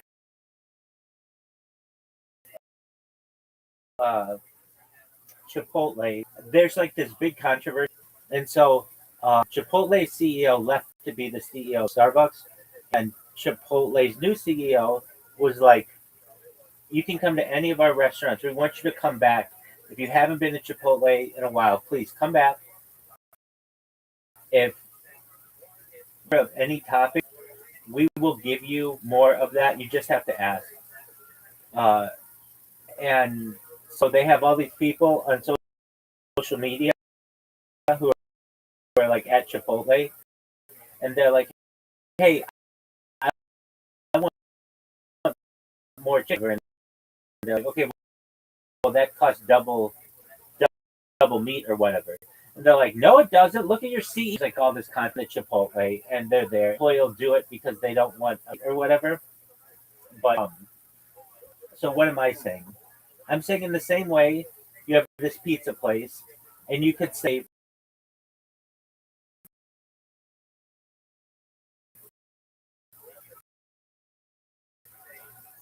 you get to choose if you want side potatoes or like I really like Neapolitan uh, pizza, like sun dried tomato and all of that kind of stuff. So maybe maybe fresh mozzarella, or they call them like mozzarella medallions are more cheese. So if somebody wanted that, they could get that. Um, with any in town, like many people in the V community will not eat your pizza if you serve meat. So I don't know if pizza way to go into it, uh, but there's this fascinating. Uh, there's this fast. What would I call it? Like area of mathematics. There's this documentary on sorry, There's this terrible interruption. There's this mathematics known as pizza. What's a better deal? 2 or 1 10-inch pizza? A lot of people say, well, 2 6-inch pizzas because there are 2 of them and 6 is 12. But it really doesn't work out that way. 1 10-inch pizza is a much better deal. That's funny. Yeah. Doing some high calculations on the circle. Yeah, and that's why it's like a special kind of math. It's become more pop culture-esque, but kind of doing this for a long time. That's why they always say get 2 medium-sized pizzas or 1 large for $14.99 or whatever.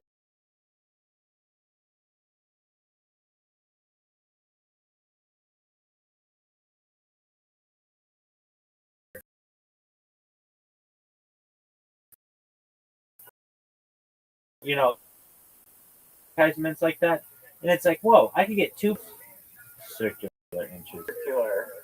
Exactly. If it was square though, what would the math be? Square is better to go to medium, right? Square is better than to go 2 medium. Well, it depends. Probably, yeah. It depends.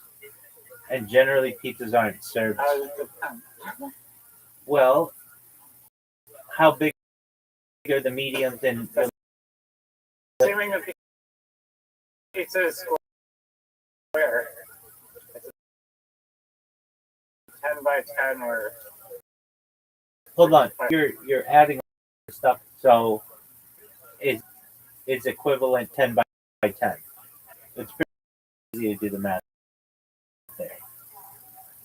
No, wait, 5 by 5 square, the area is 25. Oh yeah, you're absolutely right. 100. You're 100% right. 100% right. Listen to this guy. Listen to this guy. That's doofy.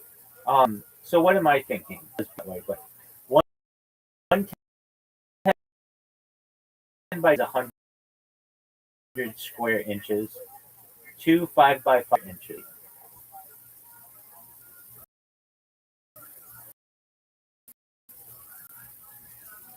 Is that correct? Yeah. Okay. Then so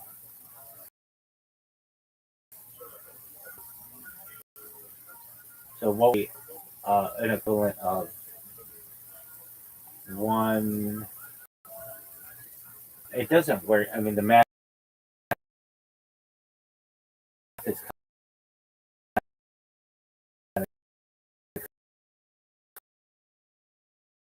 complicated, but okay. So if you have ordering pizza that way, but it is pizza logic. And pizza doesn't normally. I mean, there are some that come square. I think it's called Detroit style pizza square because they had all kinds of like metal and stuff that was all square, so they make it in like end. And like every part of the United, you know what part of the United States allegedly has the best pizza?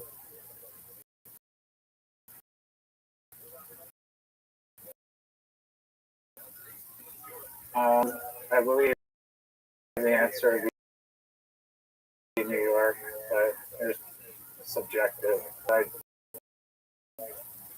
am not. I don't believe that.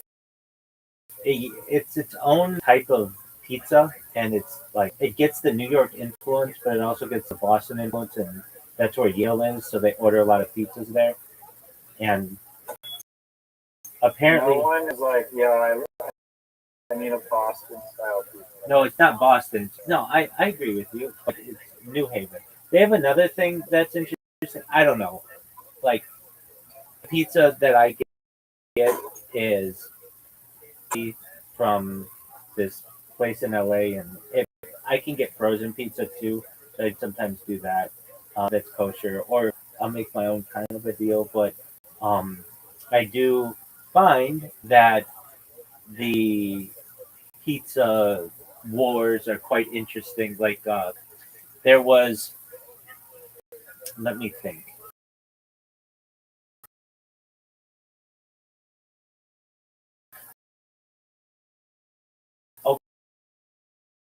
Okay,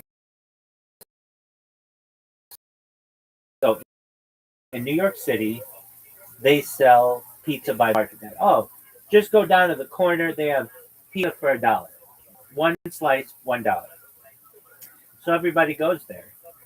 But the pizza's actually the price has gone up because of ingredients and stuff, and the price is now like $1.50 or something like that. But no, and if you go there and you're like, it says on the door $1, they're like, get the fuck out of here. Get the fuck out of here. Nobody wants to hear from you. Get out. Get out. Do I have to say this to you again? I'm doing No, I'm an impression. throwing tea in your Cheerios. I'm not mad at you. I'm saying that. Let me first and foremost say that it's disgusting to me. But secondly, the it is what they tell you at the pizza place. You go to this place on the corner that says pizza for $1 on the outside, and when they go to check you out, it's actually $1.25 or $1.50. And if you complain that hey, it says $1 on the door, their attitude is just like get the fuck out of here. We don't want you here. Isn't that technically? Can you like sue grocers then for advertising a different price, not having tax calculated prices, and Yeah, let's or look. any other place that does that? Let's look this up. Now there are a lot of like loopholes that are used in New York City that you're not supposed to do. Like get a food truck donated by them because they're over LA, and they're supposed to have the prices on the door or like on the wall, like on the outside. So let me look this up. It's a pizza place or pizza places in New York City that are $1 a slice, or they slice, but it's really $1.25 or $1.50.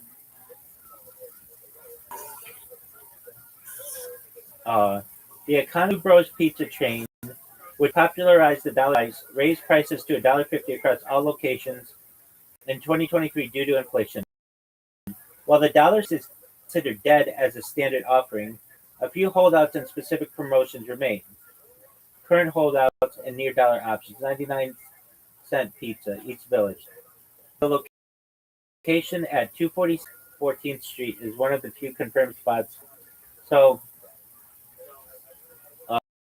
um, okay, so here's what they do. Various Midtown 42nd Street spots often charge $1.25 to $1.50 while retaining signage or online listing. So basically, they just don't care, and the police don't do anything about it. And that's the same with. I saw some guy in New York City on Reddit where this is freaking brilliant if you can pull it off, but it won't work for too long. What this guy does is he has a food truck.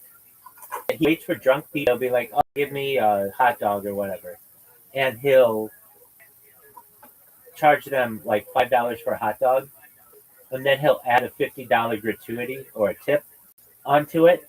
And then when the person sobers up, they think that they tip the guy $50, and then they sometimes complain to their bank, but other times they're like, it's not worth the hassle or whatever. And the guy has been stealing money from people. Sounds like a great way to get sued. Yeah, I mean, I'm not saying like usually if you're gonna do those kinds of things, you're gonna get in trouble.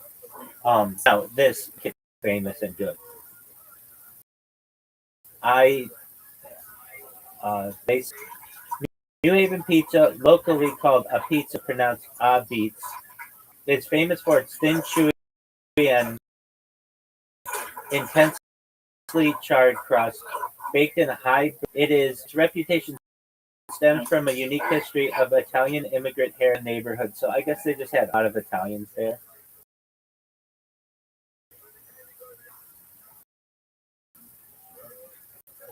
No. I like white pizza. What did you say? Who's ranking it the best pizza? I think it was Reddit. Yo, why is New Haven Pizza considered Reddit best? Oh, or maybe who's that guy? Dave Portnoy really liked it or something. I don't know. It's something like optional due to it cooked in coal-fired brick ovens, which creates a unique smoky flavor and crisp texture that differs significantly from New York-style pizza. Reddit discussions highlight several key factors contributing to its reputation. Consistent critical acclaim. The style is consistently ranked top of national and international best pizza lists for decades, earning consensus approval from chefs, publications, yada yada yada. I mean, it's very objective, but it is. Will say is it's the one kind of pizza that is style pizza is a thing. Chicago style pizza thing, Detroit style pizza thing. I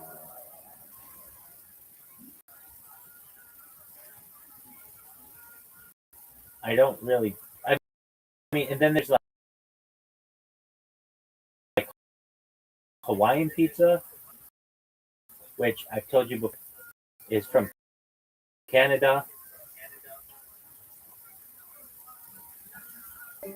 Oh, this motherfucker! What the fuck? He doesn't even know that Hawaiian pizza is Canadian. Can you hear me? Now I can't. Did you know that? Say earlier you like Napoli pizza? Yeah.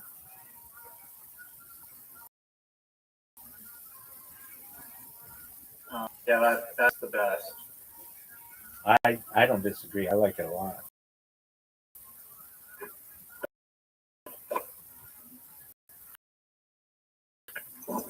Not even close. White, which is just like pure white cheese. It's very good too. All right, so here's my question for you.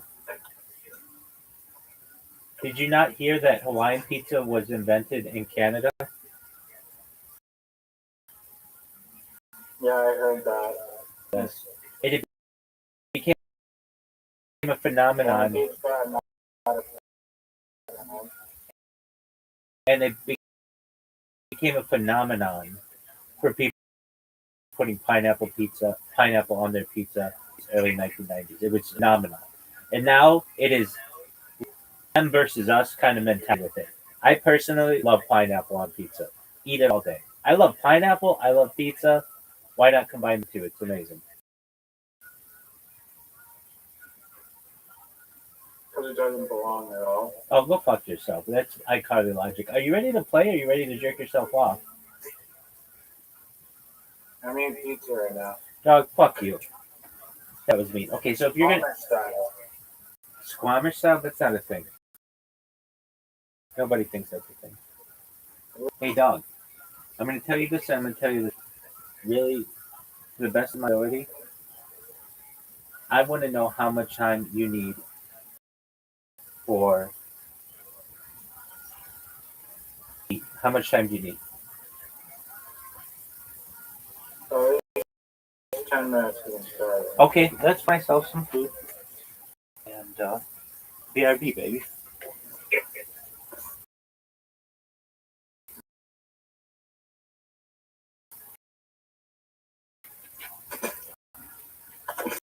Oh.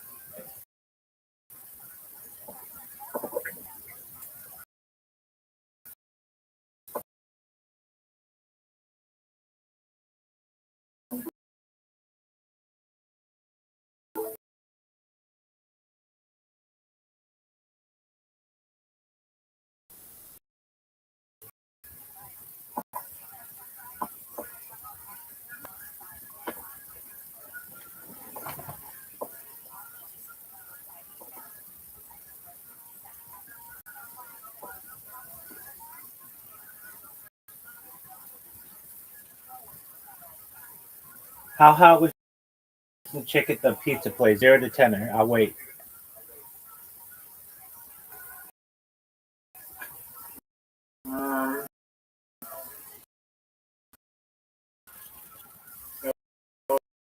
Wasn't the hot one. The hot was working in the back. Oh, so there's a hot one? Yeah, do I stutter? Who flirted with you? 0 to 10, bitch.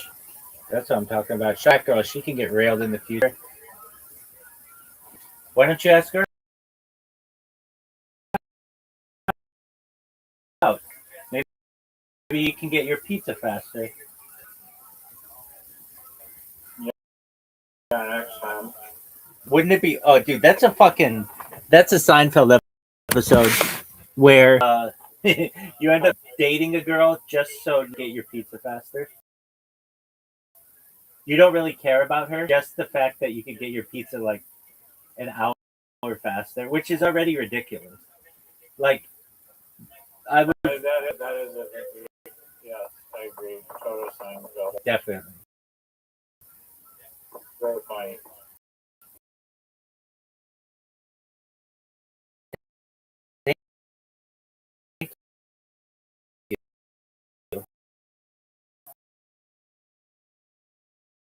Oh, dude, I can't believe I didn't tell you this. And so what this account did, dude, I'm just gonna read it to you, and just enjoy while you're eating. All of these things are, basically, if Seinfeld were still on the air, this is what they would have to make the bots because of the advent of the internet and stuff. And it's so funny. Okay. And they don't do it anymore because I think they were threatened to get sued. And Larry David was asked about it, and he's like, I don't think it's me. But in reality, these ideas are exactly what's. Are you ready? Right there, just Yeah, they did write a book, but they haven't tweeted in more than 10 years. But these are so funny. All right, here we go. how is it not? I think that you're using the likeness of someone else. I agree, it is. I think Larry David just said he don't like it. But, well, they're using the name Seinfeld, and that might have an issue. Girlfriend wants a no phones at dinner rule. Girlfriend, or no, pardon me, George. We had a good thing going, Jerry. Now we're supposed to only end badly. Excellent.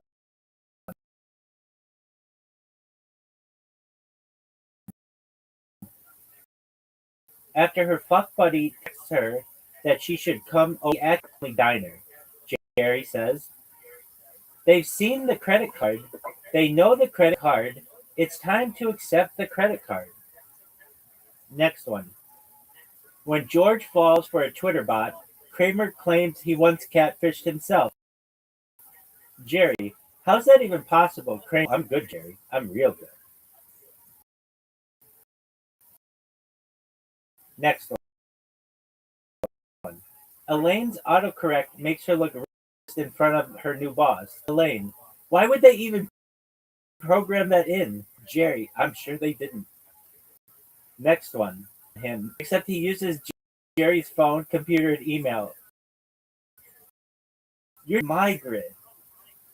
Next one. Wi-Fi usually steals suddenly has a password. He becomes Jerry. Just get your own. George. Never. Next one.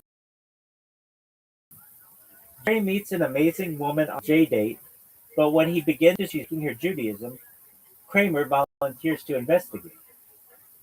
Next one. George refuses to listen to his girlfriend's voicemails. Gets dumped. 2015. Send a text. I don't want to hear your voice if I don't.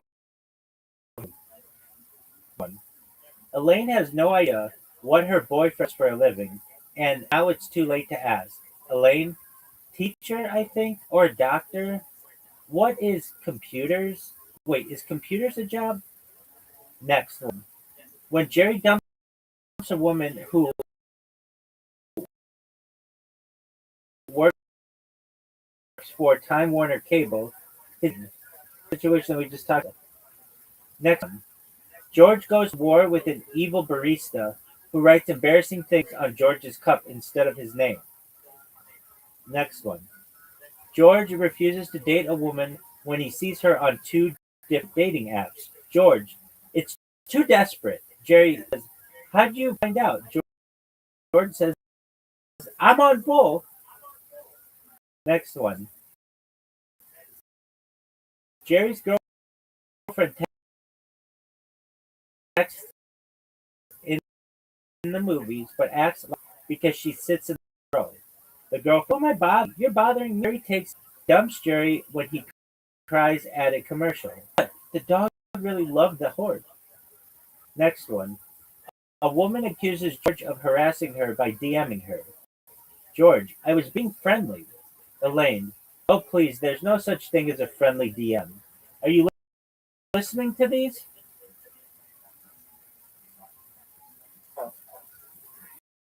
Do you enjoy them or no? Yeah. Okay, great. After Elaine's boyfriend logs into an email on her computer, she makes the mistake of searching her name and seeing everything he said about her. Next one. Kramer pitches an insane ad to McDonald's. Sure, everyone loved your burgers, but what if you made it seem like your burgers loved everyone? Next one. George rejects a Tinder girl when all her photos feature multiple girls. Elaine. What if she's the pretty one? George. How naive can you be, Elaine? Next one. When George there and begins obsessively investigating cold case. Next one. Jerry's girlfriend calls him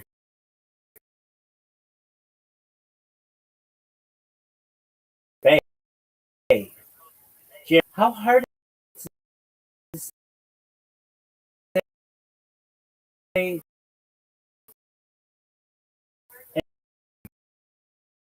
B? Babe. Kramer says, no, it's an acronym. Jerry, how do you know that? Kramer says, how do you not? Jerry, how an XP? Babe. Kramer says, no, it's an, and I think babe, beyond, before all else or something like that. Anyway, Kramer has a scheme to sell off Spots and Black Friday. Really trample him. Next one. Jerry boarding for his flight. It's actually the fourth group on board. Why call it priority, if any? Next, at James George intercepts a football that a player and another fan. When he becomes nationally reviled. Next one. Elaine is furious when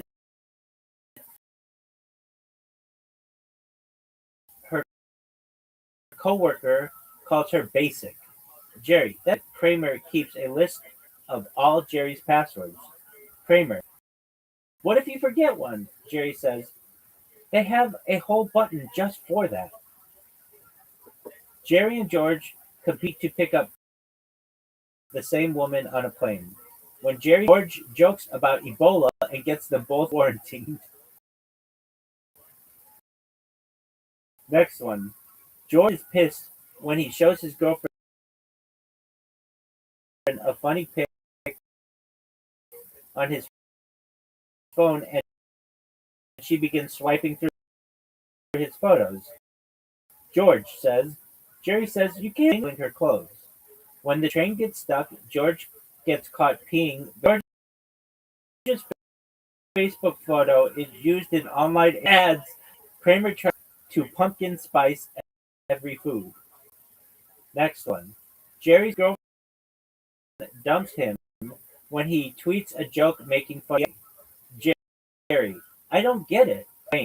People don't like jokes about their religion. Next one. Elaine responds to a 2 a.m. text from an Jerry. You respond to up. Response. You're writing check body you'll have to cash. Wants a tattoo to impress his hipster girlfriend. Can't handle the pain. She dumps him when she sees his finger has half a mesh on it. Next one. Elaine discovers that an erotic bestseller may be based on Kramer's life.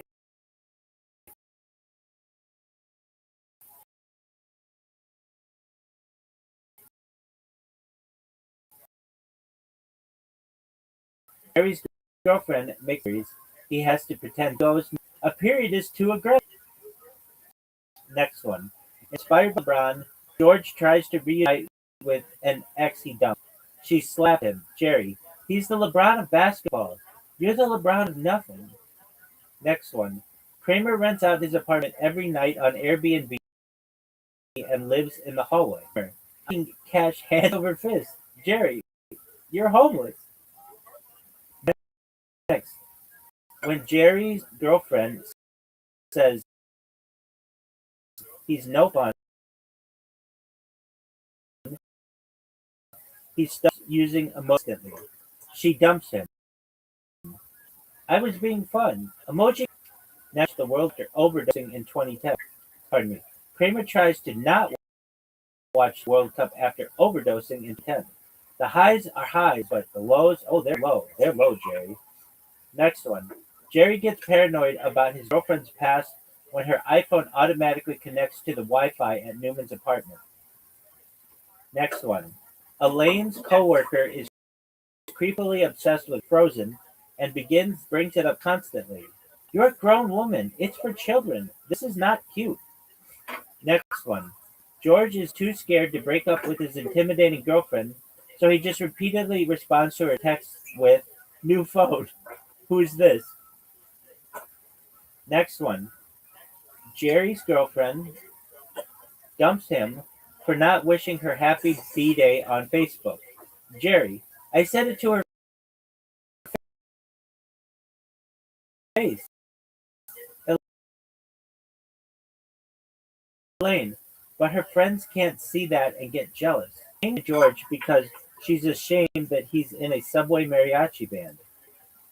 Next one. Elaine's boyfriend notices she has no Instagrams with black people.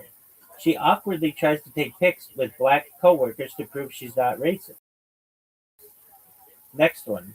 George suspects the girl he's meeting from OkCupid is using fake pictures, but he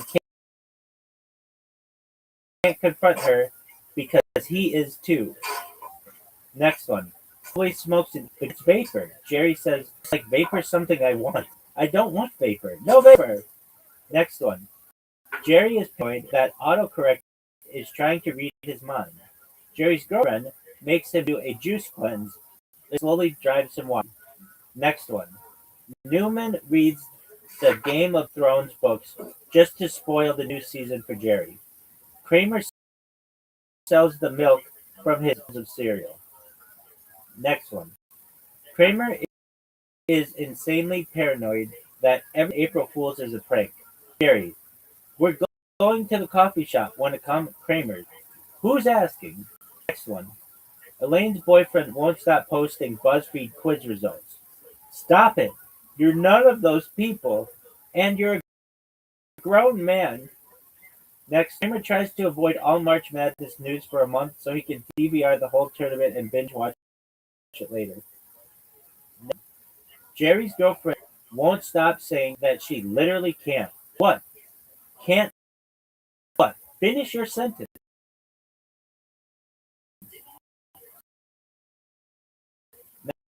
Next one. When a website claims that Jerry is dead, Lloyd becomes a web. Next one. He goes on the Tonight Show, but pisses Fallon off when he refuses to play any games. George, him? I didn't know he got mad. Jerry? Well, he does. Next one. When George's ex changes her HBO Go password, George reconciles with her just long enough to get the new one. Next one.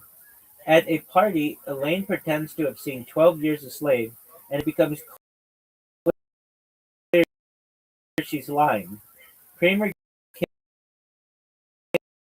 Kim Novak drunk before the Oscars.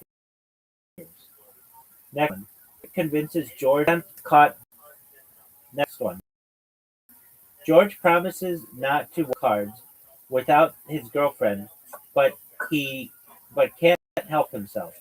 She dumps him when he badly tends to be surprised. Next one. Jerry gets stuck on a never-ending group text. You used to avoid people forever. Next one. George uses herself on Facebook and end photos with George. George, it's like she's hiding something, Jerry. Jerry, she is. You. Next one. Jerry accidentally tweets an embarrassing Google search. After seeing how amazing Michael Sam is, George's father wishes George were gay. Next one. Newman and Kramer intercept a shipment of Denver World Champions shirts meant for Uganda. Kramer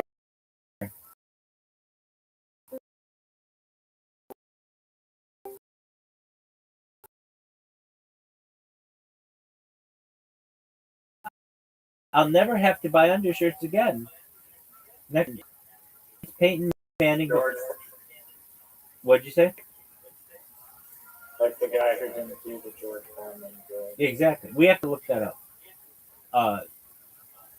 So, just a moment.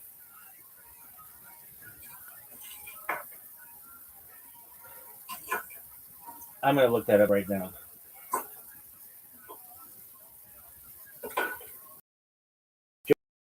George Foreman Grill.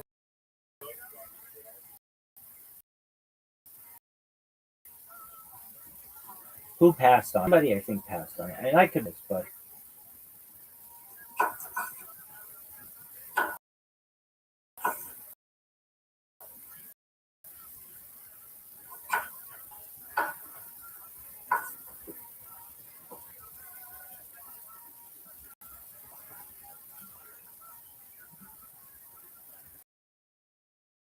okay.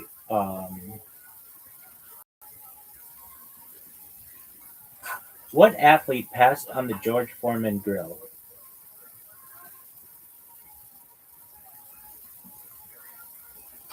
Okay, so George Foreman, the two-time. Let's see here. The ridiculous story of Hulk Hogan and the George Foreman Grill. Explain. Maybe it was Hulk Hogan. So, the George Foreman lean, mean, fat-reducing grilling machine was a revolutionary concept conceived by Michael Bayham, an inventor. Bayham envisioned a grill that would cook food on both sides, and in addition to that, it would contain the fat from the novel invention, and the intellectual property rights were later acquired by Sultan. In order to market the product, Sultan bought out a number of celebrities, and eventually, former heavyweight champion George Foreman was selected. However, according to Hulk Hogan, they first contemplated working with. So there's like an update that they put in here.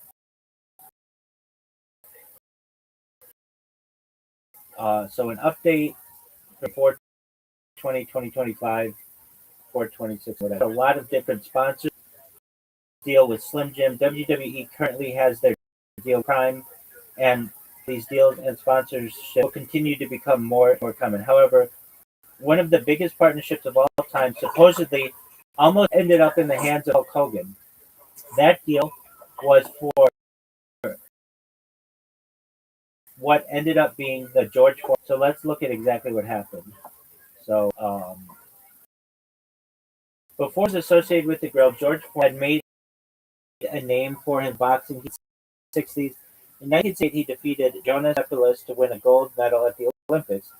In the years that followed, he went on to face other big-time names. This included the Rumble in the Jungle, where Foreman took on Muhammad Ali for the WBA, WBC, and the ring heavy titles. Throughout his career, he had 76 wins and 5 losses.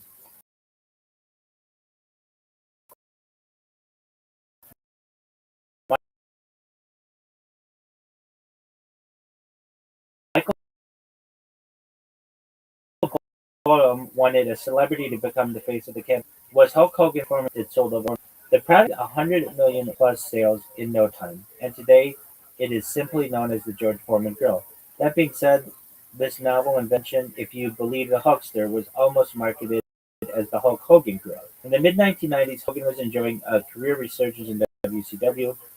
While he did not have the popularity of his prior WWE run, the Hulkster was still well known as a big personality in the mainstream world. According to Hogan, British celebrities Sultan the Pro. The grammar or something is wrong in here. But anyway, let me see this again. Let me see. Maybe I'm reading it. While he did not have the popularity of his prior WWE run, the Hulkster was still well known as a big personality in the mainstream world.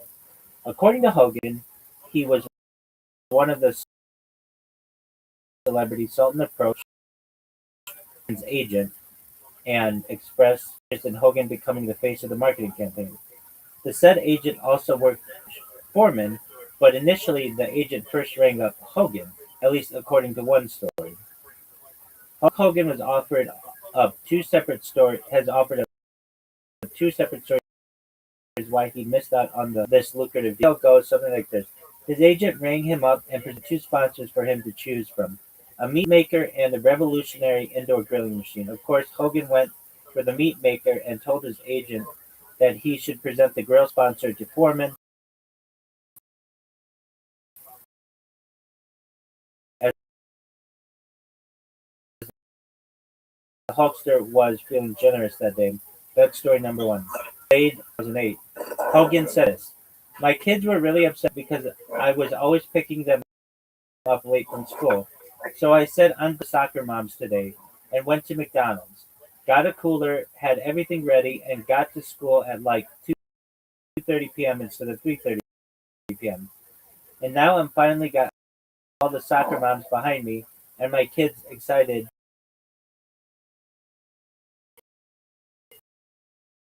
I got there early. Then I got home and pressed the old school voicemail recording machine. This is her. I've got a grill and to answer the call. So when I called, he said George took the grill. Hulk Hogan later released the Hulkster ended up releasing a blender and marketed it as the Hulk Hogan Thunder Mixer. And well, there is reason why you're hearing about it just now. Enough said. The product bombed, but Hogan. The Hulkster tried emulating the success of George Foreman and its new product, the Hulk Hogan Ultimate Grill, is very similar to the Foreman Grill. They both sized and reduced fat, but much like the blender, it bombed in the sales. In addition, the product was recalled due to a design flaw that led to fire hazards. Meanwhile, Foreman, the former heavyweight champion of the world, was comfy and had about $500 million in his bank account. Foreman deserved every last cent and more, as his friendly personality was a big factor in the marketing success of the grill. Foreman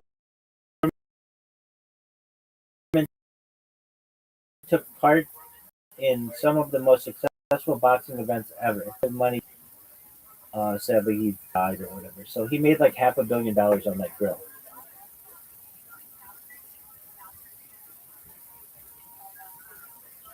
James, are you ready to root? Yeah, just one moment.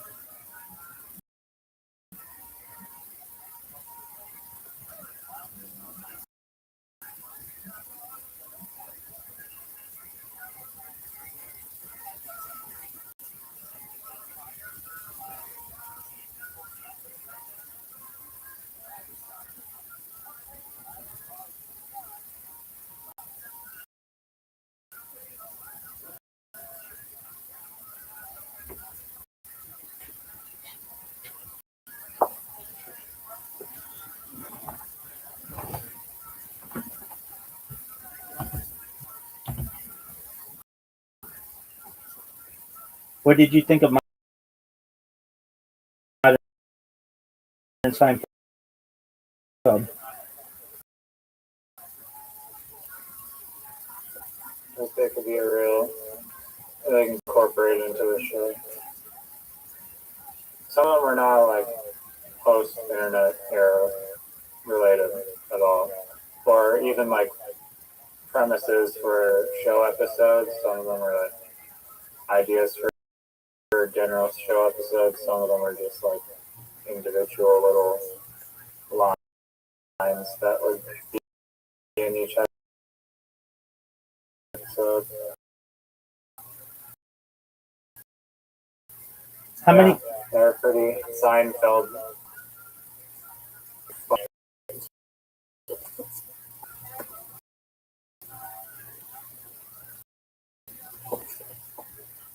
Well, that's an unknown gist.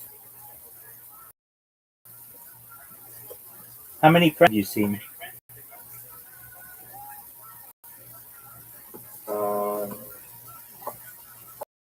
Probably around the same.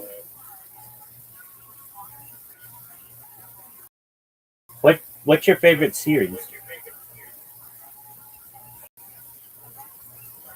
Stone Quackers. Did you say But black? there's only one. Did you say blackish? The Stone Quackers. What is? It's just one apparently jumped to the forefront of my brain. It's this.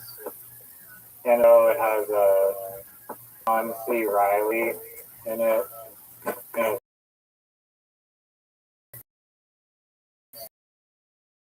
these and John C. Riley plays this like various romantic relationship with this other duck, and I like that one a lot. I wish there was more. Ever watch BoJack Horseman? I've seen a few episodes. Is it good? Isn't bad. I don't know. I can't tell you a single like supporting character other than the horse. Right? With other shows, it's like there's usually other characters. Really, I haven't seen it in a long time. But in a way, it kind of refines alcoholism. Okay. Did you ever watch? How many seasons of the Family Guy have you seen? Seasons of what? Family Guy. It's a television show on Fox, starring Peter Griffin, Lois Griffin. No, you said no. I said the Simpsons. No. I said how many seasons? Uh, I haven't watched Family Guy. I just click on one season of episodes. I don't know. I've seen maybe like somewhere between 20 and 30% of the episodes, probably closer to 30. Yeah, somewhere between 20 and 30% of the episodes. When that show came out, it debuted after the Super Bowl in 1999, and American television, anything that debuts after the Super Bowl was a huge. That's a huge opportunity for the show to become big, and there was kind of felt like, hey, we already have one cartoon, The Simpsons. Simpsons have been on its point for like 12 years, and we don't need another cartoon. Family Guy nevertheless persevered for 3 years, and then they did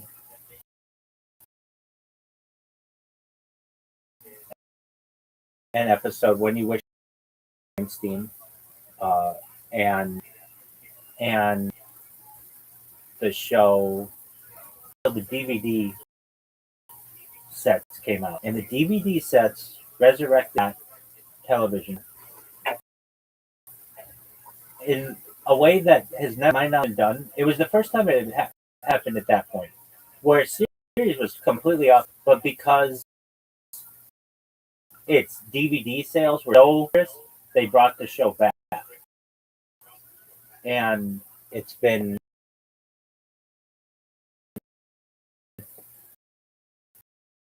going now for like 20 seasons or whatever. So, this woman who was in Mean Girls, I forget her name, and she basically had a falling out with the cast, and they replaced her with Mila Kunis, and that's one of those situations like Hulk Hogan, like turning down a lot of money. This woman, she's like considered of the Hallmark show.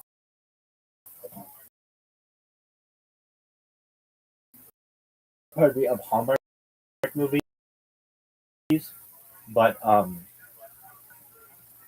they just placed her, and I've been seeing shows just binge watch like on repeat because and I was gonna ask you, did you ever see the Cleveland Show?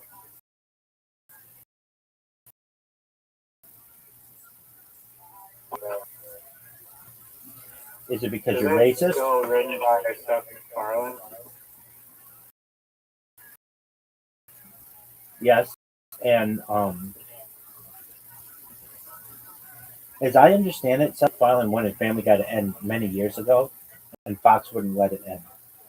Basically, they realized that this is a cash cow, and they also realized it can go for 100 years, and so they are not going to, especially when it comes to all the merchandise that it makes.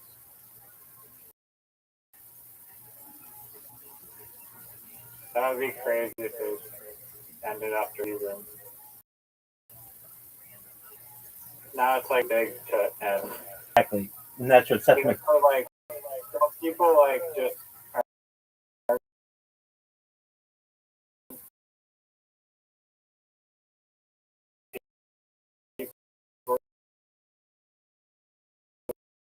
getting like fed up with like The Simpsons because it's like it's just an idea absurd kind of and strange. It does. It goes on. It does. Have you heard the term flanderization? And think you've mentioned it before. Perhaps I have.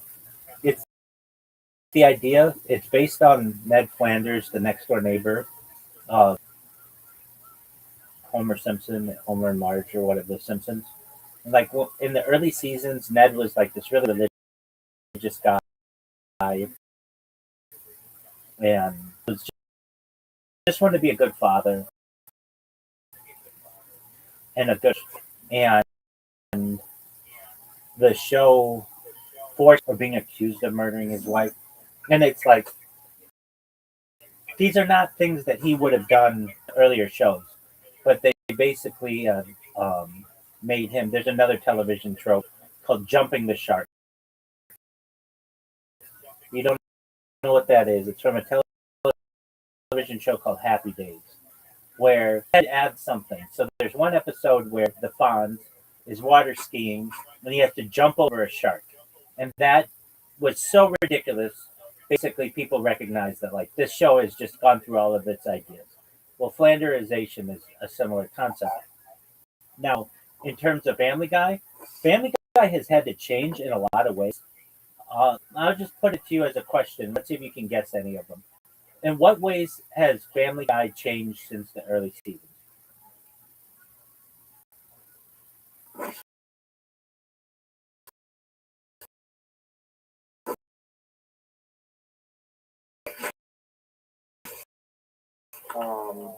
The voice actor of Chris and You mean Seth Green doesn't do Chris anymore? I thought or like or something they did another like Chris has changed voice actors. No, Cleveland did. Let me search. I feel like in season. No need to. I'm already looking it up. Seth Green has voiced Chris Griffin on the animated show. He's been doing it for 24 seasons.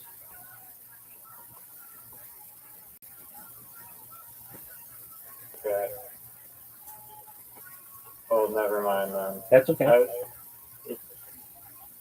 So I'm going to tell you some other things, and we'll see if you know them. Okay, this is. Go The ahead. voice actor who does Joe is also in a show. He's on Seinfeld. called- He is? Yeah, he plays David Puddy. He was on a show called Married with Children, I believe. He was not on Married. Like, He was not on Married with Children.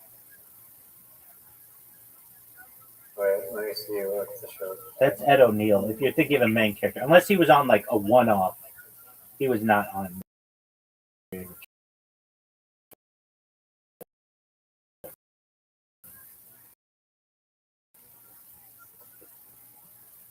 David Spade. And he was also in the Emperor's New Groove as Grok. I believe. Yeah, I believe he did some show called Ant-Man or something. What's his name?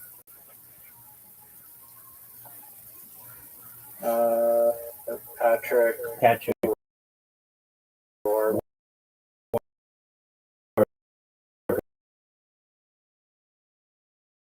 Burton. Or maybe it's Warren Ant or something. Ant. He did.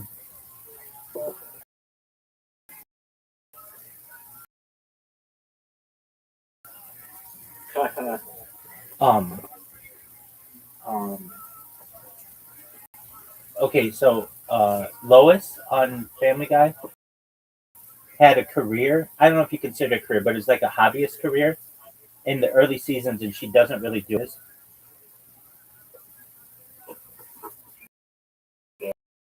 Piano teacher. That's exactly right. Good job.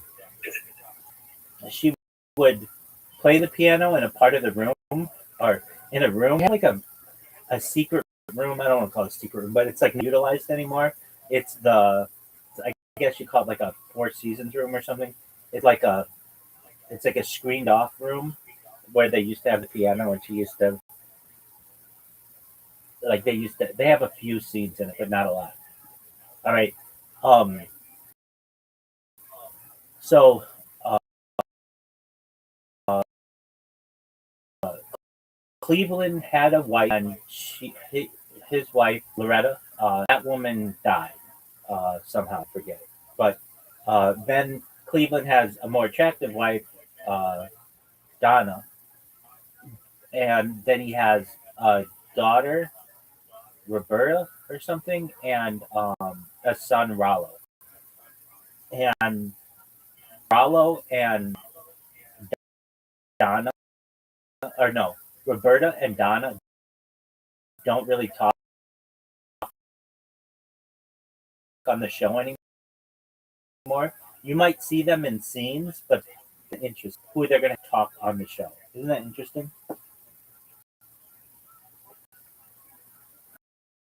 Um, I guess, yeah, pay up the royalties at the cost of like hiring them per hour. Right. All right.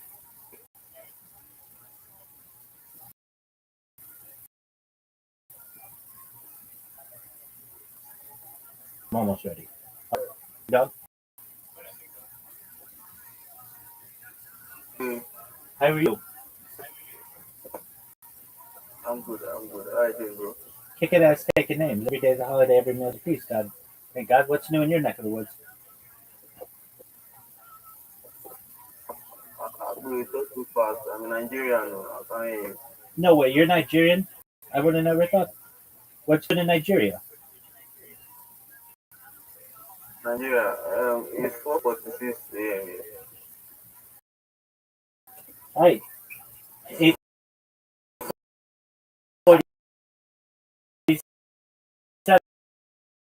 here. I'm getting this. Just remember, it's Prince Israel What'd you say, big from man? Twitter. Can you hear me? Yeah, I hear you. Go ahead. Yeah, Prince Israel from Twitter. So, like remember, we kind of from the early this year, um, through through a free space. I think yeah, that's where I got your handle from the Discord channel with the studio.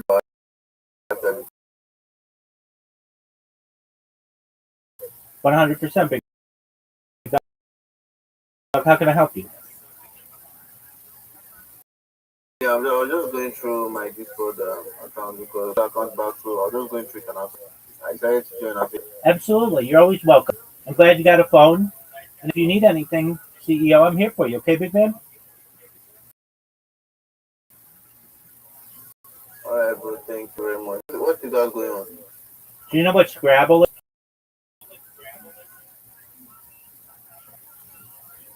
What? Scrabble, it's like a board game. I've heard of it, but I've never. I don't know how to play it.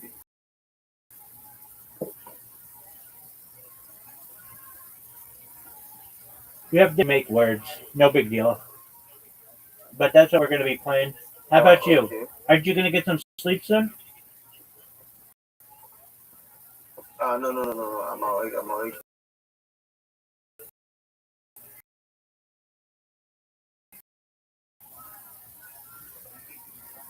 Crypto market.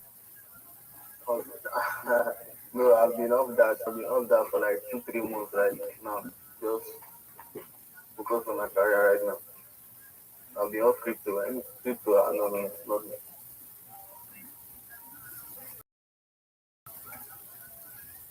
Twitter How spaces. about you?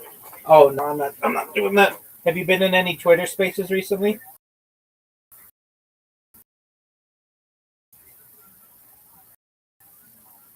No, no, bro. I actually lost my Twitter account because someone like like has back. So for now, I haven't gotten it back. I'm still working. I'm still working on it. All right, big dog. If you need anything, if you need any help, you know, okay, big man? Okay, bro. Okay, bro. Okay. Excellent. All right, Thanks, man. you take care, So, big. what you got going on now? I'm playing Riser. I just recording now. Yeah, still recording. I've got, right, just two of them. I just sent an invitation. Riser, did you get my invitation? Yeah, I need like 2 minutes. Take time, big man. Yeah, well.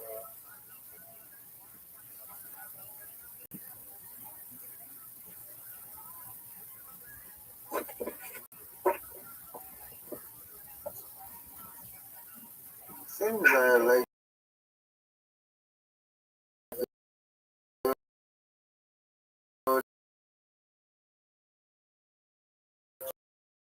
channel, your channel increase. Like the channels on the server, it wasn't like this much before. Oh, Like any. that could be.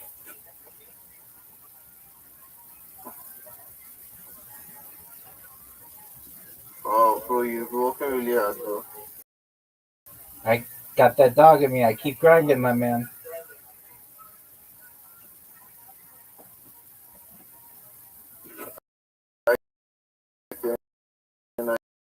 Cheers. I wish I had that. Uh,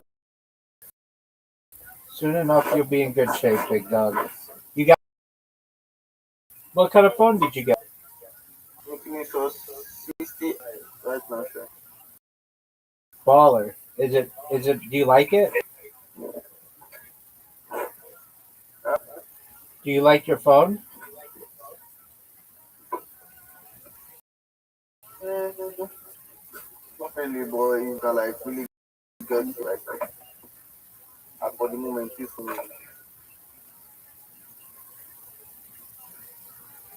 All right, big dog. Well, you know I'm always here if you need to talk to anybody. I'm here to support you, and I want to see much success for you and those around you. How does that sound? Thanks, bro. That sounds good. Sounds good. Excellent, big man.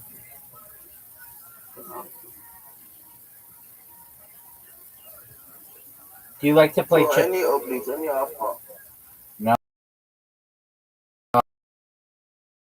Same old, same old. Any updates or It's been quiet with the bear market. how about Web3? That's a bear market. So, have you been?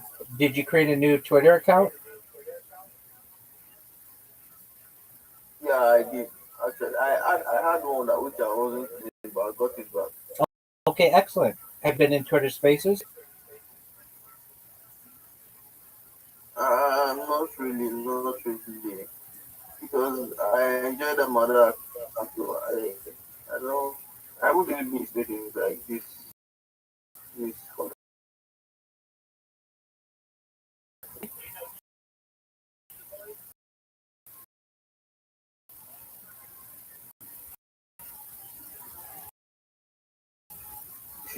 Boy. HIB.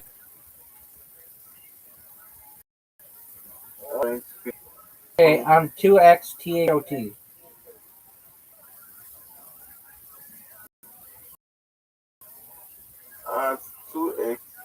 2x. THOT. 2X dot.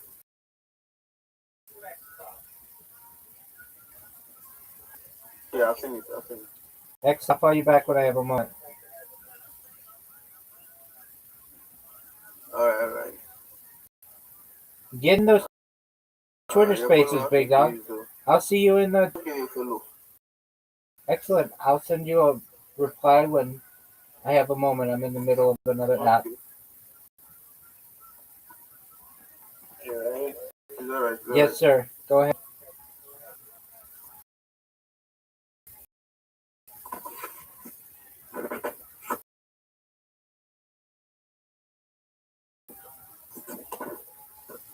So,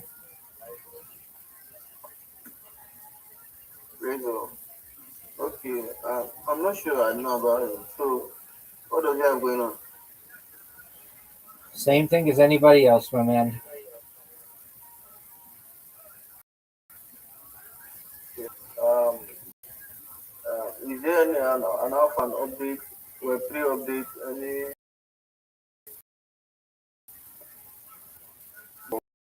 Or Not at this time, my man. But if anything comes about, I'll make you aware of it. thanks, man. Absolutely, big. What's the time about there? It is 8:55 p.m. 5 p.m. 8:55. It's like almost 9 p.m. Almost after. Okay, we are here. Hmm? Um, you are in the US, right? Word, dog. Okay. We are ahead. Yeah, I think we are ahead of you guys. 100%. It's morning there. Yeah, morning. Oh,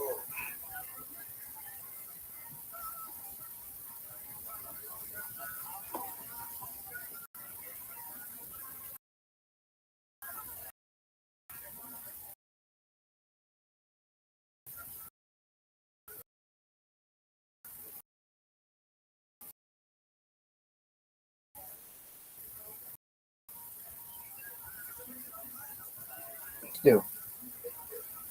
I don't like. I don't know if I don't just know, I don't just know, but let me just. I just feel like telling you. You know, you're always active. You know, making these calls and all that. There is this hour in now. So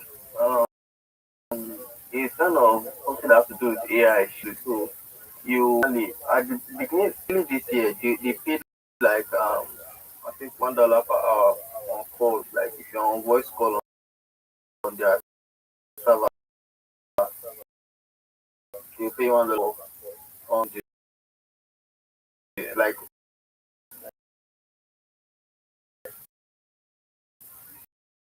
voice call on their server.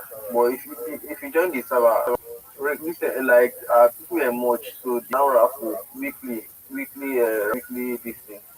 So weekly like this now they'll pick problem check. Let me check.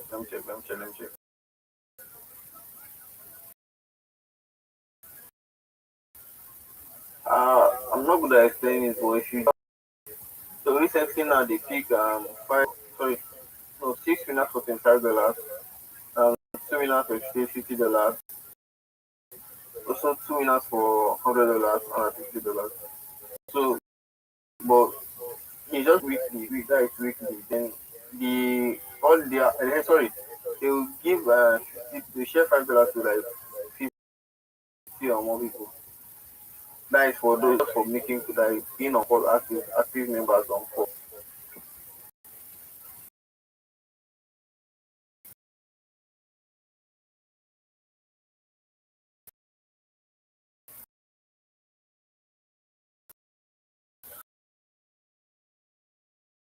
Okay. Well, And they take it every week. So I don't know if should I send you the server link.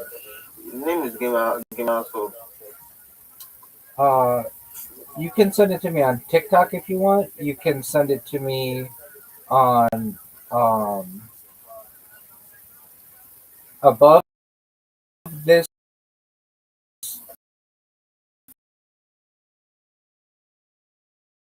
Discord call. Ask Rapping. You can send it to me on there if you want. comment. Let me just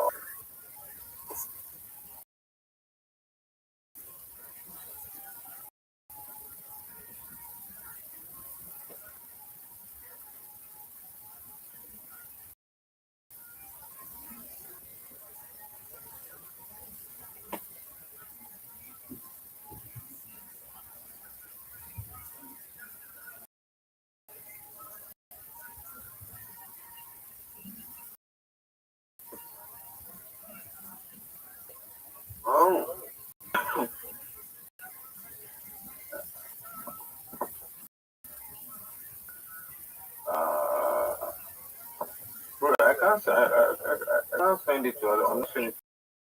Right above here, I it drop says it on the chat. right up in the chat. Right above, just send it to me on TikTok or on Twitter. I'll take a look at it when I have time.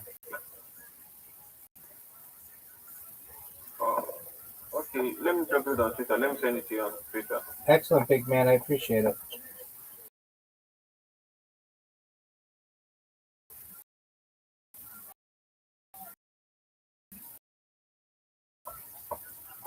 Yeah, just check it out. Please.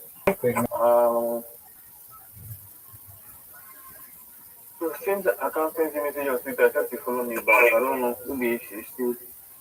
Yeah, message. This is not opening. I don't know if it's my net or.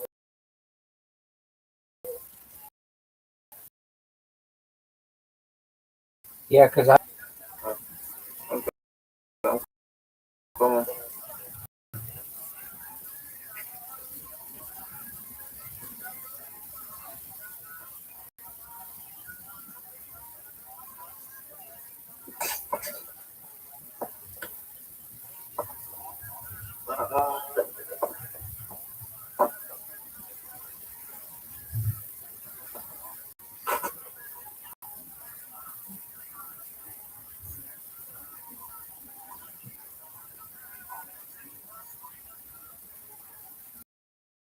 Um, maybe it's my network. I'm coming. Okay.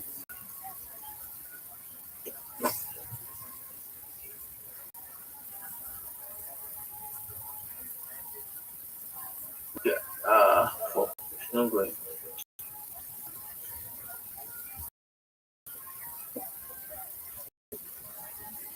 Okay, I'll send you later. Excellent. You can check it. I will when I have time, my friend.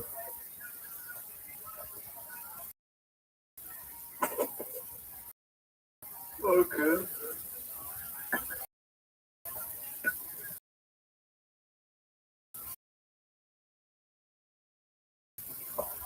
So I still playing the Scrabble game. Yes, sir. Call of Duty. You like GTA? Uh, San Andreas.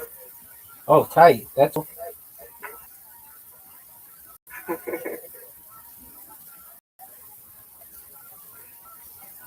You play. You play PES.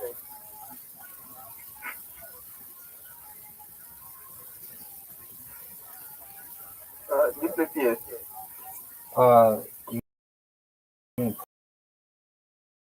PlayStation? Yeah, sometimes. Time though.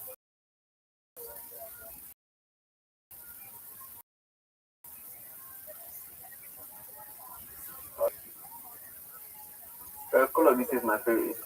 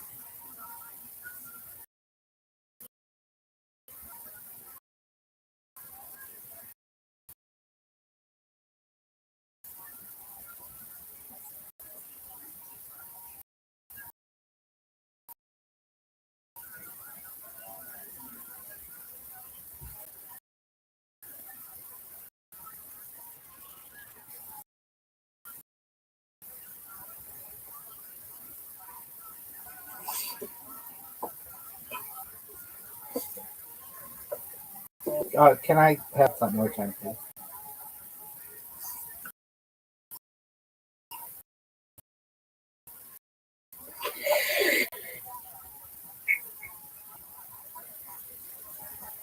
But Yes. still good. I'll something.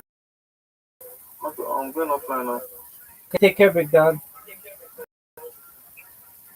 Okay. You too, man. Thanks, man. Thank you for that time.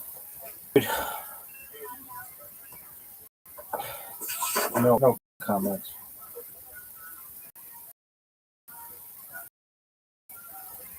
How the fuck is a close game?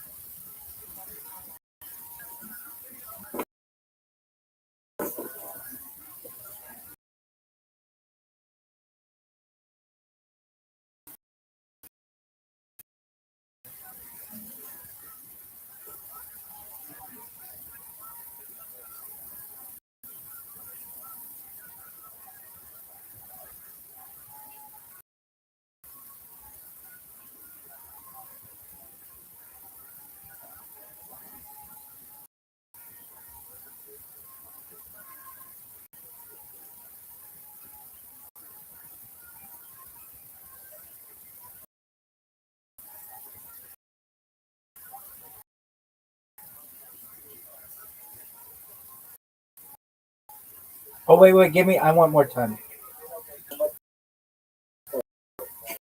No. I just thought of a good word. I think. If not, it's not dog. I had to, dude. I had no. You can. I didn't have time to put it down. I had the letters on the board, but they weren't in the right order. And you know that took 5 seconds. And it,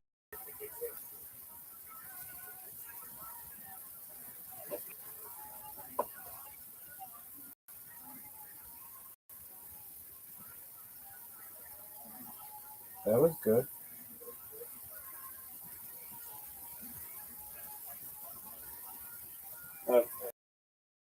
I've been double blind. Dude, you got the Z in the Q.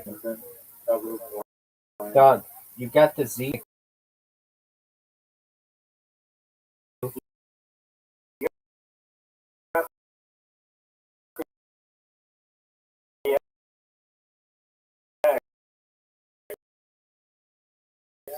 You got the X and then double blind. And fucking goat. It is. I all the time. I used it today, dog.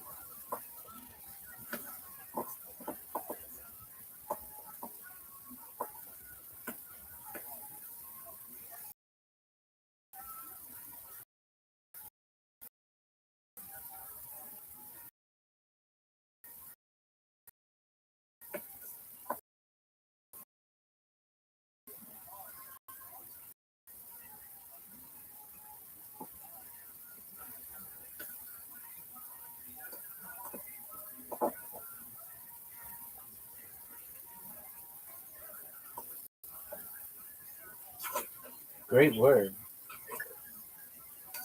Tied. 28 toes.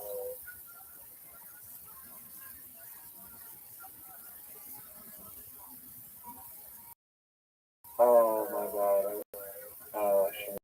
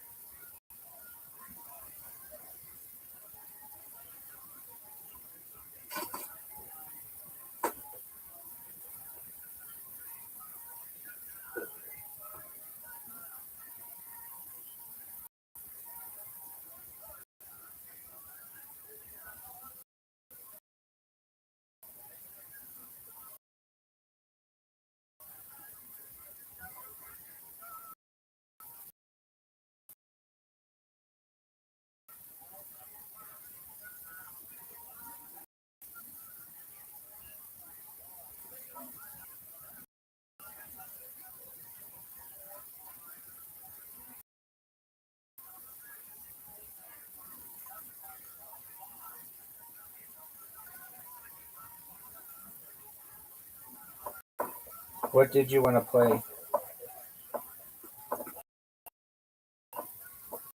I can't say. What can I say?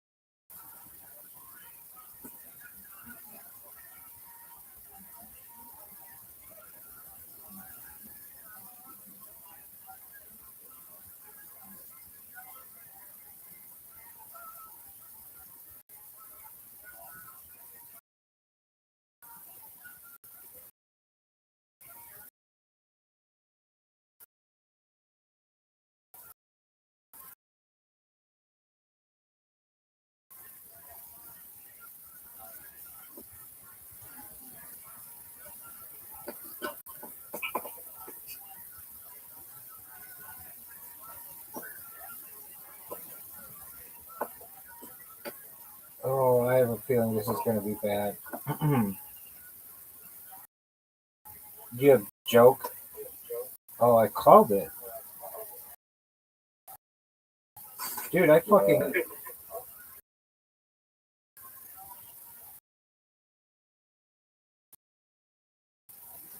It's been like a P.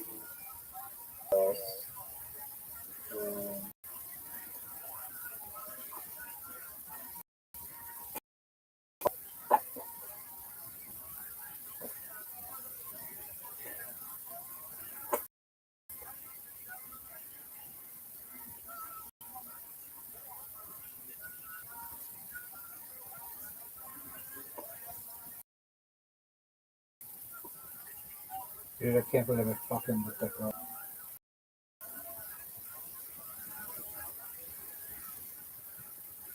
Oh, wait. Oh, what the fuck is this bullshit? No.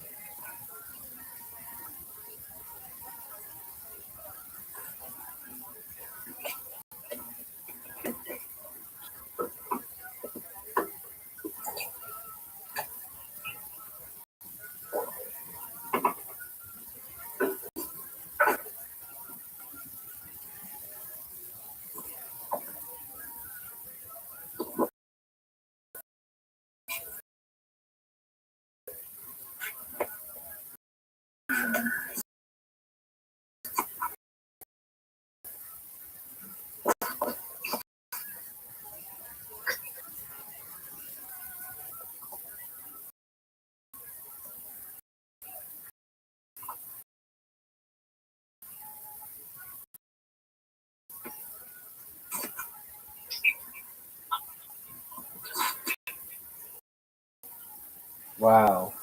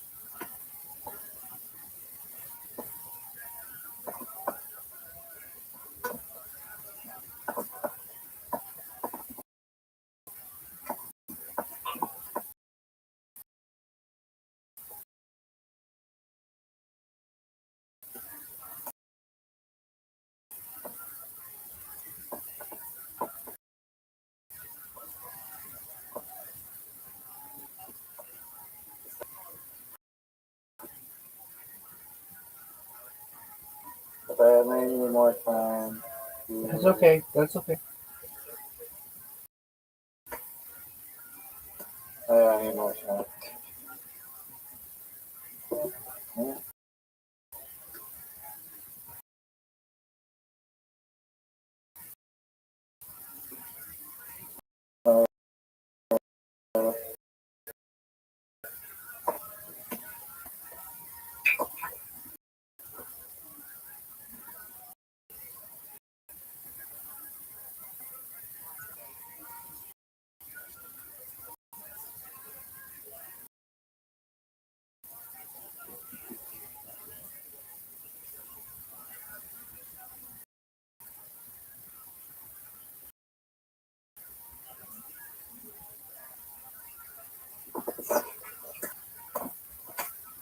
The champ is here. The champ is here.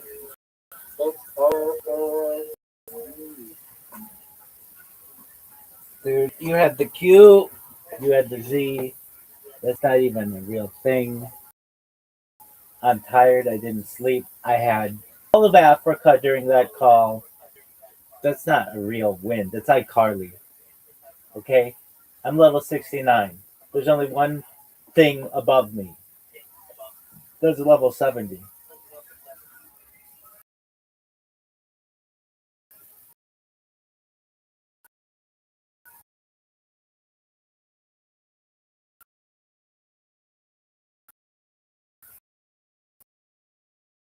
No, a real.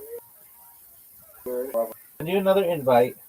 I'm gonna beat you. I'm gonna make quick work of you. No, Karen. Dog, fuck Karen. Already, you're not worth my time. Dog, I've been up all night.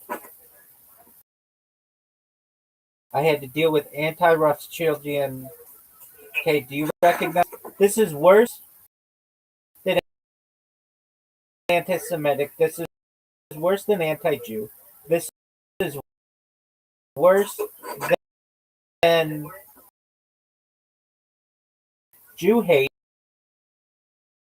This is Indian, and it's the recommended anti-Children that I've had global history, and I don't like it. And now I've got to tear your ass in, and then I'm going to bed, and everybody knows it.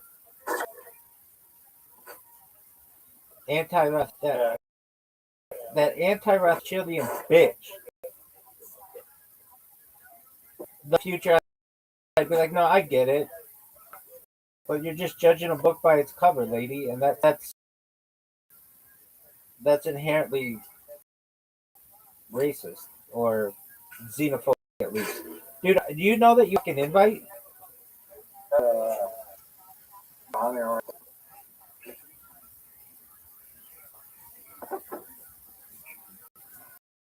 Oh, dude, he's got it. He's got the touch.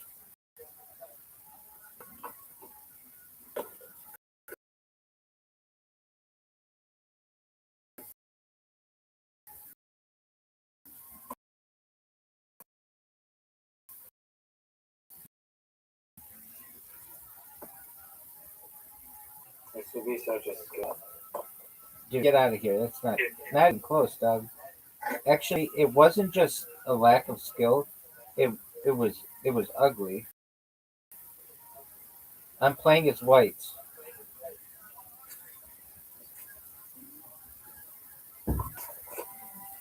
So yeah, I think there's a disadvantage with being a black Karen. Okay. I never got a chance to fight the whites. You don't even know how I performed if I was given opportunity to fight the white Karen. With my Karen, I play with at a disadvantage. You worse, dog. If you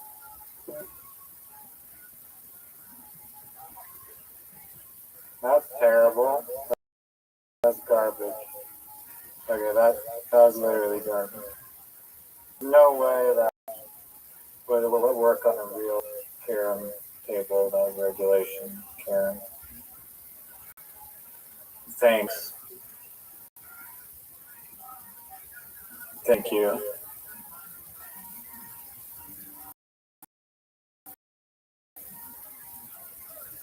Garbage. Garbage. Garbage.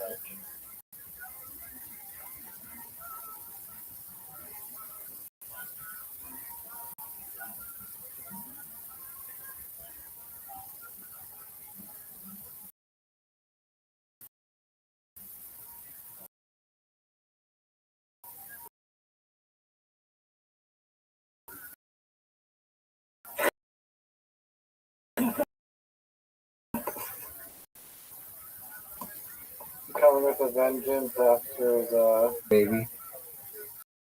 I'm relativity. I'm the global history. Not only that, but I'm tier 69. That, are you proud of that shot? That was one of the I would tell you, Riser, that was a good shot. But it actually sucked. That's terrible. That's garbage. Might be the worst shot I've ever seen. Oh, he's talking in my backswing. Yeah, perhaps. Perhaps there isn't a backswing.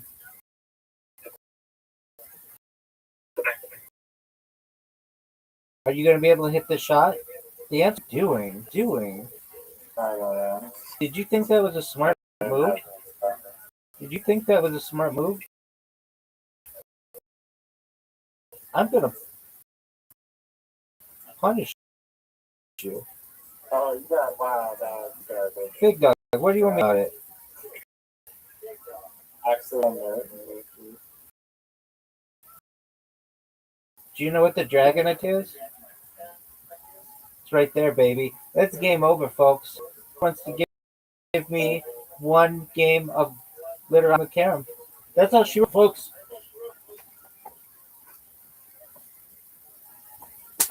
Wow. What are your thoughts? What are your thoughts on your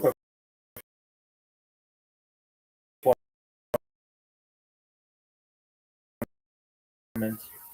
You lost to non-Newtonian physics. I've never had one. We really have no way to gauge my actual performance on the Carom board. I prefer the blacks.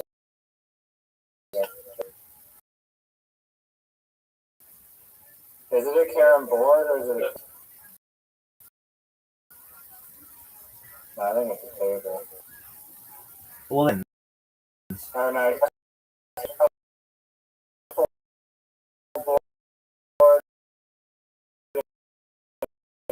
Shuffleboard thing is a board. it depends. It depends, dude. Think about this. Let's use iCarly. Does it have legs? Yes or no? Yeah. So you just put it on a table. I think then it's a carom board. But if it has legs and it's its own piece of furniture, then it's a carom table. Everybody knows this. Joey Diaz knows this. Nora Bush knows this.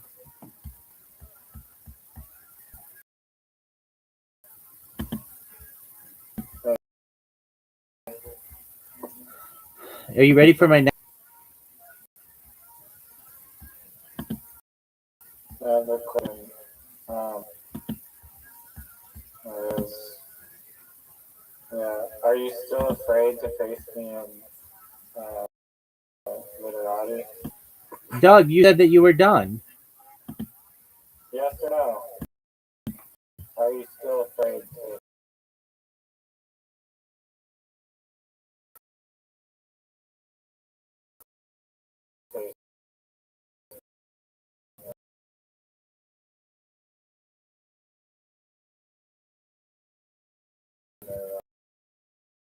That's a good one. That's a loaded question. I can neither confirm nor deny. When I was crossing Harvard, it's a street in Irvine, about Fran Drescher and the term camera. It's on Instagram, dog.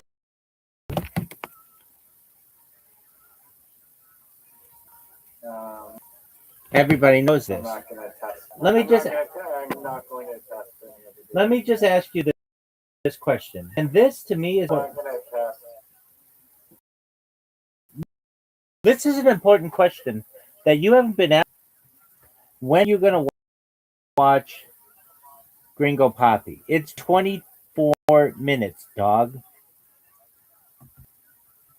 Can I answer like a serious answer? Yes.